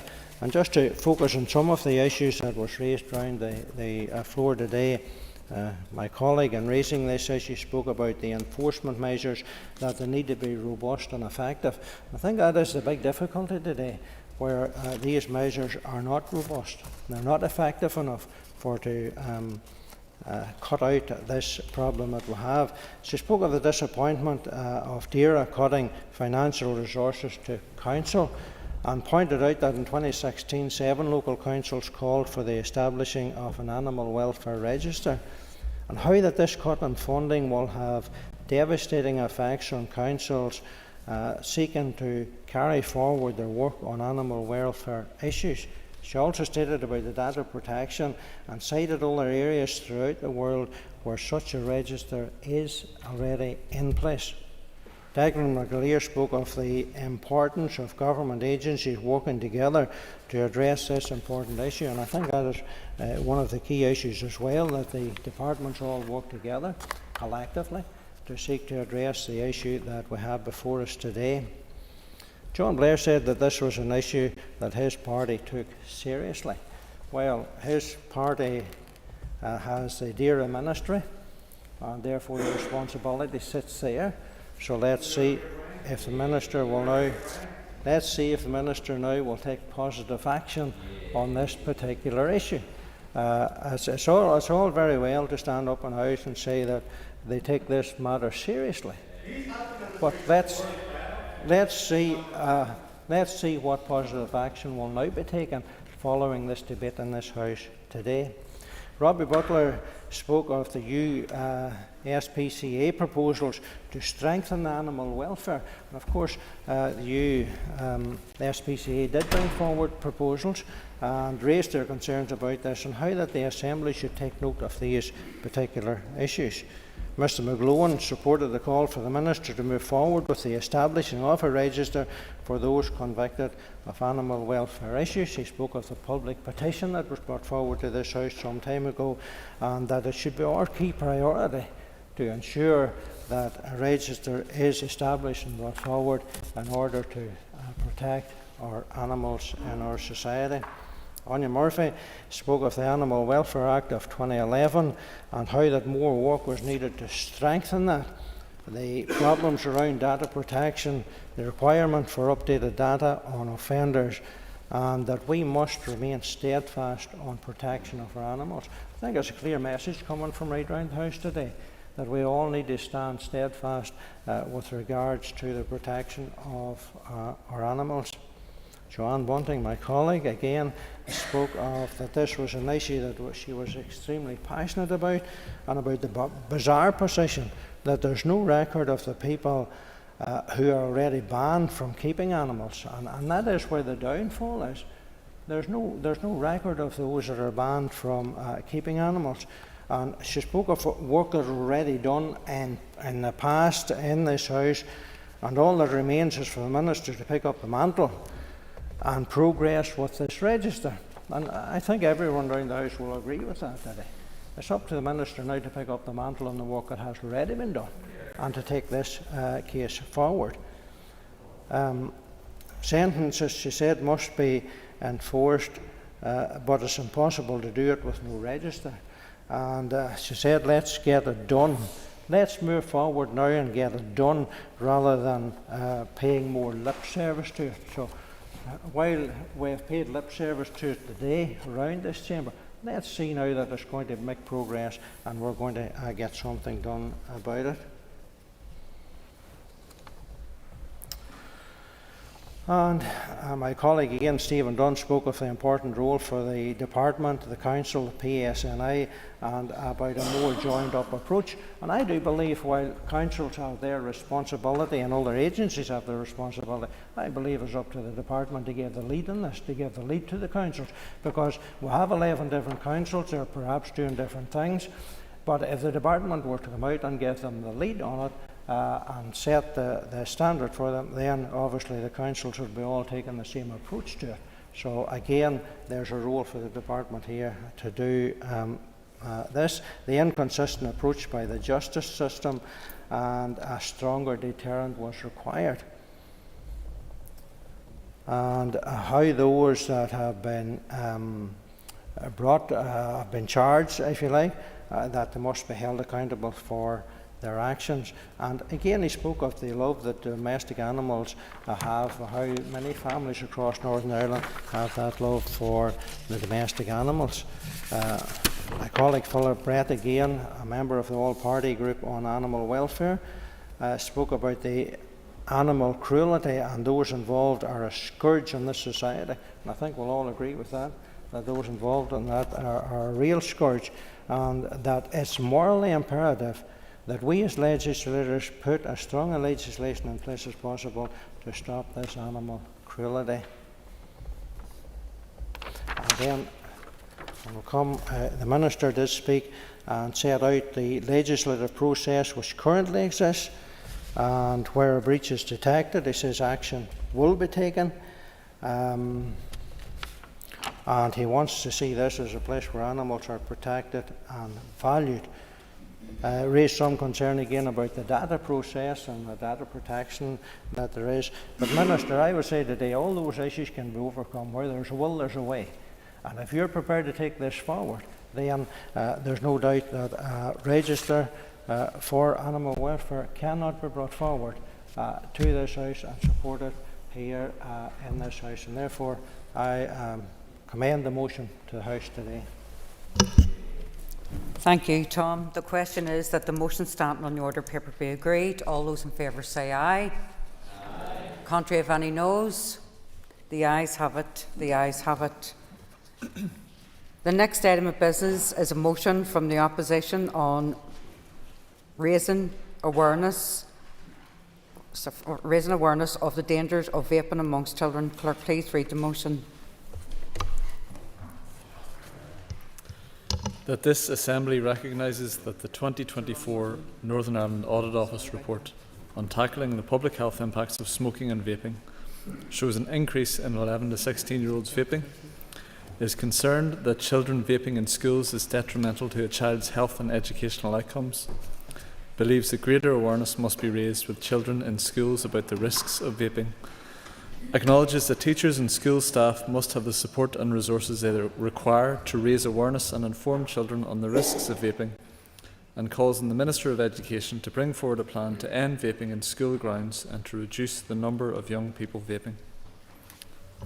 Thank you. Just for any clarity, it's not the official opposition. Chill your jets. It's the way the motion's writ. I call Cathy Mason to move the motion. Thank you, Cathy. The Business Committee has agreed to allow up to 1 hour and 30 minutes for this debate. The proposer of the motion will have 10 minutes to propose and 10 minutes to wind. 2 amendments have been selected and are published on the Marshall list, so the Business Committee has agreed that 30 minutes will be added to the total time for the debate. Cathy, please open the debate on the motion. We are facing a growing crisis in our schools, one that poses a significant threat to the health, well-being and the education of our young people. Vaping has rapidly emerged as one of the biggest concerns among schools, parents and young people themselves right across the north. What was once seen as an issue confined to a small portion of society and as a tool to help stop smoking has now become one of the top disciplinary challenges for schools. I hear it constantly from principals.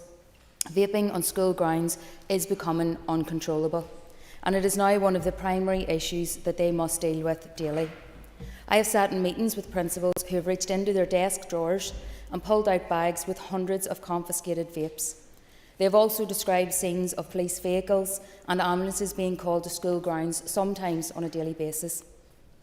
Principals, teachers and school staff are rightly concerned about the rising number of children vaping. Their concern stems from the fact that they feel ill-equipped and unsupported in tackling this growing problem.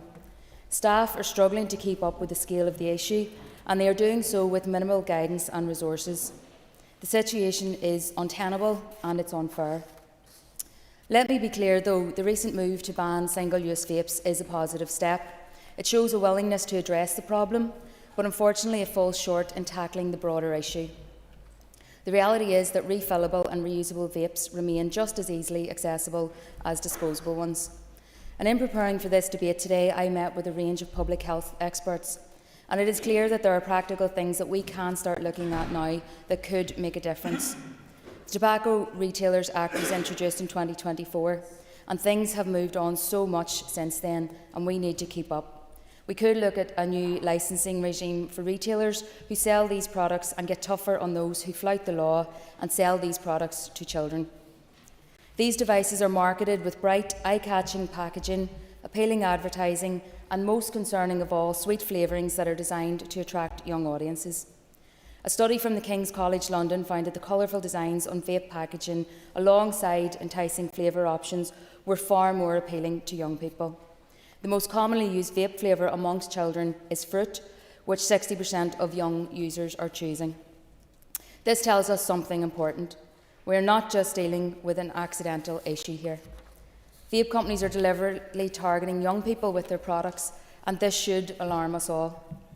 Removing single-use vapes does not address the underlying pressures that young people face, particularly in a school environment where peer influence is strong. Schools are under enormous pressure trying to enforce disciplinary measures for students caught vaping on school grounds. Right now, the default response is often to suspend those who are caught, but this approach is causing further problems. Students who are already struggling with nicotine addiction are being removed from their classrooms, missing valuable learning time and falling possibly further behind in their education. We need an expert-led process that aims to eradicate vaping in schools, whilst ensuring that it doesn't create educational disadvantages for these children. The current response isn't working and it risks leaving vulnerable children even more marginalised. Nicotine e-liquid vaping is only part of the issue. There has been a sharp increase in reports from principals that students are vaping marijuana, THC liquids and even more dangerous synthetic drugs such as spice. This is where the issue becomes even more concerning. Some schools have been forced to vacate classrooms and designate safe spaces for students who are high on these substances.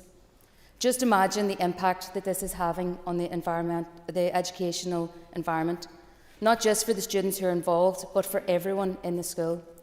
It is unacceptable that under-resourced schools are being forced to surrender their facilities to deal with these dangerous situations.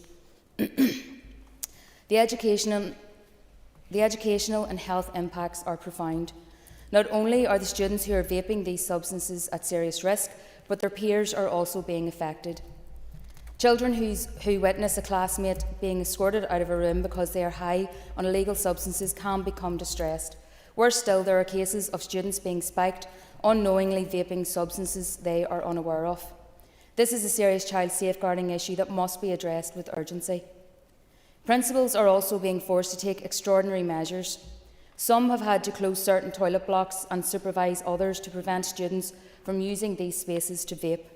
This is simply not acceptable.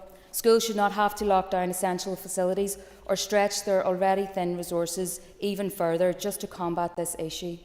It highlights the severity of the problem and underscores the lack of support schools are receiving. The Minister of Education and his department must step up and acknowledge its responsibility here. Teachers and school staff need support, they need training and the resources necessary to address vaping in schools effectively. This is not an issue that can be left to individual schools to solve on their own. A comprehensive strategy is urgently needed. We must ensure young people are provided with the correct, up-to-date information on the risks of vaping. It is crucial that children understand the risks, not just to their health, but to their education and to their future. We need to see a comprehensive plan that goes just beyond banning single-use vapes. We need a strategy that tackles the vaping crisis on all fronts, through education, through better support for school staff, and through a legislative process that works. Concordia, this is not just a school issue. This is a community issue, it is a health issue, it is an educational issue, and it requires a comprehensive, united response. Vaping in schools is a crisis, and we cannot afford to ignore it. Let us act now before more young people are harmed by this dangerous trend. The health, well-being and the future of our children depend on it. Thank you. I call on Michelle Guy to move amendment number 1. Thank you, Michelle. You'll have 10 minutes to propose amendment number 1 and 5 minutes to wind. So please open the debate on the amendment. Thank you. Thank you, Principal Deputy Speaker. I rise in support of the motion and to move the amendment. The amendment is intended to complement the motion and acknowledge that this is an issue, like many others, which requires cross-body cooperation. Parents, carers, teachers and young people are concerned about the prevalence of vaping among under-18s. Data shows huge growth in the number of young people vaping. The Northern Ireland Young Persons Behaviour and Attitude Survey 2022 states that 21.3% of 11 to 16-year-olds have reported using an e-cigarette. That's 1 in 5. It's illegal to sell vapes to anyone under 18 in Northern Ireland. However, the 2024 Underage Vape Sales Report notes a 65% increase since 2022 in confirmed cases of businesses unlawfully selling vaping products to underage persons in Northern Ireland. Enforcement of these laws belongs with local councils, which is why our amendment includes councils as a necessary partner in addressing this issue. Enforcement can play a part, but it's fallible when we consider young people are getting vapes from older people, buying them for them and passing them along.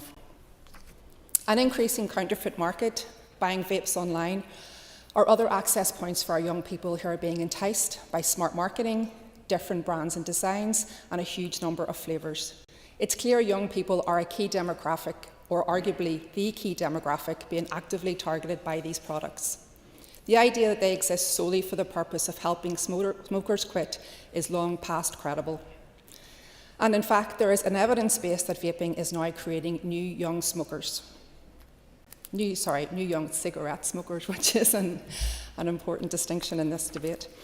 The reality is that this is a multi-million-pound industry, prevalent in popular culture, who will look to attract new customers wherever they can and protect their own interests. The thing I really worry about is that we don't yet know the long-term health implications. I fear we are sleepwalking into a health crisis. Last year, the Royal College of Paediatric and Child Health released a stark statement calling for the outright ban on disposable vapes, given their popularity amongst young people, which they say is fast becoming an epidemic. Here is one extract from that statement. We have even less evidence on the long-term impacts of these products on young lungs, hearts and brains. Paediatricians are deeply concerned about what is an unprecedented rise in uptake and what it will mean for our future generations. It took experts decades to fully understand the impact of traditional cigarettes. We cannot risk our children's health in waiting this long again for longer-term studies. And even without such studies, a recent statement from the British Toxicology Society detailed a pretty terrifying list of risk factors: nicotine addiction, causing damage to developing brains, anxiety, depression, poor concentration, ingestion of heavy metals, and the spiking of vapes with substances such as spice. Returning now to the motion and the wording of the motion, I support its intention and fully acknowledge schools should be getting further support to stop vaping happening on school grounds. But I worry about the scale of this issue, in schools and outside of schools. Having teachers, parents, youth workers and healthcare professionals all raising awareness about the risks is good, but we need to accept these interventions won't necessarily persuade kids, many who are trying to fit in or who are living out some teenage rebelliousness. As policymakers, however, we have the power to do more. Our amendment calls for the Education and Health Minister, along with local government, to work together to end youth vaping. And I think we should approach this with the urgency and seriousness that the Royal College of Paediatrics and Child Health are. We need a ban on disposable vapes, something my colleague Andrew Muir has committed to. We need to see what can be done in terms of heavily restricting advertising, flavours, packaging and shop displays. We need the harsh clampdown on shops selling to young people, and I know this will take funding.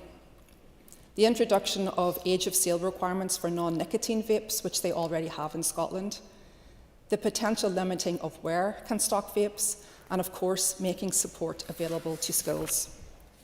So I thank Sinn Féin for bringing this motion, and as a mother of teenagers, for refocusing my mind on just how important, prevalent and scary this issue is, and I hope that our amendment will receive cross-party support. Thank you. Thank you, Michelle. I call David Brooks to move amendment number 2. Thank you, David. The Assembly should note that, you have 10 minutes to move your amendment, 5 minutes to wind, but the Assembly should note that the amendments are mutually exclusive, so if amendment number 1 is made, the question will not be put in amendment number 2. So just please open the debate on the amendment. Thanks, David. Thank you, Mr. Principal Deputy Speaker. Vaping is clearly, as we've heard, a growing issue across our society. I'm not a smoker or a vaper myself, but I think it's important that in engaging in the discussion, we do so honestly and rationally, and recognise that while in general terms all substance addiction is harmful and should be actively discouraged, evidence still suggests that vapes are relatively significantly less harmful than cigarettes that have been more prevalent in the school years, I suspect, of most in this chamber. And anecdotally, we will all know of smokers who have used vapes to stop smoking, and where it's used in this way, it can be positive. That having been said, addiction is not where anyone should want to be. This motion is, of course, specifically regarding our schools, and we do not wish to promote or facilitate addiction to any substance among our children and young people who clearly do not begin as smokers. Our schools, which should be places of learning and growth, have seen a rise in students using e-cigarettes. In 2022, 1 in 5 11 to 16-year-olds responding to the Young Person's Behaviour and Attitude Survey reported ever having used a vape, a rise of 2% since 2016. 6% said they had vaped more than once a week, a doubling in the same period, which is, of course, a trend for some concern. While the habit may be less toxic than cigarettes, it is also not difficult to see why the wide range of flavours may appear more attractive to students, and we've heard that already, and perhaps lack some of the stigma that may have been that underage smoking may have carried in the past. This is at the heart of efforts to try and restrict the flavours and better regulate the industry, and research has unsurprisingly shown that the range of flavours and colours act as a hook for young people in particular. Nicotine itself, we know, can impair cognitive function and memory, which is the very opposite of what we want for our teenagers, with brains still developing, and least of all within our schools, tasked with teaching and encouraging children to reach their full potential. We know that the vapour in many cigarettes contain harmful chemicals I am not going to try and pronounce here today, but which are known to cause lung injuries and heart damage. There have been efforts in other countries to combat the growing prevalence of vaping in schools. In Australia, the government has enforced strict regulations on vaping products, making it harder for minors to access them, and schools have adopted strong anti-vaping education programmes. These programmes, of course, highlight the physical dangers of vaping, but also address the psychological impact of addiction. Students are engaged in discussion to promote healthy living and decision-making, and schools have installed vape detectors in bathrooms to monitor and curb the activity in real time. In Canada, they have restricted advertisement and flavours of vape products, similar to what is being considered in the UK. And their Not an Experiment campaign is aimed at educating students about the dangers of vaping and has been implemented in schools nationwide. I had a look at the PHE Canada website earlier today. It seems to me a useful resource to support public health messaging to young people. But I must acknowledge also that our own PHA has developed something similar in this regard to support teachers and parents and others working with children, and indeed the Department of Education has their Safer Schools app, which supports teachers, pupils, parents and carers on a range of safeguarding issues, including vaping. In other parts of the UK, schools are working with parents, local health services and policing to encourage a joint approach against underage vaping. Involving families in the conversation encourages those anti-vaping messages to be reinforced at home. But it's also the case, I think importantly, that the approach often encourages those who have developed an addiction to engage with counselling, health and other support to end their use.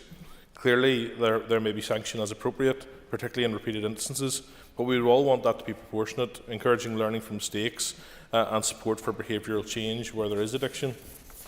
What the international examples in particular show, and what our amendment reinforces, is that reducing vaping in schools requires a multifaceted approach. Our schools have tools provided to them by the department to assist in their statutory requirements around substance abuse. However, this is a societal issue. It enters our schools from beyond their walls, and while schools always have a role, and have always had a role, in educating of the dangers of substance abuse and addiction, it cannot fall to them to address alone. We need a collegiate approach and a strategy that includes stronger regulation, active education, parental involvement and health support for students who are already addicted. And for that reason, I commend our amendment to the House. Thank you, Mrs. Principal Deputy Speaker. Thank you, David. I call Colin Crawford. Thank you very much, Principal Deputy Speaker.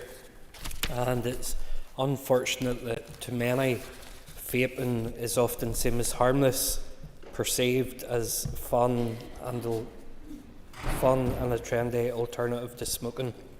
However, the harsh reality is that it carries significant risks that we cannot overlook.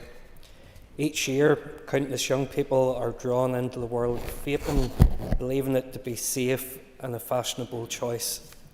But let's be clear, vaping is not without serious consequences. Often marketed as a safer alternative to traditional smoking, the truth is far from this misconception.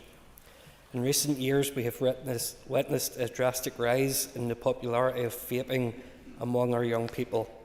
What was once a trend, often dismissed as harmless and fun, has now revealed itself to be a serious public health concern.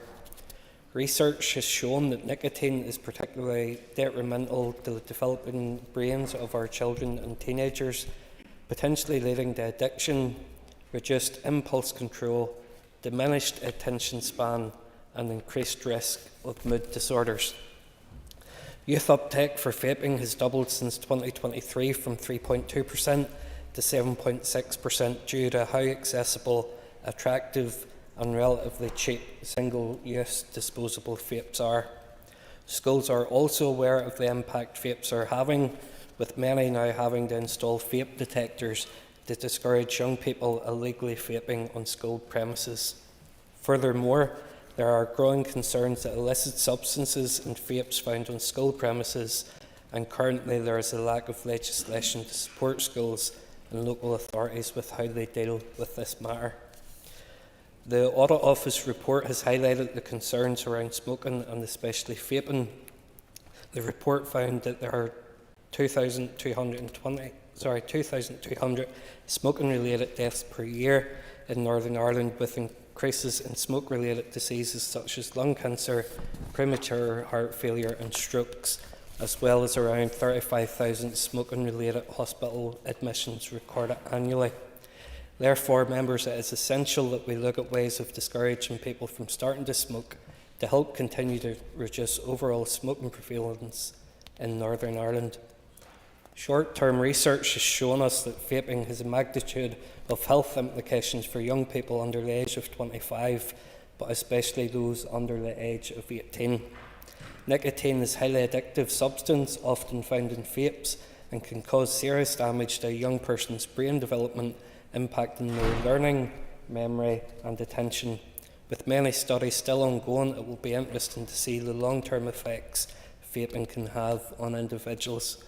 At the end of 2023, the Ulster Unionist Party published our vaping policy, and some suggested guidance and regulations from our policy paper include increased officer-led enforcement throughout councils to do spot checks on retailers and businesses that sell vapes to ensure they are not being proxy purchased for children or sold to children directly, and harsher fines and penalties placed on businesses that sell these products illegally.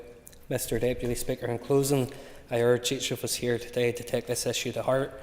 Let us commit ourselves to raising awareness about the dangers of vaping amongst our young people. Together we have the power to safeguard the health and future of our children, to ensure that they have the opportunity to thrive in a world free from the grips of addiction. Thank you, Mr. Deputy Speaker. Justin McNulty. Having only been invented a little over 20 years ago, vaping has now incredibly and sadly become ubiquitous in our society. Whilst initially launched with the sales pitch of helping smokers wishing to escape their cigarette addiction by moving to a so-called safer interim alternative, it is now clear that vaping and the vaping industry has its own agenda, and that includes attracting and addicting new users. Many of these new users have never tried cigarettes, and many of these new users, regrettably and scarily, include our children. The proliferation of vape shops in our high streets with colourful signs offering sweet and fruity nicotine highs lure many of our young people to take up this highly addictive habit, causing damage to their lungs, adversely impacting their educational outcomes and increasing the likelihood of a new generation later moving to lethal cigarettes. And on top of that, vaping is not cool. Young people of all ages don't suit vaping, and it's really a scourge in our society. And school leaders across the north have highlighted the plague of vaping in our schools and have described the problem as a crisis point. We desperately need action, and I welcome today's motion recognising both the harm caused by vaping, the scale of the problem and the impact it is having in our schools. Why are vapes being marketed as a confectionery product when they are a nicotine product? A 2022 Public Health Agency survey reported that 21.3% of 11 to 16-year-olds in the North have tried vaping, whilst Fidel McCarter from the charity Northern Ireland Chest, Heart and Stroke says 17% of young vapers are doing it regularly. A shocking figure that without action would only create further risks going further. As young people navigate their studies, the often challenging realities, peer dynamics, relationships and digital addiction, they now also have to contend with a novel 21st century drug that lacks any long-term testing. At the same time, our teachers who deal with a multitude of diverse and challenging tasks, in time, poor and under-resourced schools are now having to meet the added demand of policing a sizable minority of vape-addicted children. I say that again. Teachers are now having to meet the demand of policing vape-addicted children. Whilst the true long-term damage of vaping cannot yet be known, we already know enough to know more must be done. The story of the Belfast 12-year-old Sarah Griffin, who last year suffered a collapsed lung and ended up in an induced coma for 4 days, should alone prompt us to do more to curb the scourge of vaping. But so too should the less reported stories of addicted teenagers unable to focus without the crutch of their vape, racked by anxiety, headaches and withdrawal.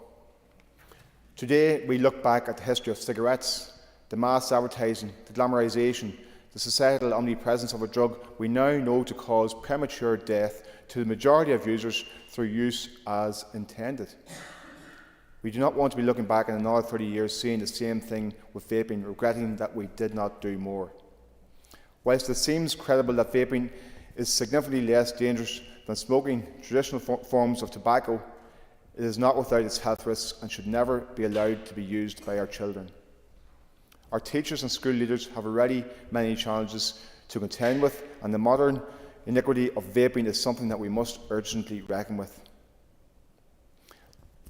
It is now incumbent on the Minister of Education to take the crisis seriously and work with his department to draft up a plan to educate our young people on the risks of vaping and to allocate the time and resources to our schools so that this problem may be met.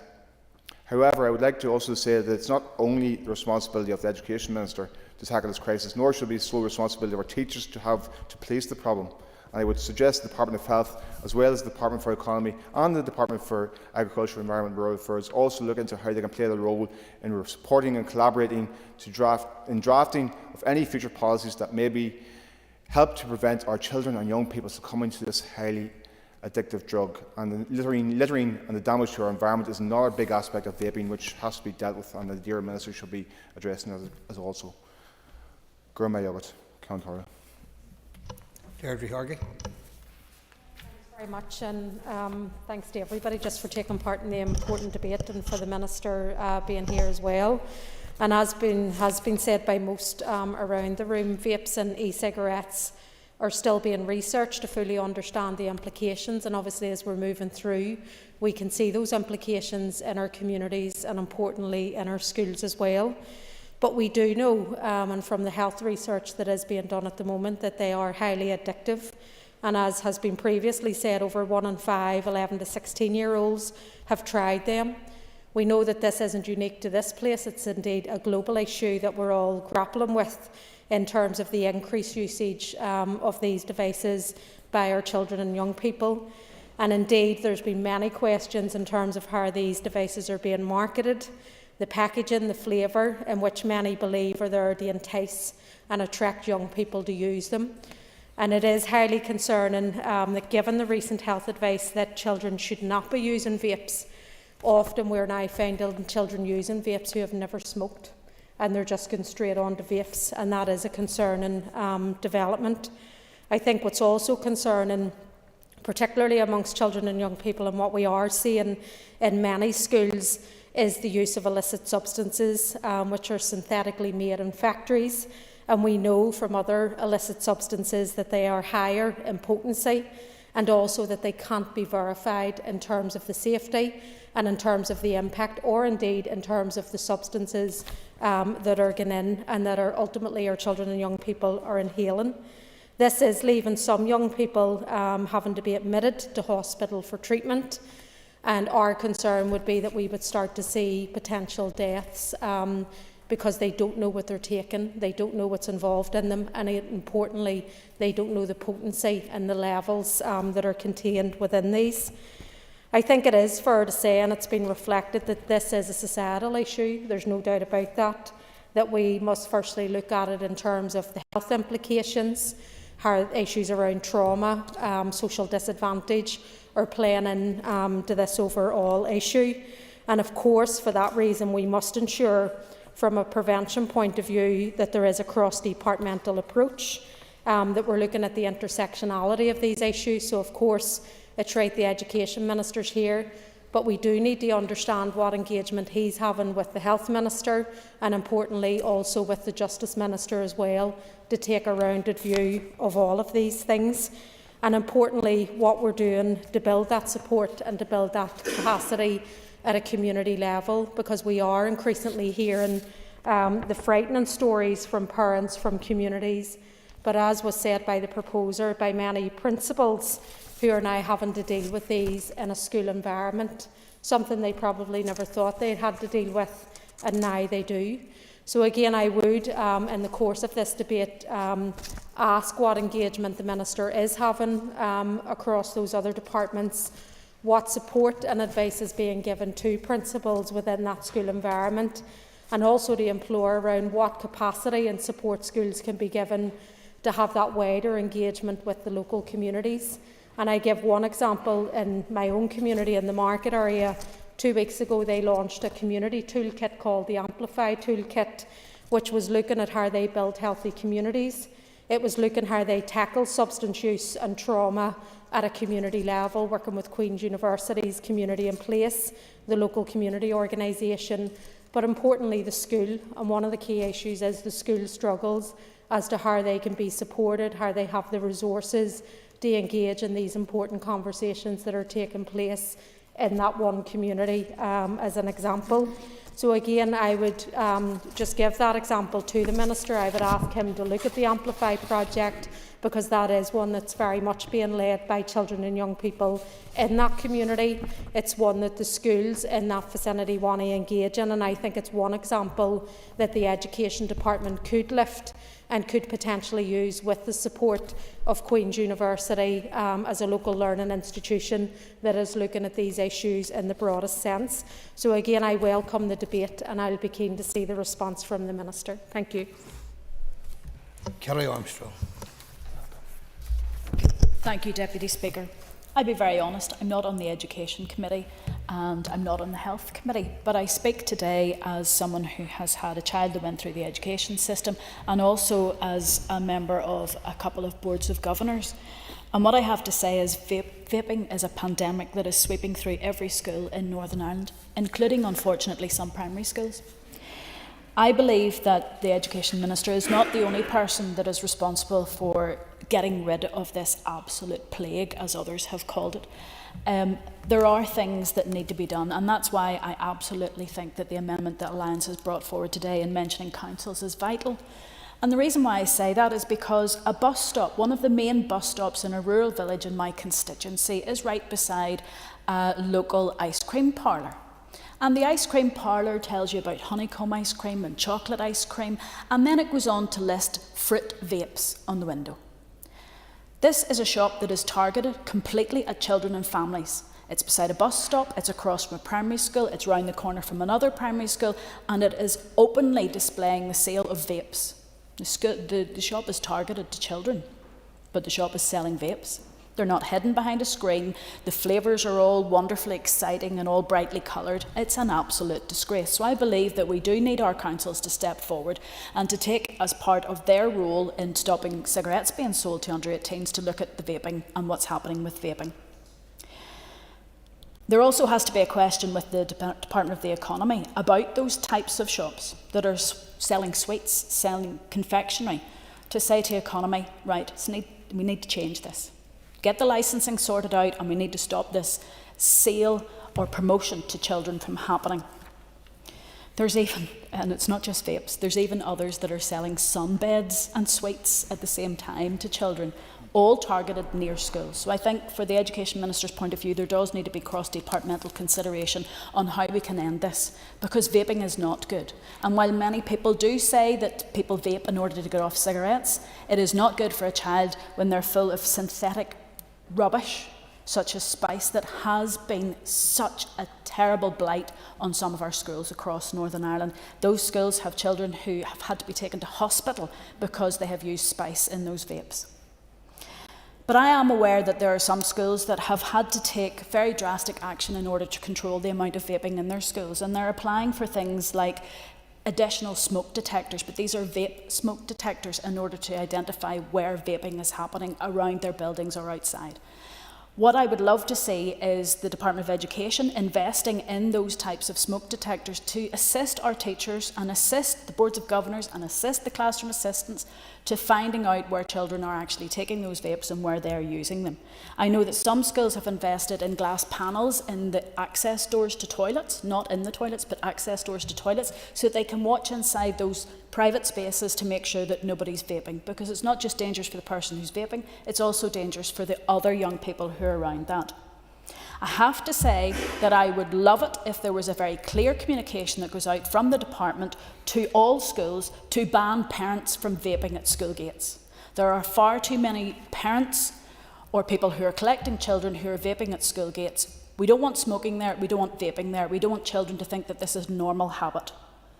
The risks of vaping are far too high on our young people, and as my colleague Michelle Guy has said, they are also turning to cigarettes. So it's not having the effect of stopping cigarette smoking, it's actually encouraging smoking in all forms. Thank you. Okay, thank you. I now call on the Minister of Education to respond. And Minister, you have up to 15 minutes. Thank you, Deputy Speaker, and can I thank members for bringing, first of all, the motion forward, and for everyone who has taken part. And I think there's been some information there that certainly I want to take away and have my officials look into, because it's something that we all do need to tackle collectively. I do visit many schools, I engage with many school leaders and teachers, and it's clear this issue is one of significant concern in our schools, and Kelly Armstrong has outlined from her experience as a Board of Governor how challenging it is, and also what she can see in her own locality in terms of the marketing of these products. But there has been a rise in the popularity of vaping among children and young people.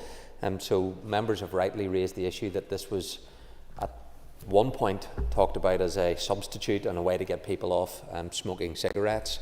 It's actually proving to be a gateway now and drawing more people in to taking a substance that's harmful. And I think we need to be careful as to how we speak about vaping as this positive substitute, given the evidence that we now have in terms of its impact. So there are challenges as we seek to restrict its use, addressing challenging behaviours and educating young people of the harmful risks that exist when you do vape. Vaping, as I've said, does act as a gateway into using dangerous substances for many young people, and we need to ensure that our schools are smoke-free and vape-free. There's no doubt about the growing challenge. As of 2022, more than a fifth of 11 to 16-year-olds in Northern Ireland reported having used an e-cigarette. Nearly a quarter of Year 12 children reported that they currently vaped, and the proportion of 11 to 16-year-olds who vape regularly doubled from 2019 to 2022. Young people often explain the reasons as including peer pressure, social image, perceived lower health risks of vapes compared with cigarettes. It supports their mental health, it reduces stress levels, and to address low self-esteem. These are some of the misplaced reasons as to why young people have been vaping. So we need to prevent young people from starting in the first place. It's an important matter of public health, and in certain circumstances it can be a criminal justice issue. As such, my department will work closely with the Department of Health, the Public Health Agency, and as necessary the Department of Justice and the PSNI, following appropriate guidance and regulations. So the Public Health Agency has worked with key partners to produce up-to-date resources to raise awareness and to support discussion with young people on vaping. This did include writing to schools in March of this year to provide factual information and advice to inform young people, teachers, parents, carers and others working with young people about vaping, the law and the associated risks. It's important that we first educate our children and young people on the risks of such activity and equip them to make positive choices. So in terms of the curriculum at primary level, pupils are taught about the importance of making good choices and being aware of the effects of drugs and alcohol on their own health and others. At post-primary level, pupils explore the concept of health as the development of a whole person and investigate the effects on the body of legal and illegal substances and the risks and consequences of their misuse.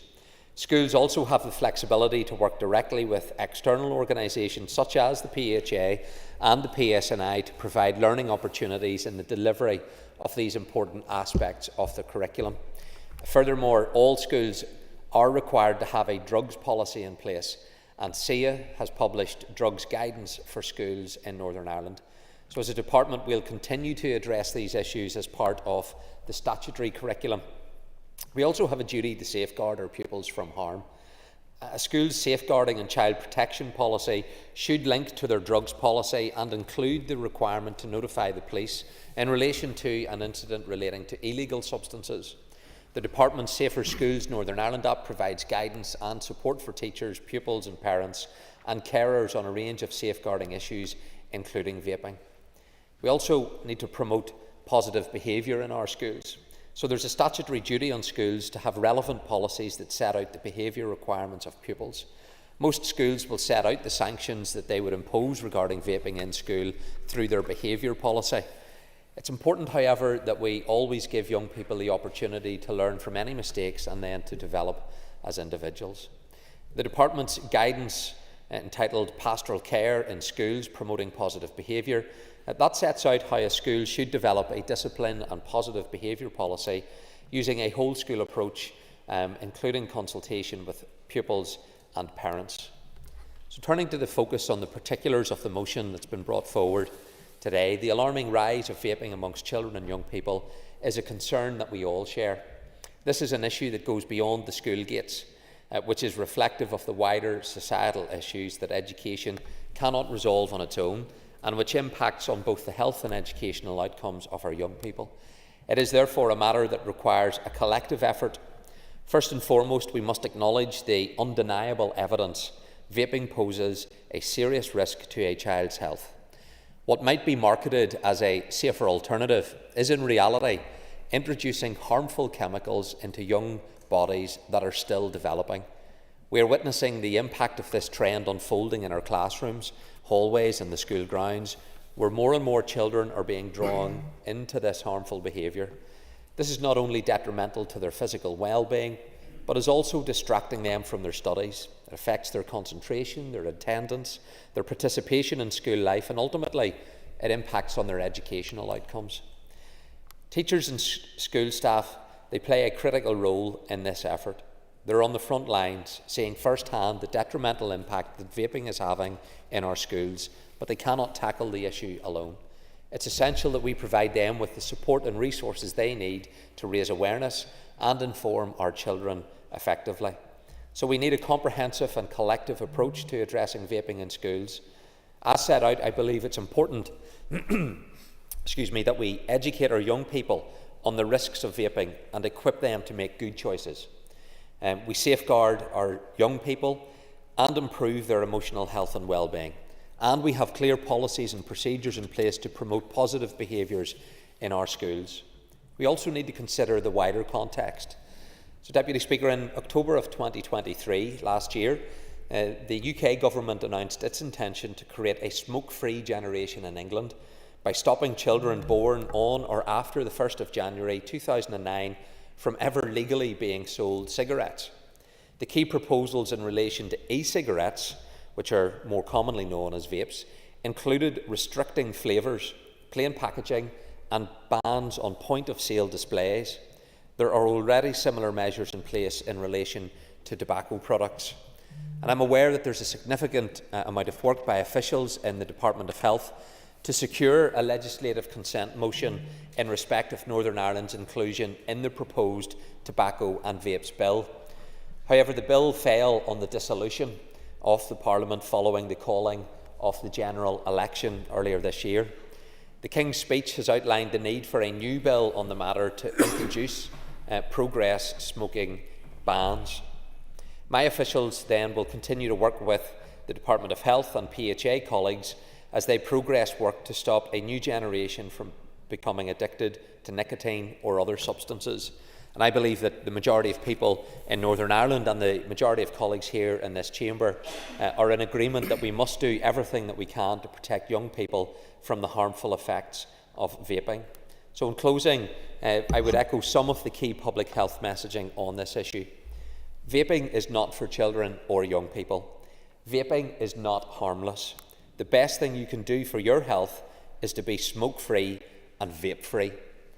This is messaging that we must aim to work together to support and reinforce collectively if we are to protect the health of our children and our young people. So thank you again, Deputy Speaker, to Sinn Féin for bringing this motion and for all colleagues in the Assembly for speaking to it.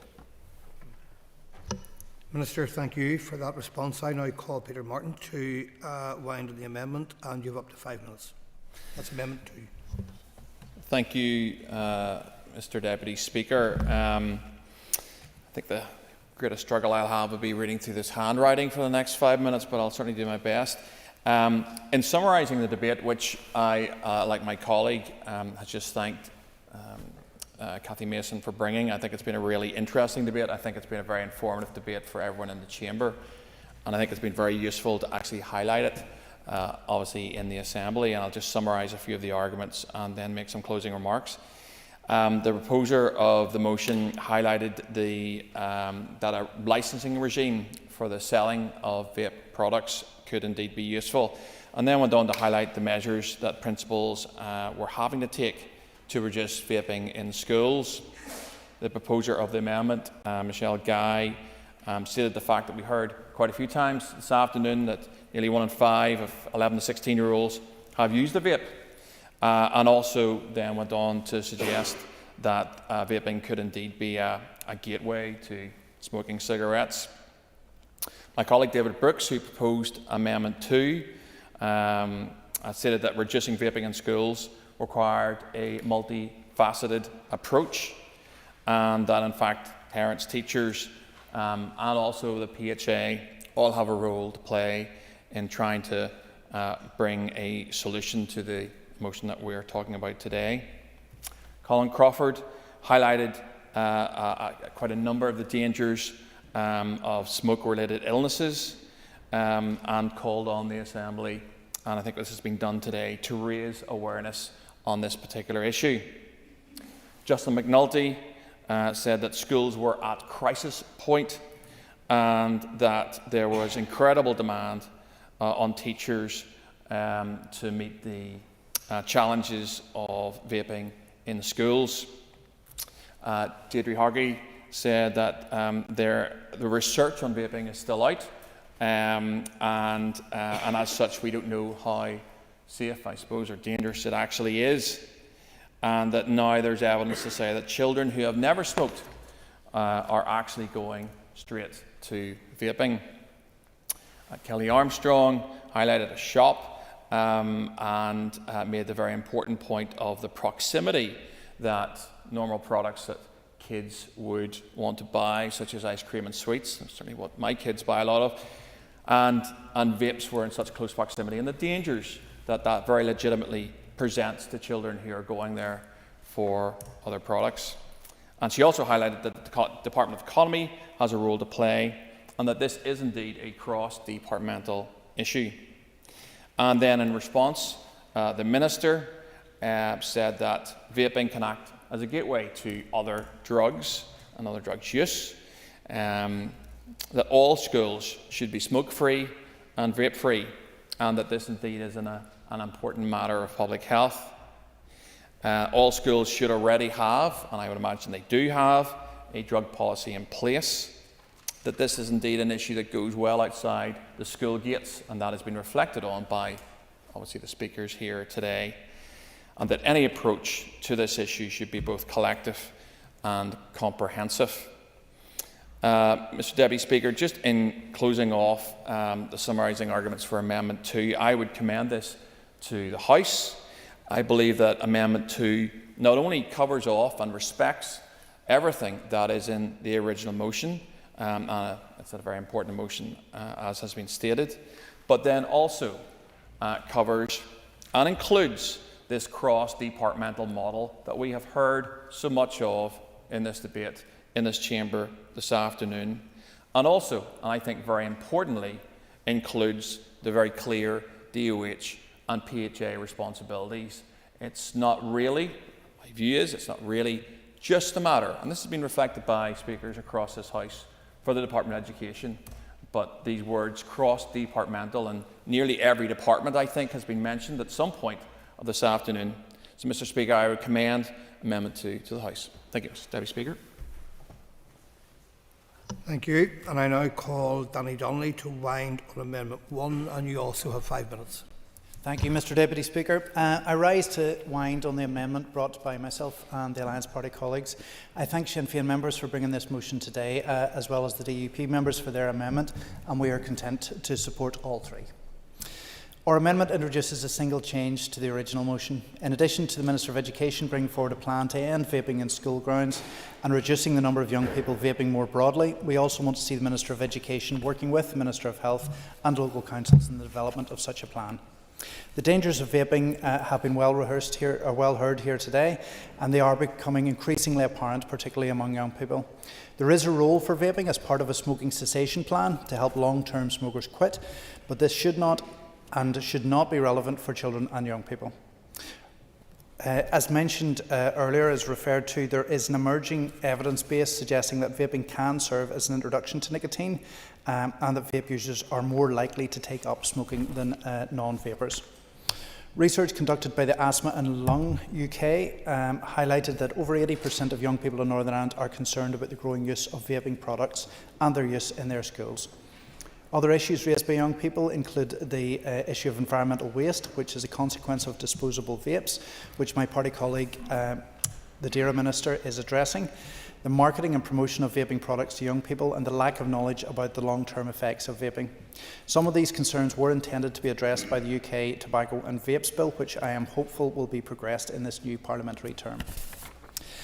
I have had the privilege of working with Youth Assembly and attended one of the events that they had in this building on this particular issue, and I would applaud their work on this. I've also had the opportunity to ask some young people who were doing work experience with me this week, Aaron and Olivia, just about their experiences in this, and they have said they know of young people who have been hospitalised because their vapes have been laced with other substances. Again, incredibly concerning. They have seen students who can't concentrate in class. They have seen students become agitated and even violent when they don't have access to vapes. They have seen school pupils leaving classes to go and vape in the toilets multiple times throughout the day, sometimes multiple times in the same class.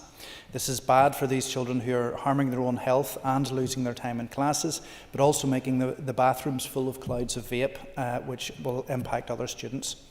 They also reported shops selling vapes to young people without checks, even when they were in school uniform, which again I was very concerned to hear. While it is understandable why Sinn Féin brought this motion to the Assembly and addressed it to the Department of Education due to its focus on children and young people, tobacco and vapes are the responsibility of the Department of Health, and in fact we have discussed this in Health Committee. So we believe a collaborative approach between the departments is necessary, and that has been referred to multiple times today. As highlighted by my council colleague Michelle Guy, we have also included local councils on the basis that councils have a responsibility for environmental health. And in the Tobacco and Vapes Bill, local councils were to be given additional enforcement authorities. So it's therefore important that our 11 local councils and their representatives are also involved in this decision making. For these reasons, I would encourage all members to support our amendment, and I'll now discuss a few of the comments from other members in relation to the amendment. Cathy Mason spoke about the lack of regulation in vape selling. Again, that was something that was mentioned by the young people. Colin Crawford spoke of the health implications of vaping under the ages of 18 and 25, very concerning to us all to hear. Justin McNulty spoke of the proliferation of vapes and vape shops, and particularly memorably said that they were marketed as a confectionery product rather than a nicotine product, which I think makes a very strong point. Deirdre Hargey highlighted that this is a cross-departmental issue and that pressures on schools and communities are alike, and highlighted the Amplify project in her area as a good example of a project against this. My colleague Kelly Armstrong highlighted the prominence of vapes in shops that also sell sweets and even sunbeds. And she said that she would like to see a ban on vaping at school gates. It's something I would agree with, as this does normalise this behaviour. Minister Given then highlighted the unacceptable rates of vaping in young people and committed to working with the Minister of Health, the Minister of Justice, the PHA and the PSNI to address vaping in schools. He also highlighted the proposed restrictions on vapes within the Tobacco and Vapes Bill, and that's something I think will hopefully come to pass.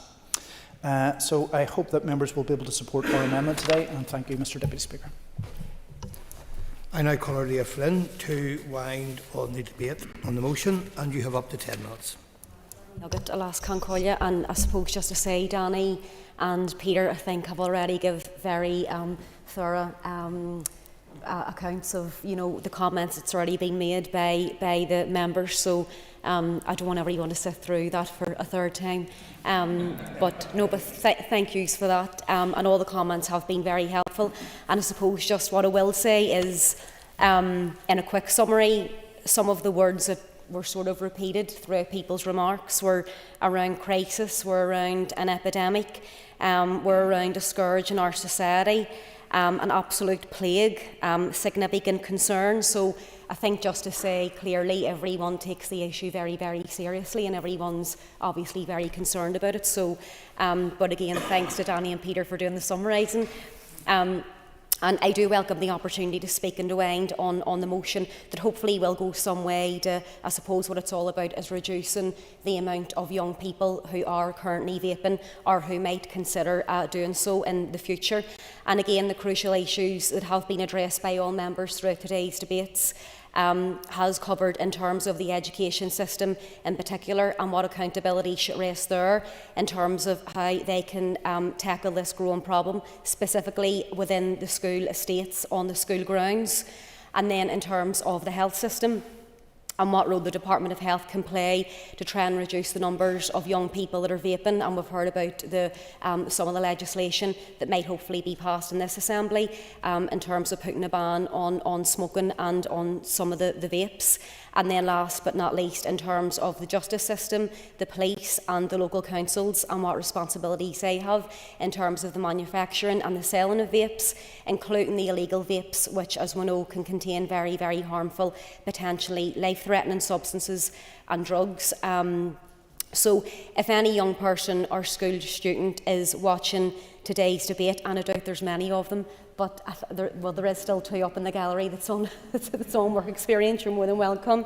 But for any young people that might pick up on some of what's been said in today's debate, I suppose the critical message that I would like them to take away is that vaping is dangerous. From everything that we've heard throughout people's remarks, it's dangerous and it's bad for your health. Far too many young people, as we know, are starting to pick up this habit as young teens, and it does have damaging consequences to their health, and it can act as a gateway to sadly to other drugs and to addiction. And we know that many of the young people are picking up the habit in many cases in the company of their friends, of their peers, as the Minister had says, and within the school environment. But what worries me the most about this trend and about the huge increase that we've seen in the number of children who are now smoking vapes, it is the absolute danger that's posed by some of the substances that they're smoking. And some of these kids don't even know, they're not even aware of the dangerous substances or the drugs that some of these vapes contain and that are already in circulation across many of our schools. And this problem potentially affects us all, every single one of us in the chamber, every single one of our constituents. We all have connections to young people in our lives, sons, daughters, nieces, nephews, grandchildren, neighbours, friends, whatever it is, we're all connected to young people in some shape or form. And this issue of vaping and of dangerous vapes spiked with drugs, it has already reached our streets, it has already reached our schools, and it has already reached our young people.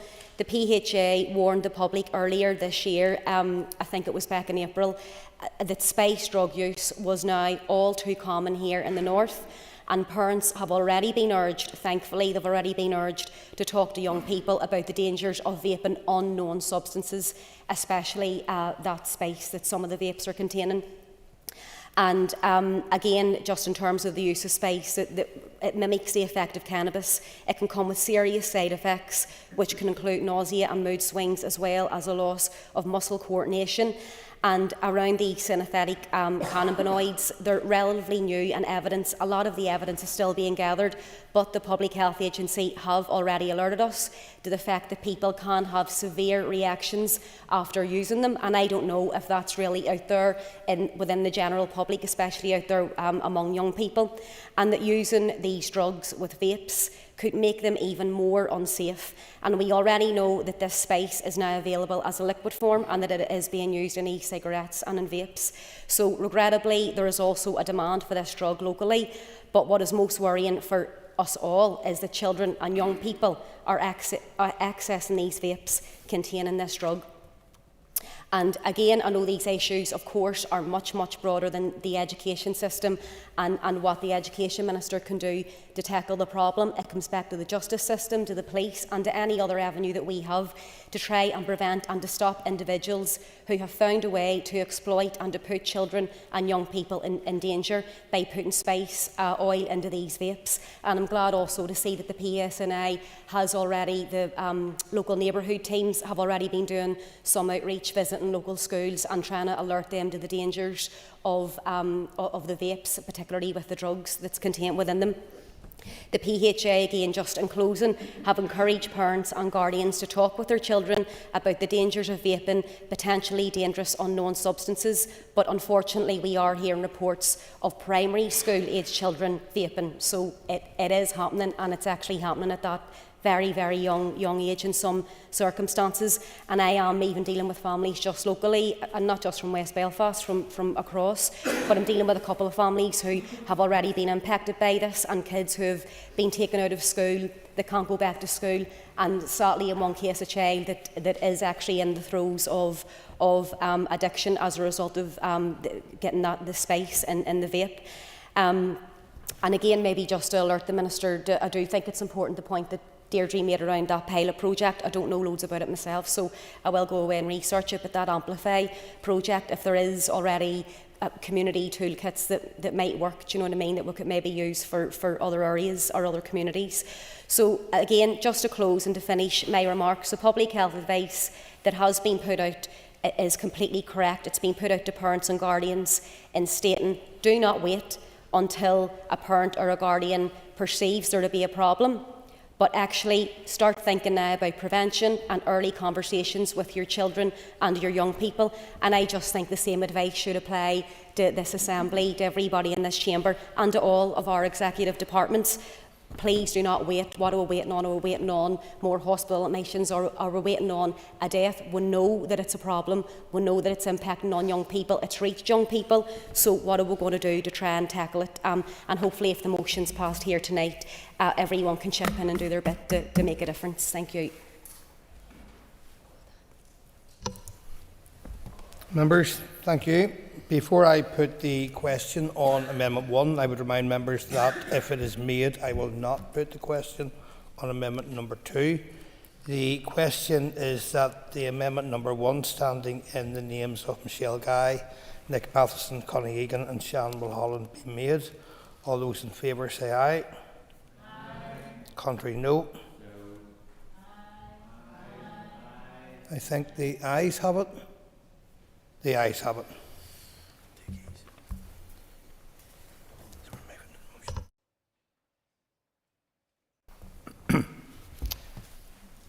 Members, the question is that the motion as amended be agreed. All those in favour say aye.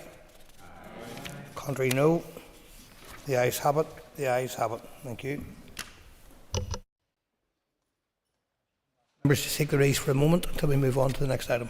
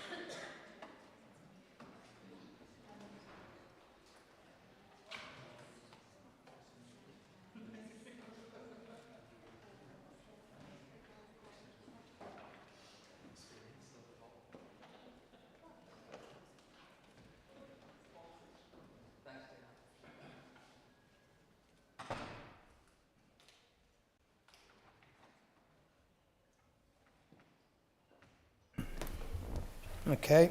Members, item 6 on the order paper, the adjournment. The question is that the Assembly do now adjourn, and in conjunction with the Business Committee, the Speaker has given leave to Andrew McMurray to raise the matter of homelessness in South Down. I call Andrew McMurray, and you have up to 15 minutes. Thank you, Mr. Deputy Speaker. I want to raise the issue of homelessness in my constituency of South Down, but also more broadly in Northern Ireland as a whole. I think I can be confident in saying that there is no member of this House for whom homelessness is not a regular issue. This is my first opportunity to bring an adjournment debate, so I spent a bit of time reflecting on what I wanted to raise. There's a concept model known as Maslow's hierarchy of needs. Very simply, it is a pyramid of needs which are required to be satisfied as a human being. If the base needs aren't or cannot be met, then those above it cannot be attained. Some members may be familiar with it. It may be, for me, as a hangover of being a child of two social workers or my postgraduate studies in youth and community work, but as a concept that's always stuck with me, so it has. But we in this chamber are very lucky and privileged to be in this position that we are. It would be remiss of me not to use my position to speak up for those who are not as lucky or as fortunate as I. And just before I do go on, I want to state that due to how the statistics are compiled, I will be referencing council areas as well as constituency areas at times, but that's just sort of a hangover from how they're compiled. As of 30th of June, there were 58,241 people who were officially homeless in Northern Ireland. That is 1 in 33 people, up from 1 in 34 in the space of 6 months. Of these, 5,447 were homeless in Newry, Morning Down. 10 years ago, the figure was 2,536. The number of statutory homeless individuals in Newry, Morning Down has increased by 115% over the past 10 years. This is the third highest increase amongst the 11 council areas. Temporary accommodation is skewed toward Belfast, so for every homeless person in Newry, Morning Down, there are probably others who have had to leave the area in order to move into temporary accommodation in Belfast or beyond. Indeed, an instance was recalled to me where an individual was placed on a bus to Derry from Downpatrick in order to receive shelter for a night. So while the issue may manifest itself in a city or town outside of my constituency, that is not to say that it's not a problem in my constituency. In Northern Ireland, nearly 6 out of 10 households who were statutorily homeless in June were families, and close to 20,000 homeless individuals were children and young people under 18. To paraphrase Bruce Springsteen in The Ghost of Tom Joad, no home, no peace, no rest. To reference this back to Maslow's hierarchy of needs, these people are quite literally surviving. All other development needs are put in the back burner. These numbers are shocking, but they aren't even the full story. They're also the so-called hidden homeless who would be eligible for help from the housing executive but haven't yet come forward. For example, staff of one local homelessness organisation told us about a young man in his 20s who had come through the care system and was now sofa surfing. After a while, he had outstayed his welcome. At that point, he emerged on from the hidden homeless and sought with support from said organisation. But nobody knows for sure how many people are affected by hidden homelessness.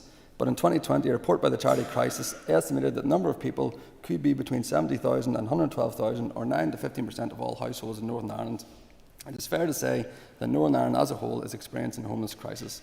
But first and foremost, homelessness is a personal crisis for each individual affected. It is deeply frightening, unsettling experience to find yourself without a safe and secure home. Research shows that homelessness has a negative impact on people's health and life expectancy. It leads to increased risk of contact with the criminal justice system, as well as other negative physical and psychological and social impacts. A member of staff at one of the local homelessness organisations in Patrick spoke to me about the poverty of hope many homeless people experience and the devastating impacts this has on their lives. I'll read out her words because she put it better than I ever could. Our young people, in general, can survive hard things if they know that something better is on its way. Despair leads some of our young people to the darkest of places. Suicide and self-harming behaviours, drug use and overdoses, violent and sexual assault are experiences we hear about from our young people daily. For some of our young people, we live in real fear of the phone call that tells us they didn't make it. And we have lost young people to these things. We have supported young people living in tents, in abusive relationships, young people with nobody else who would think to check on them. When you see something in the news about a young person in our catchment areas who has experienced something horrific, the chances are we know them or knew them. None of these experiences happen in a vacuum, though. In many of these situations, you can trace back beyond the individual and community trauma to political choices, to inequality, poverty, and emaciated public services. The experience of homelessness and often the the equally traumatic events that lead them do great harm to people's confidence. It is crucial that high-quality support is provided in addition to a home. We discussed the housing emergency in the Assembly last week. You cannot prevent homelessness without an adequate supply of housing. This cannot be overstated and was discussed in this chamber last week by the SDLP motion. As such, I want to focus on some of the other issues faced by homelessness organisations in South Down and beyond. I also want to pay tribute to the charities and organisations working in this sector and the very valuable work they do in supporting men, women, young people and families in South Down at a very vulnerable point of their lives. I want to thank them for taking the time to speak to me in preparation for this and to share their experiences and concerns with me. All these conversations with those involved with the organisations was both humbling and at times moving. Max and I provide supported housing and to a range of other support services for young children and young people aged 16 to 25 years who are homeless or at risk of homelessness or struggling in other ways. The Simon Community operate a hostel in Downpatrick where they offer temporary accommodation and support to people presenting as homeless. The housing executive in Downpatrick could do their best to support people experiencing homelessness and housing stress short of homelessness every day and move them into accommodation as soon as possible. I also thank Homeless Connect in Belfast who shared their insights into homelessness, statistics and policy issues with me. These organisations provide a roof over the head for people who are experiencing homelessness, but they also provide invaluable personal support which is so important to help people move on and successfully sustain a tenancy in the future. Voluntary organisations such as Max and the Simon Community are doing all they can to help, but the conditions in the sector are very difficult. Very often these organisations work with individuals to place them in temporary accommodation. The term temporary suggests that this is only for a short period, but this is not always or even usually the case. I met a gentleman who became homeless through a relationship breakdown and was sleeping in his car for some time. He has now been living in temporary accommodation in Downpatrick for 18 months and cannot spend time with his daughter because he doesn't have a home. Again, I refer back to the hierarchy of needs. Emotional, social, educational needs cannot be met if you are struggling to meet the need of shelter. Homelessness support staff told me they knew of people who had been in temporary accommodation for several years. These cases are not exceptional. In April of this year, 63% of households living in temporary accommodation have been there for more than 6 months, and 44% have been more for a year. To me, that pushes the definition of temporary, and it is, of course, a stark expression of the dire housing crisis we are experiencing. For many, there is very little hope of moving on anytime soon. In Downpatrick, the average number of housing points needed to get into social housing is now 170.4. You get 70 points for being homeless. There are currently 3,986 households in the social housing waiting list in Newry, Moore and Down, and 1,300 of these have been waiting for over 5 years. Only 360 allocations were made last year. Private rentals are often affordable for low-income households and often present other access hurdles as well. The Simon Community runs a deposit scheme and has plans to provide affordable rental housing through its Creating Homes scheme, but property is expensive in South Down. I mentioned before that the housing support staff, and I want to spend a little time talking about the challenges they face in providing support to people in need. The first priority of the Housing Executive Homeless Strategy for 2022 to 27 is to prioritise homelessness prevention. Homelessness prevention is incredibly important because it can stop further harm and it also saves a lot of money, and yet prevention is under immense pressure. Staff recruitment and retention are an enormous challenge for the sector. Trusting relationships are key to effective support, but frequently changing agency staff makes this very difficult. This has a negative impact on good outcomes. Homelessness support is a very challenging and skilled job. It is a demanding in emotional terms too. It takes a very committed and compassionate workforce to provide this service, but that is not often reflected in the pay or working conditions in the sector. In fact, I've heard people working in the sector that some of them have made use of food banks, and many certainly struggle to make ends meet. And again, I quote one of the conversations. We chat with each other in the office about where to get the cheapest noodles to tide us over until payday. In reality, it's a reality that many of us just won't be able to keep doing this indefinitely. We are acutely aware of poverty and know the people we serve experience things we probably will never have to. So we don't like to make a fuss, but we also have to pay the bills. The sector needs professionalised. The staffing working there are already professionals to all intents and purposes, but working conditions are not. At the root of all this is funding, in terms of quantity, in terms of stability, and also structural terms. Quantity-wise, a lot of housing support is funded through Supporting People Programme grant, which is frozen in 2007 to 2008. The Communities Minister has promised above inflation increase to Supporting People Programme, which is brilliant, but it doesn't make up for the 15-year freeze. Stability-wise, the organisations I spoke to also weren't sure whether this increase was to be recurring. The homelessness service budget was also squeezed, and many services are now funded on a month-to-month basis. This uncertainty means that they can neither recruit nor increase pay. The looming increase in minimum wage next year may mean that many of these organisations become unviable if funding doesn't increase accordingly. Structurally speaking, prevention services are funded out of the same pot as temporary accommodation, but only the latter is subject to statutory duty. As the demand of temporary accommodation increases, as it has done fivefold since the COVID-19 pandemic, the squeeze in prevention tightens. We need to turn this around. Finally, Mr. Speaker and Minister, I just want to reflect briefly on the character to which the Simon community takes its name.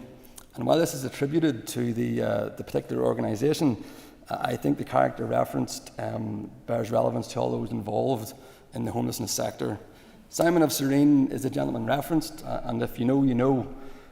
But to give a bit of context, Simon stepped forward and undertook to share the burden of something that was almost impossible to bear.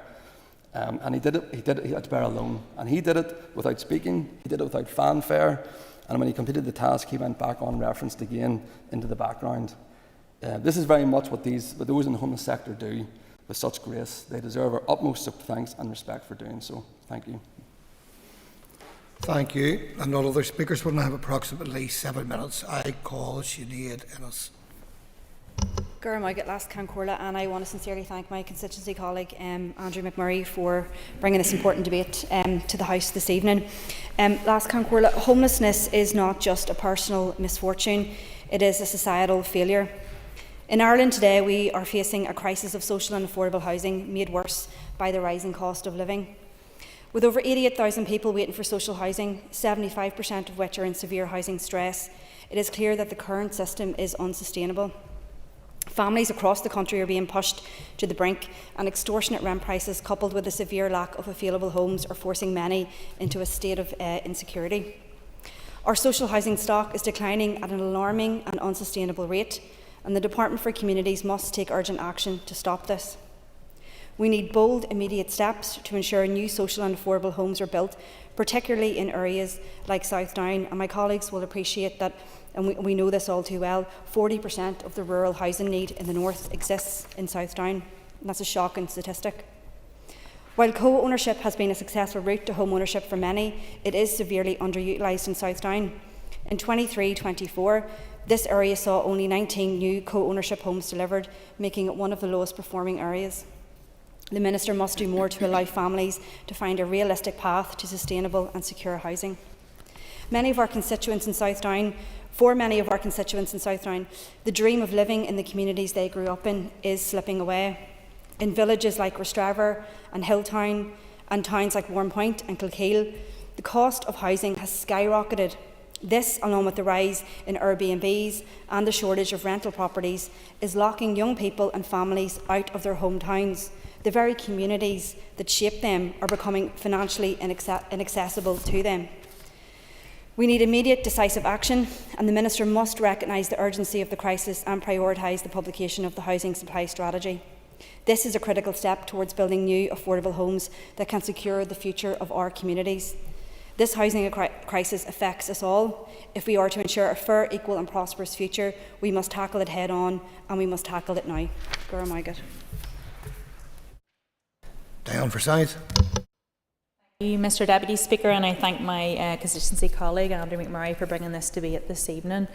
And we know that becoming homeless can happen to anyone, and with over 48,000 now on the waiting list for social housing in Northern Ireland, with some 8,452 presenters as homeless in the most recent reporting period of October to March 24, it really is such a significant issue in Northern Ireland, and it is good to speak about it here in this House this evening. And homelessness is widely misunderstood, where many just understand it as looking around and seeing people living on the streets. And the real challenge that we face around us is explaining and raising awareness of what it really means. The definition of homeless includes people staying with friends, families, hostels, rough sleeping and homes that are unsuitable for them.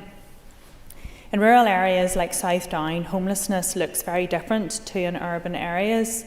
Rural homelessness is an unseen crisis in the countryside, driven by limited access to services and an absence of affordable homes. And the issue of rising rural homelessness is an inevitable impact of housing shortages. The extent of the crisis is unclear, as limited rural data is captured in many official statistics. The figures show that homelessness has increased overall in the last decade, and where interventions have helped in urban areas, their impact is less successful in rural communities. And I would like to hear the Minister's assessment of specific challenges facing homelessness in rural areas today. The recent publication of the budget this year paints a very bleak picture, with only 400 New Start social homes to be built.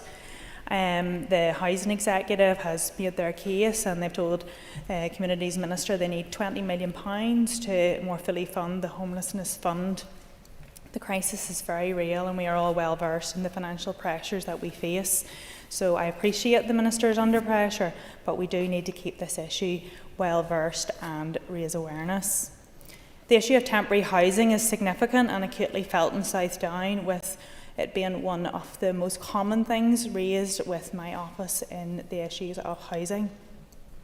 Hotels, vacant homes and flats in rural areas of South Down have increasingly been used for temporary accommodation for people from outside of the area, which, with the lack of communication, has caused significant disruption and misunderstanding of what's happening in quiet country towns, with a constant turnover of people.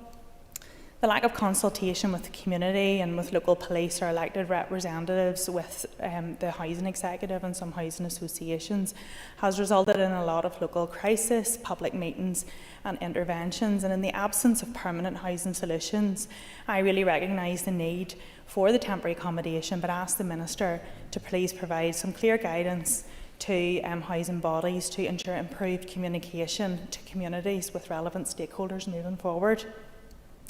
Another issue repeatedly being raised with me with regard to temporary accommodation where people are moving in and out of areas is children being moved in and out of schools, the change of school environment, the lack of transportation, and temporary accommodation often lasting for significant periods of time.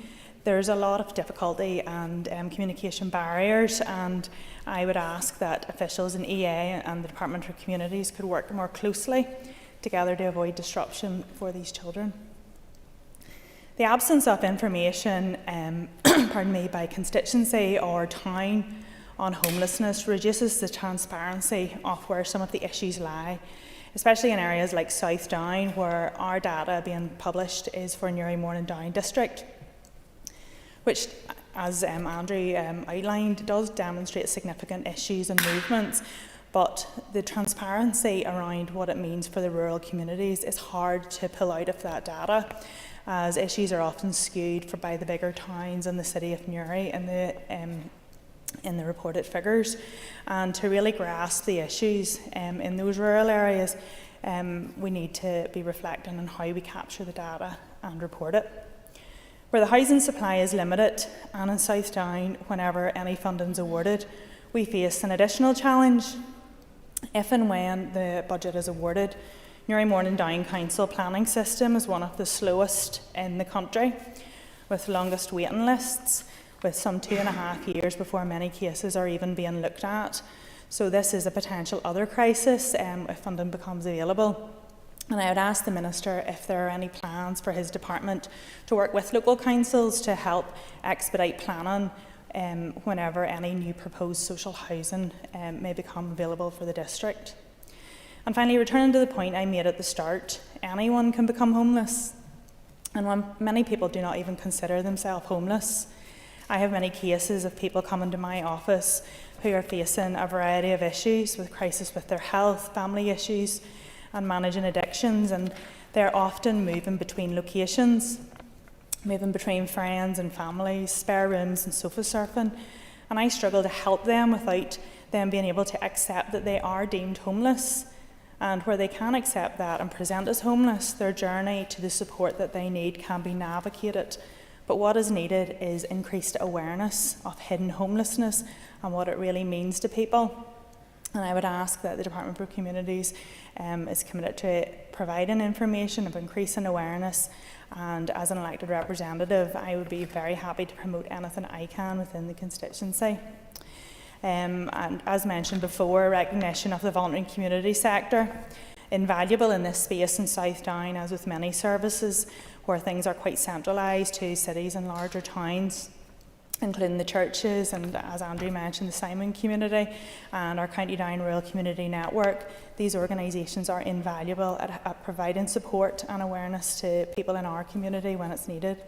And I fully appreciate the Minister is under immense budgetary pressure, but I do appreciate this opportunity to raise with him in this chamber some of the issues facing us locally with regard to homelessness in South Down. Colin McGrath.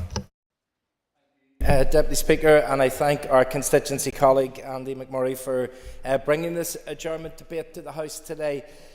Regardless of whether people are in South Down or South Antrim, the issue of homelessness is one that does have relevancy, and sadly it doesn't appear to be getting any easier.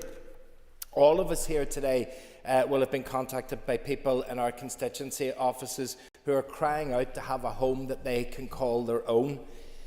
We will represent them as best we can and work alongside officials in the Housing Executive, ensure that they get every support possible through agencies such as Housing Rights. And yet time and time again we hear that people's points just aren't enough to be allocated a property. It is a cause of frustration for us and for those individuals who contact the offices, and I have no doubt that it is also a cause of frustration to the Housing Executive, the social housing organisations and indeed the Minister. Yet in spite of all of this, we continue to find ourselves in the midst of a housing emergency which has demand outstripping the supply of our social housing. So much so that just last week the SDLP secured that commitment from this House to recognise that housing emergency, and it would be our hope then that action will follow from that. The action that we need is for the 47,000 plus people who are on the Housing Executive's waiting list.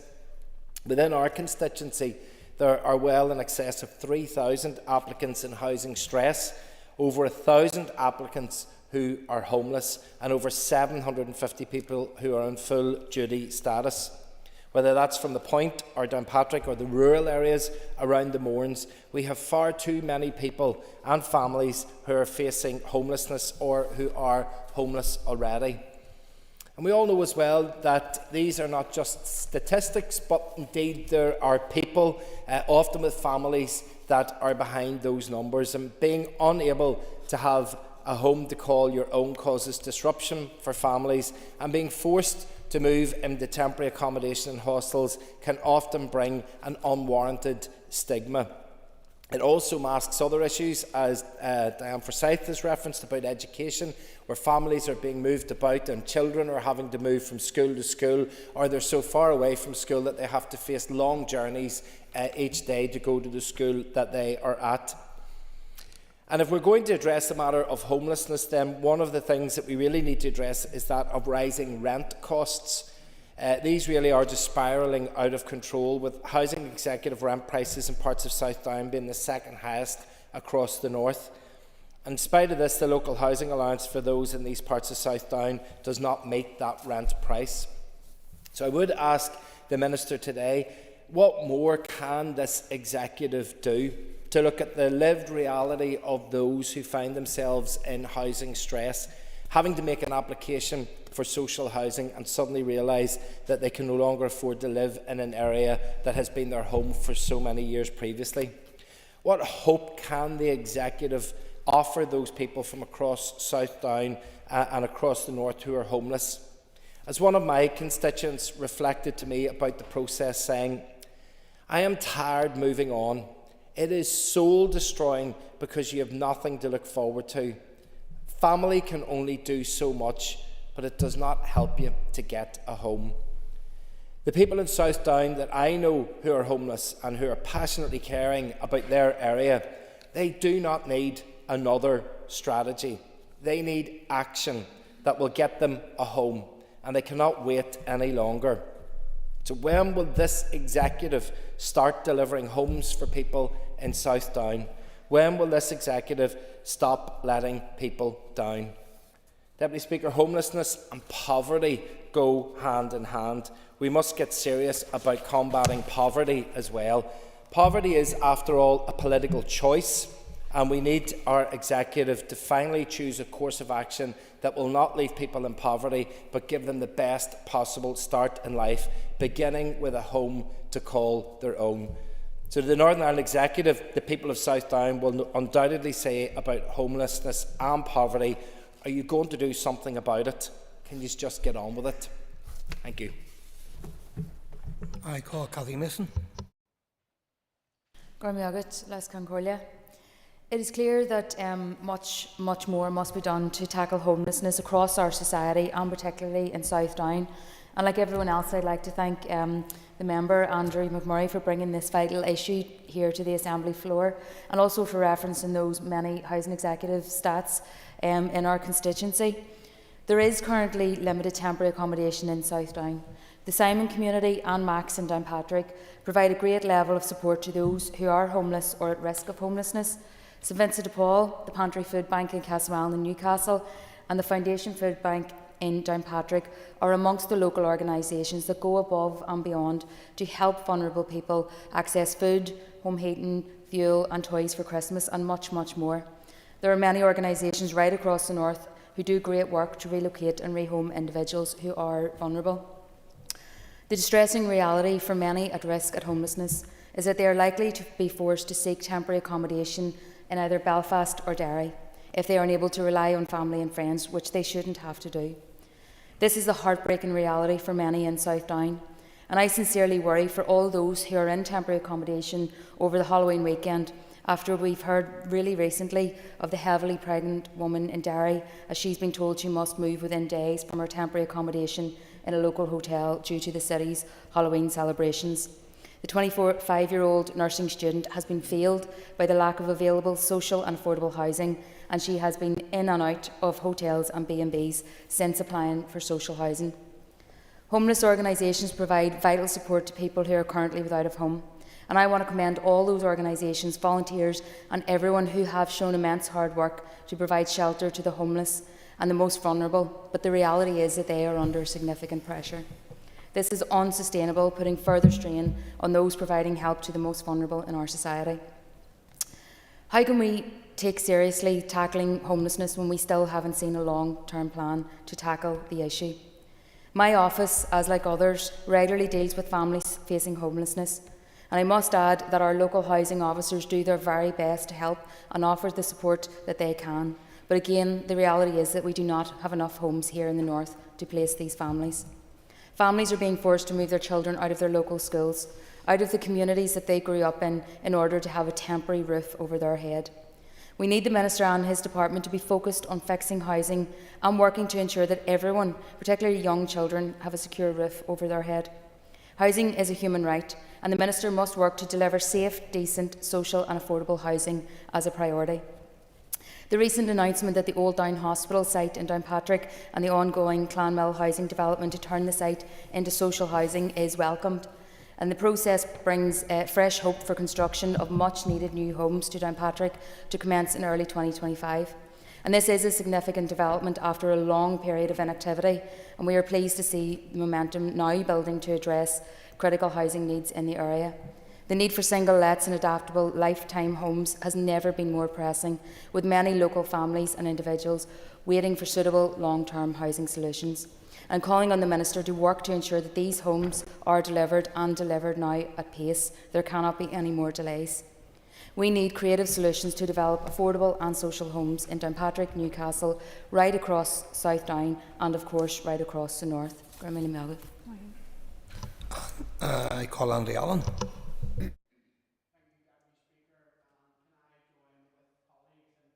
Member opposite for bringing forward this important adjournment debate, and I'm sure those who may be tuning in would be forgiven if they were mistaken as to what constituency we're talking about. And obviously today we're talking about South Down, but the statistics and the impact that homelessness and the lack of social housing and indeed housing provision has for individuals right across Northern Ireland isn't unique to South Down. It is reflected across every one of our constituencies. And I do welcome the Minister back from his recent trip to the US to hear his comments on the work that he and his department are taking to tackle this important issue. I've had the immense honour of representing East Belfast for some 9 years, and each year when we have been sitting in this House, we've talked about housing, we've talked about homelessness, we've talked about poverty, we've talked about the impacts that those different issues have on our constituents and many of those people who come to our offices. And there's many of us can talk to the horror stories and the situations of constituents highlighting that they're living out of black bin bags, for example, living out of suitcases, being moved right across Northern Ireland, going to the housing executive, only to be told that the temporary accommodation that's going to be provided for them is tens of miles away from their communities, from their support networks, from where they've grown up. And the reality of it is, in many cases, that leads to them and their children being lifted from the communities in which they've known, as I've already said, their support networks and the areas in which they know and they're accustomed to. It results in many instances of children being unable to attend school. I've seen it in my office myself. And we've moved to a system of prevention and intervention to a system of managing expectations. Because that is the fundamental reality of what we have, Deputy Speaker, because demand is far outstripping supply. And we, and indeed many of those on the front line who have been commended, and I will echo those comments again as well, it is those on the front line within the housing executive and the plethora of organisations at the coalface who are managing the expectations of constituents and those who are reaching out to them in desperation for help and support. Because the reality of it is, I come back to the important point, demand is far outstripping supply. And we look at the statistics in which other members have said, are ordinary people, are people right across all of our communities. And indeed, we're all fortunate, each one of us here tonight will be going home to a warm home. How many of our constituents can say that? Each one of us will be going home to a roof over our head. How many of our constituents can say that? And indeed, who knows, any one of us could be at the risk of homelessness, and that's why it's important that we get it right. We do all that we can, and we collectively work together. We can stand and we can pontificate, and we can stand and point fingers and blame, but the reality of it is, and I know it, and I'm sure each member around this House knows it, that's not what our constituents want. That's not what they want us to be doing. They want us to be working together, working with the housing associations, working with the other providers, working with other interested parties, working with cross-departmental colleagues to deliver change. We need to lay the foundations of change. And it was only last week, as has been commented upon, that we declared again a housing emergency. Again, we refer to having a housing crisis, but we just haven't seemed to get a grip of it. We need to tackle it head on. We need to look at the broad range of issues. We need to look at the broad range of solutions. We need to look at areas such as water and wastewater infrastructure and the ways in which we can tackle that, because there are instances in where we're going forward for developments and there isn't the infrastructure there to deliver those. So we know we've got a problem. We can continue talking about it, or we can all collectively put our shoulder to the wheel and deliver for the over 47,000 people on the housing waiting list, or the 47,000 households. And as I highlighted in just finishing, the brutal reality of that, and to put it into context, those over 47,000 households on our housing waiting list would fill our national football stadium over 2 times. And indeed, I did highlight last week again that I don't even believe that that is the true reality of our housing crisis. But fundamentally, we need to be delivering. We need to be delivering change. We've got the housing supply strategy. I know that I'm prepared to put my shoulder to the wheel with the Minister. My colleagues are prepared to do the same. And we need to do all that we can to deliver for those who need us to do so for them. Thank you, Deputy Speaker. Thank you to members who have spoken. I now call on the Minister for Communities to respond. And Minister, you have up to 10 minutes. Okay. Thank you very much, Mr Deputy Speaker, and can I thank and congratulate the member on securing this debate, and I welcome the opportunity to respond to it. I congratulate him on his Bruce Springsteen quote as well. I don't think anybody had that on their bingo cards today, and we look forward to more quotes from the boss in the future. Now, I recognise many of the issues and concerns that the member and others have raised in this debate around homelessness and housing in South Down. And I've stated in the past, the reality is that many of these issues are seen throughout the country. Issues such as growing homelessness pressures and use of temporary accommodation, the demand for social housing and increasing waiting lists, the availability and cost of private rented homes, the difficulty of delivering the necessary infrastructure to provide new homes. And these concerns aren't just faced in one constituency. Across Northern Ireland, there is a need and demand for good quality, affordable and sustainable homes that simply isn't being met. Housing in all places is a priority for me, and it must be seen as a priority for this executive.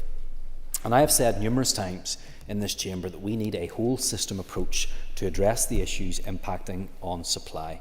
And this means that the challenges cannot be addressed by one department alone. It will require an executive commitment and funding to match. It's very welcome that the executive made the provision of more social, affordable and sustainable housing one of the key priorities of the new draft programme for government. But the executive must now demonstrate that it is committed to that priority. The whole system approach is fundamental to the draft housing supply strategy that I am finalising, and I will bring this to the executive in the coming weeks. The strategy will provide a long-term framework to help bring about the system changes that we need and facilitate the PFG priority. One of the 5 key objectives of the housing supply strategy will be the prevention of homelessness and developing housing solutions for those most in need. And I want to improve the response to homelessness. The sector is under significant strain as a result of the increase in need for temporary accommodation, the demand for social homes and increasing waiting lists, and the availability and cost of private rented homes. I want to make homelessness rare, brief and non-recurrent, and make the strategic shift to prevention. But we do have an immediate issue with the use of temporary accommodation. This is money not being spent on homelessness prevention or supported housing schemes, and staying in insecure temporary accommodation is not good enough for families. I want to prioritise prevention, to create as much capacity as we can in homelessness services, and make a long-term commitment to developing housing-led and housing-first provision. However, it will take time to achieve these ambitions, and our short-term focus must continue to be supporting those who are currently in crisis. Ultimately, we need more social homes. In the past 3 years, my department has invested over £510 million in the Social Housing Development Programme. This investment is in recognition of the vital importance of infrastructure. Just like water and sewage connections, social housing is a key part of our infrastructure and a vital asset for us and for generations to come. The year before last, we started 1,950 social homes. In the last financial year across Northern Ireland, over 1,500 were started. This year, I would have liked to have started 2,000, but my department did not have and was not given the money for this. Now, I know that no executive minister is happy with the budget that they have received, but I'm particularly disappointed because starting 600 social homes this year is not where we need to be. Now, I'm going to continue to bid for further funding to support the SHDP programme and help to deliver much needed additional new social homes.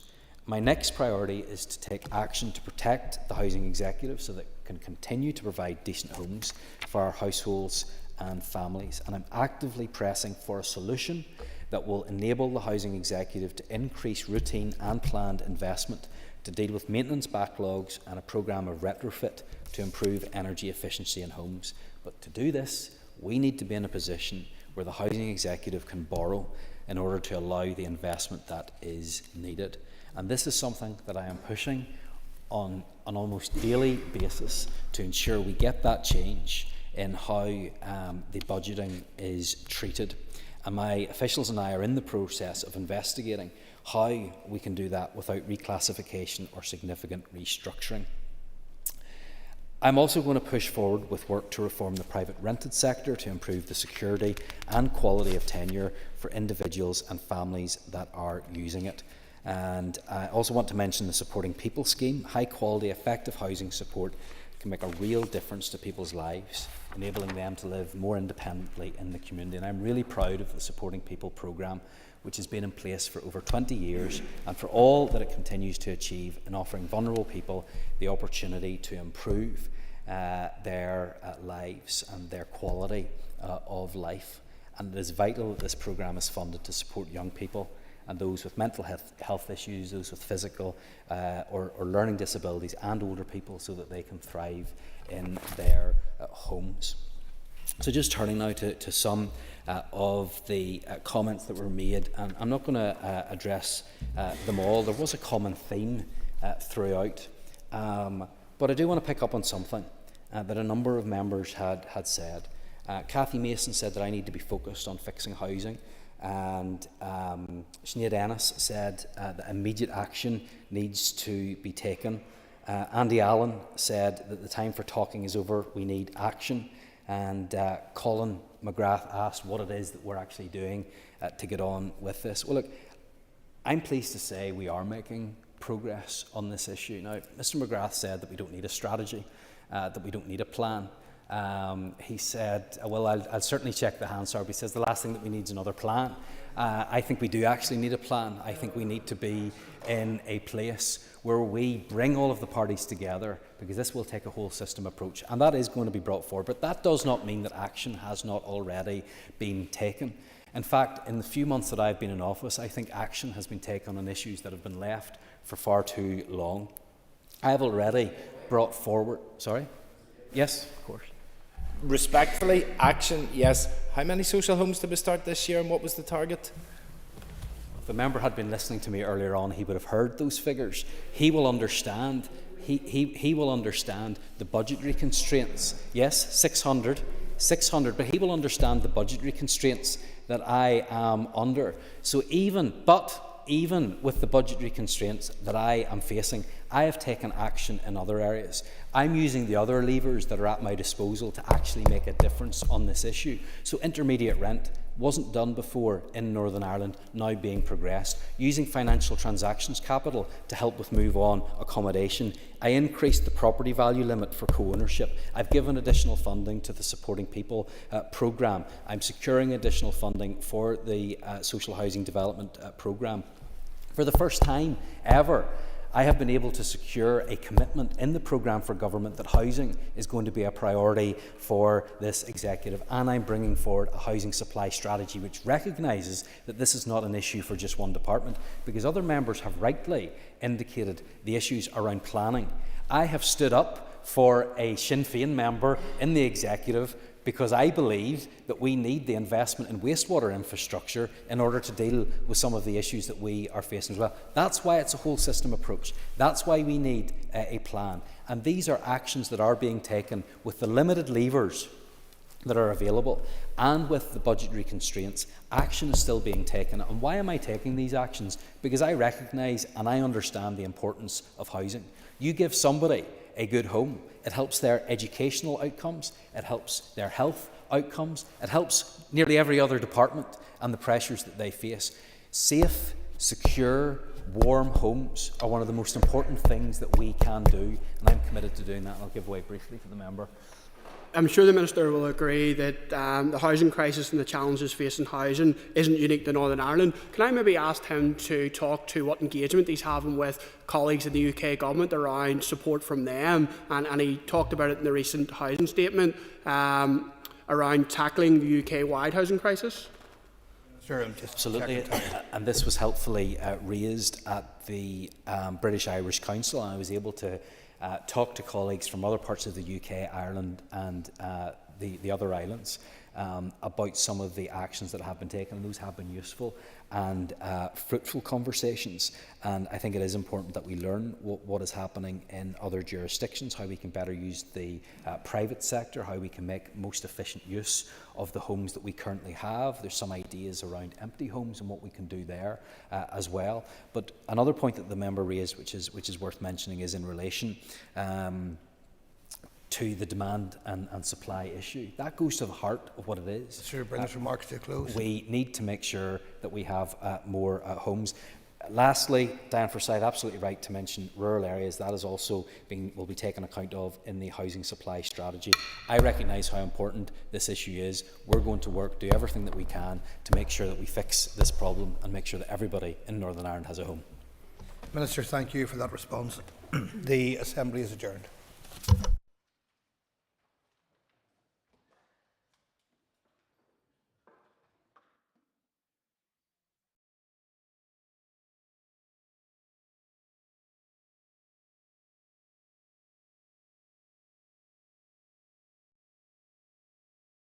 Assembly Chamber. Sound.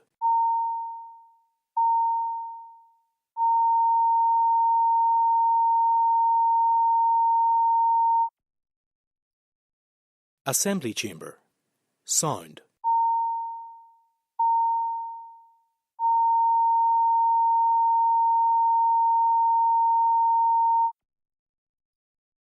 Assembly Chamber. Sound.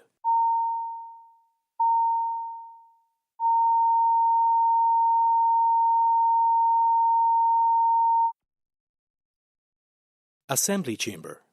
Sound.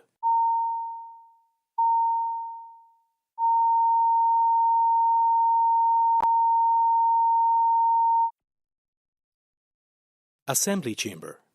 Sound.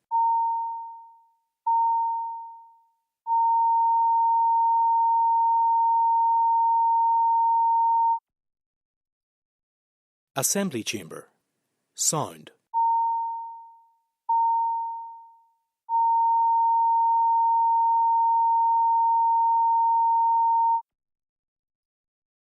Assembly Chamber. Sound.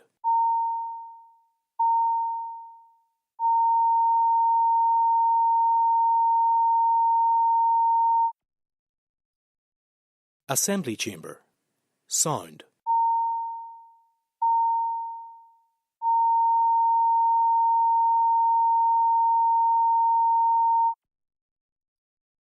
Assembly Chamber.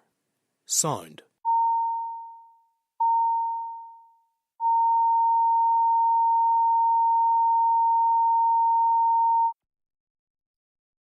Assembly Chamber.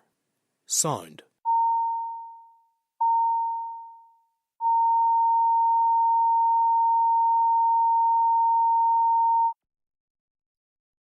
Assembly Chamber.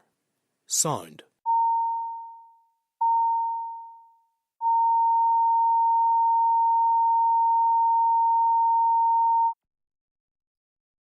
Assembly Chamber. Sound.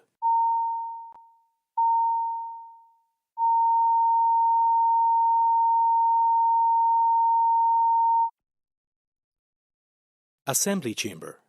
Sound.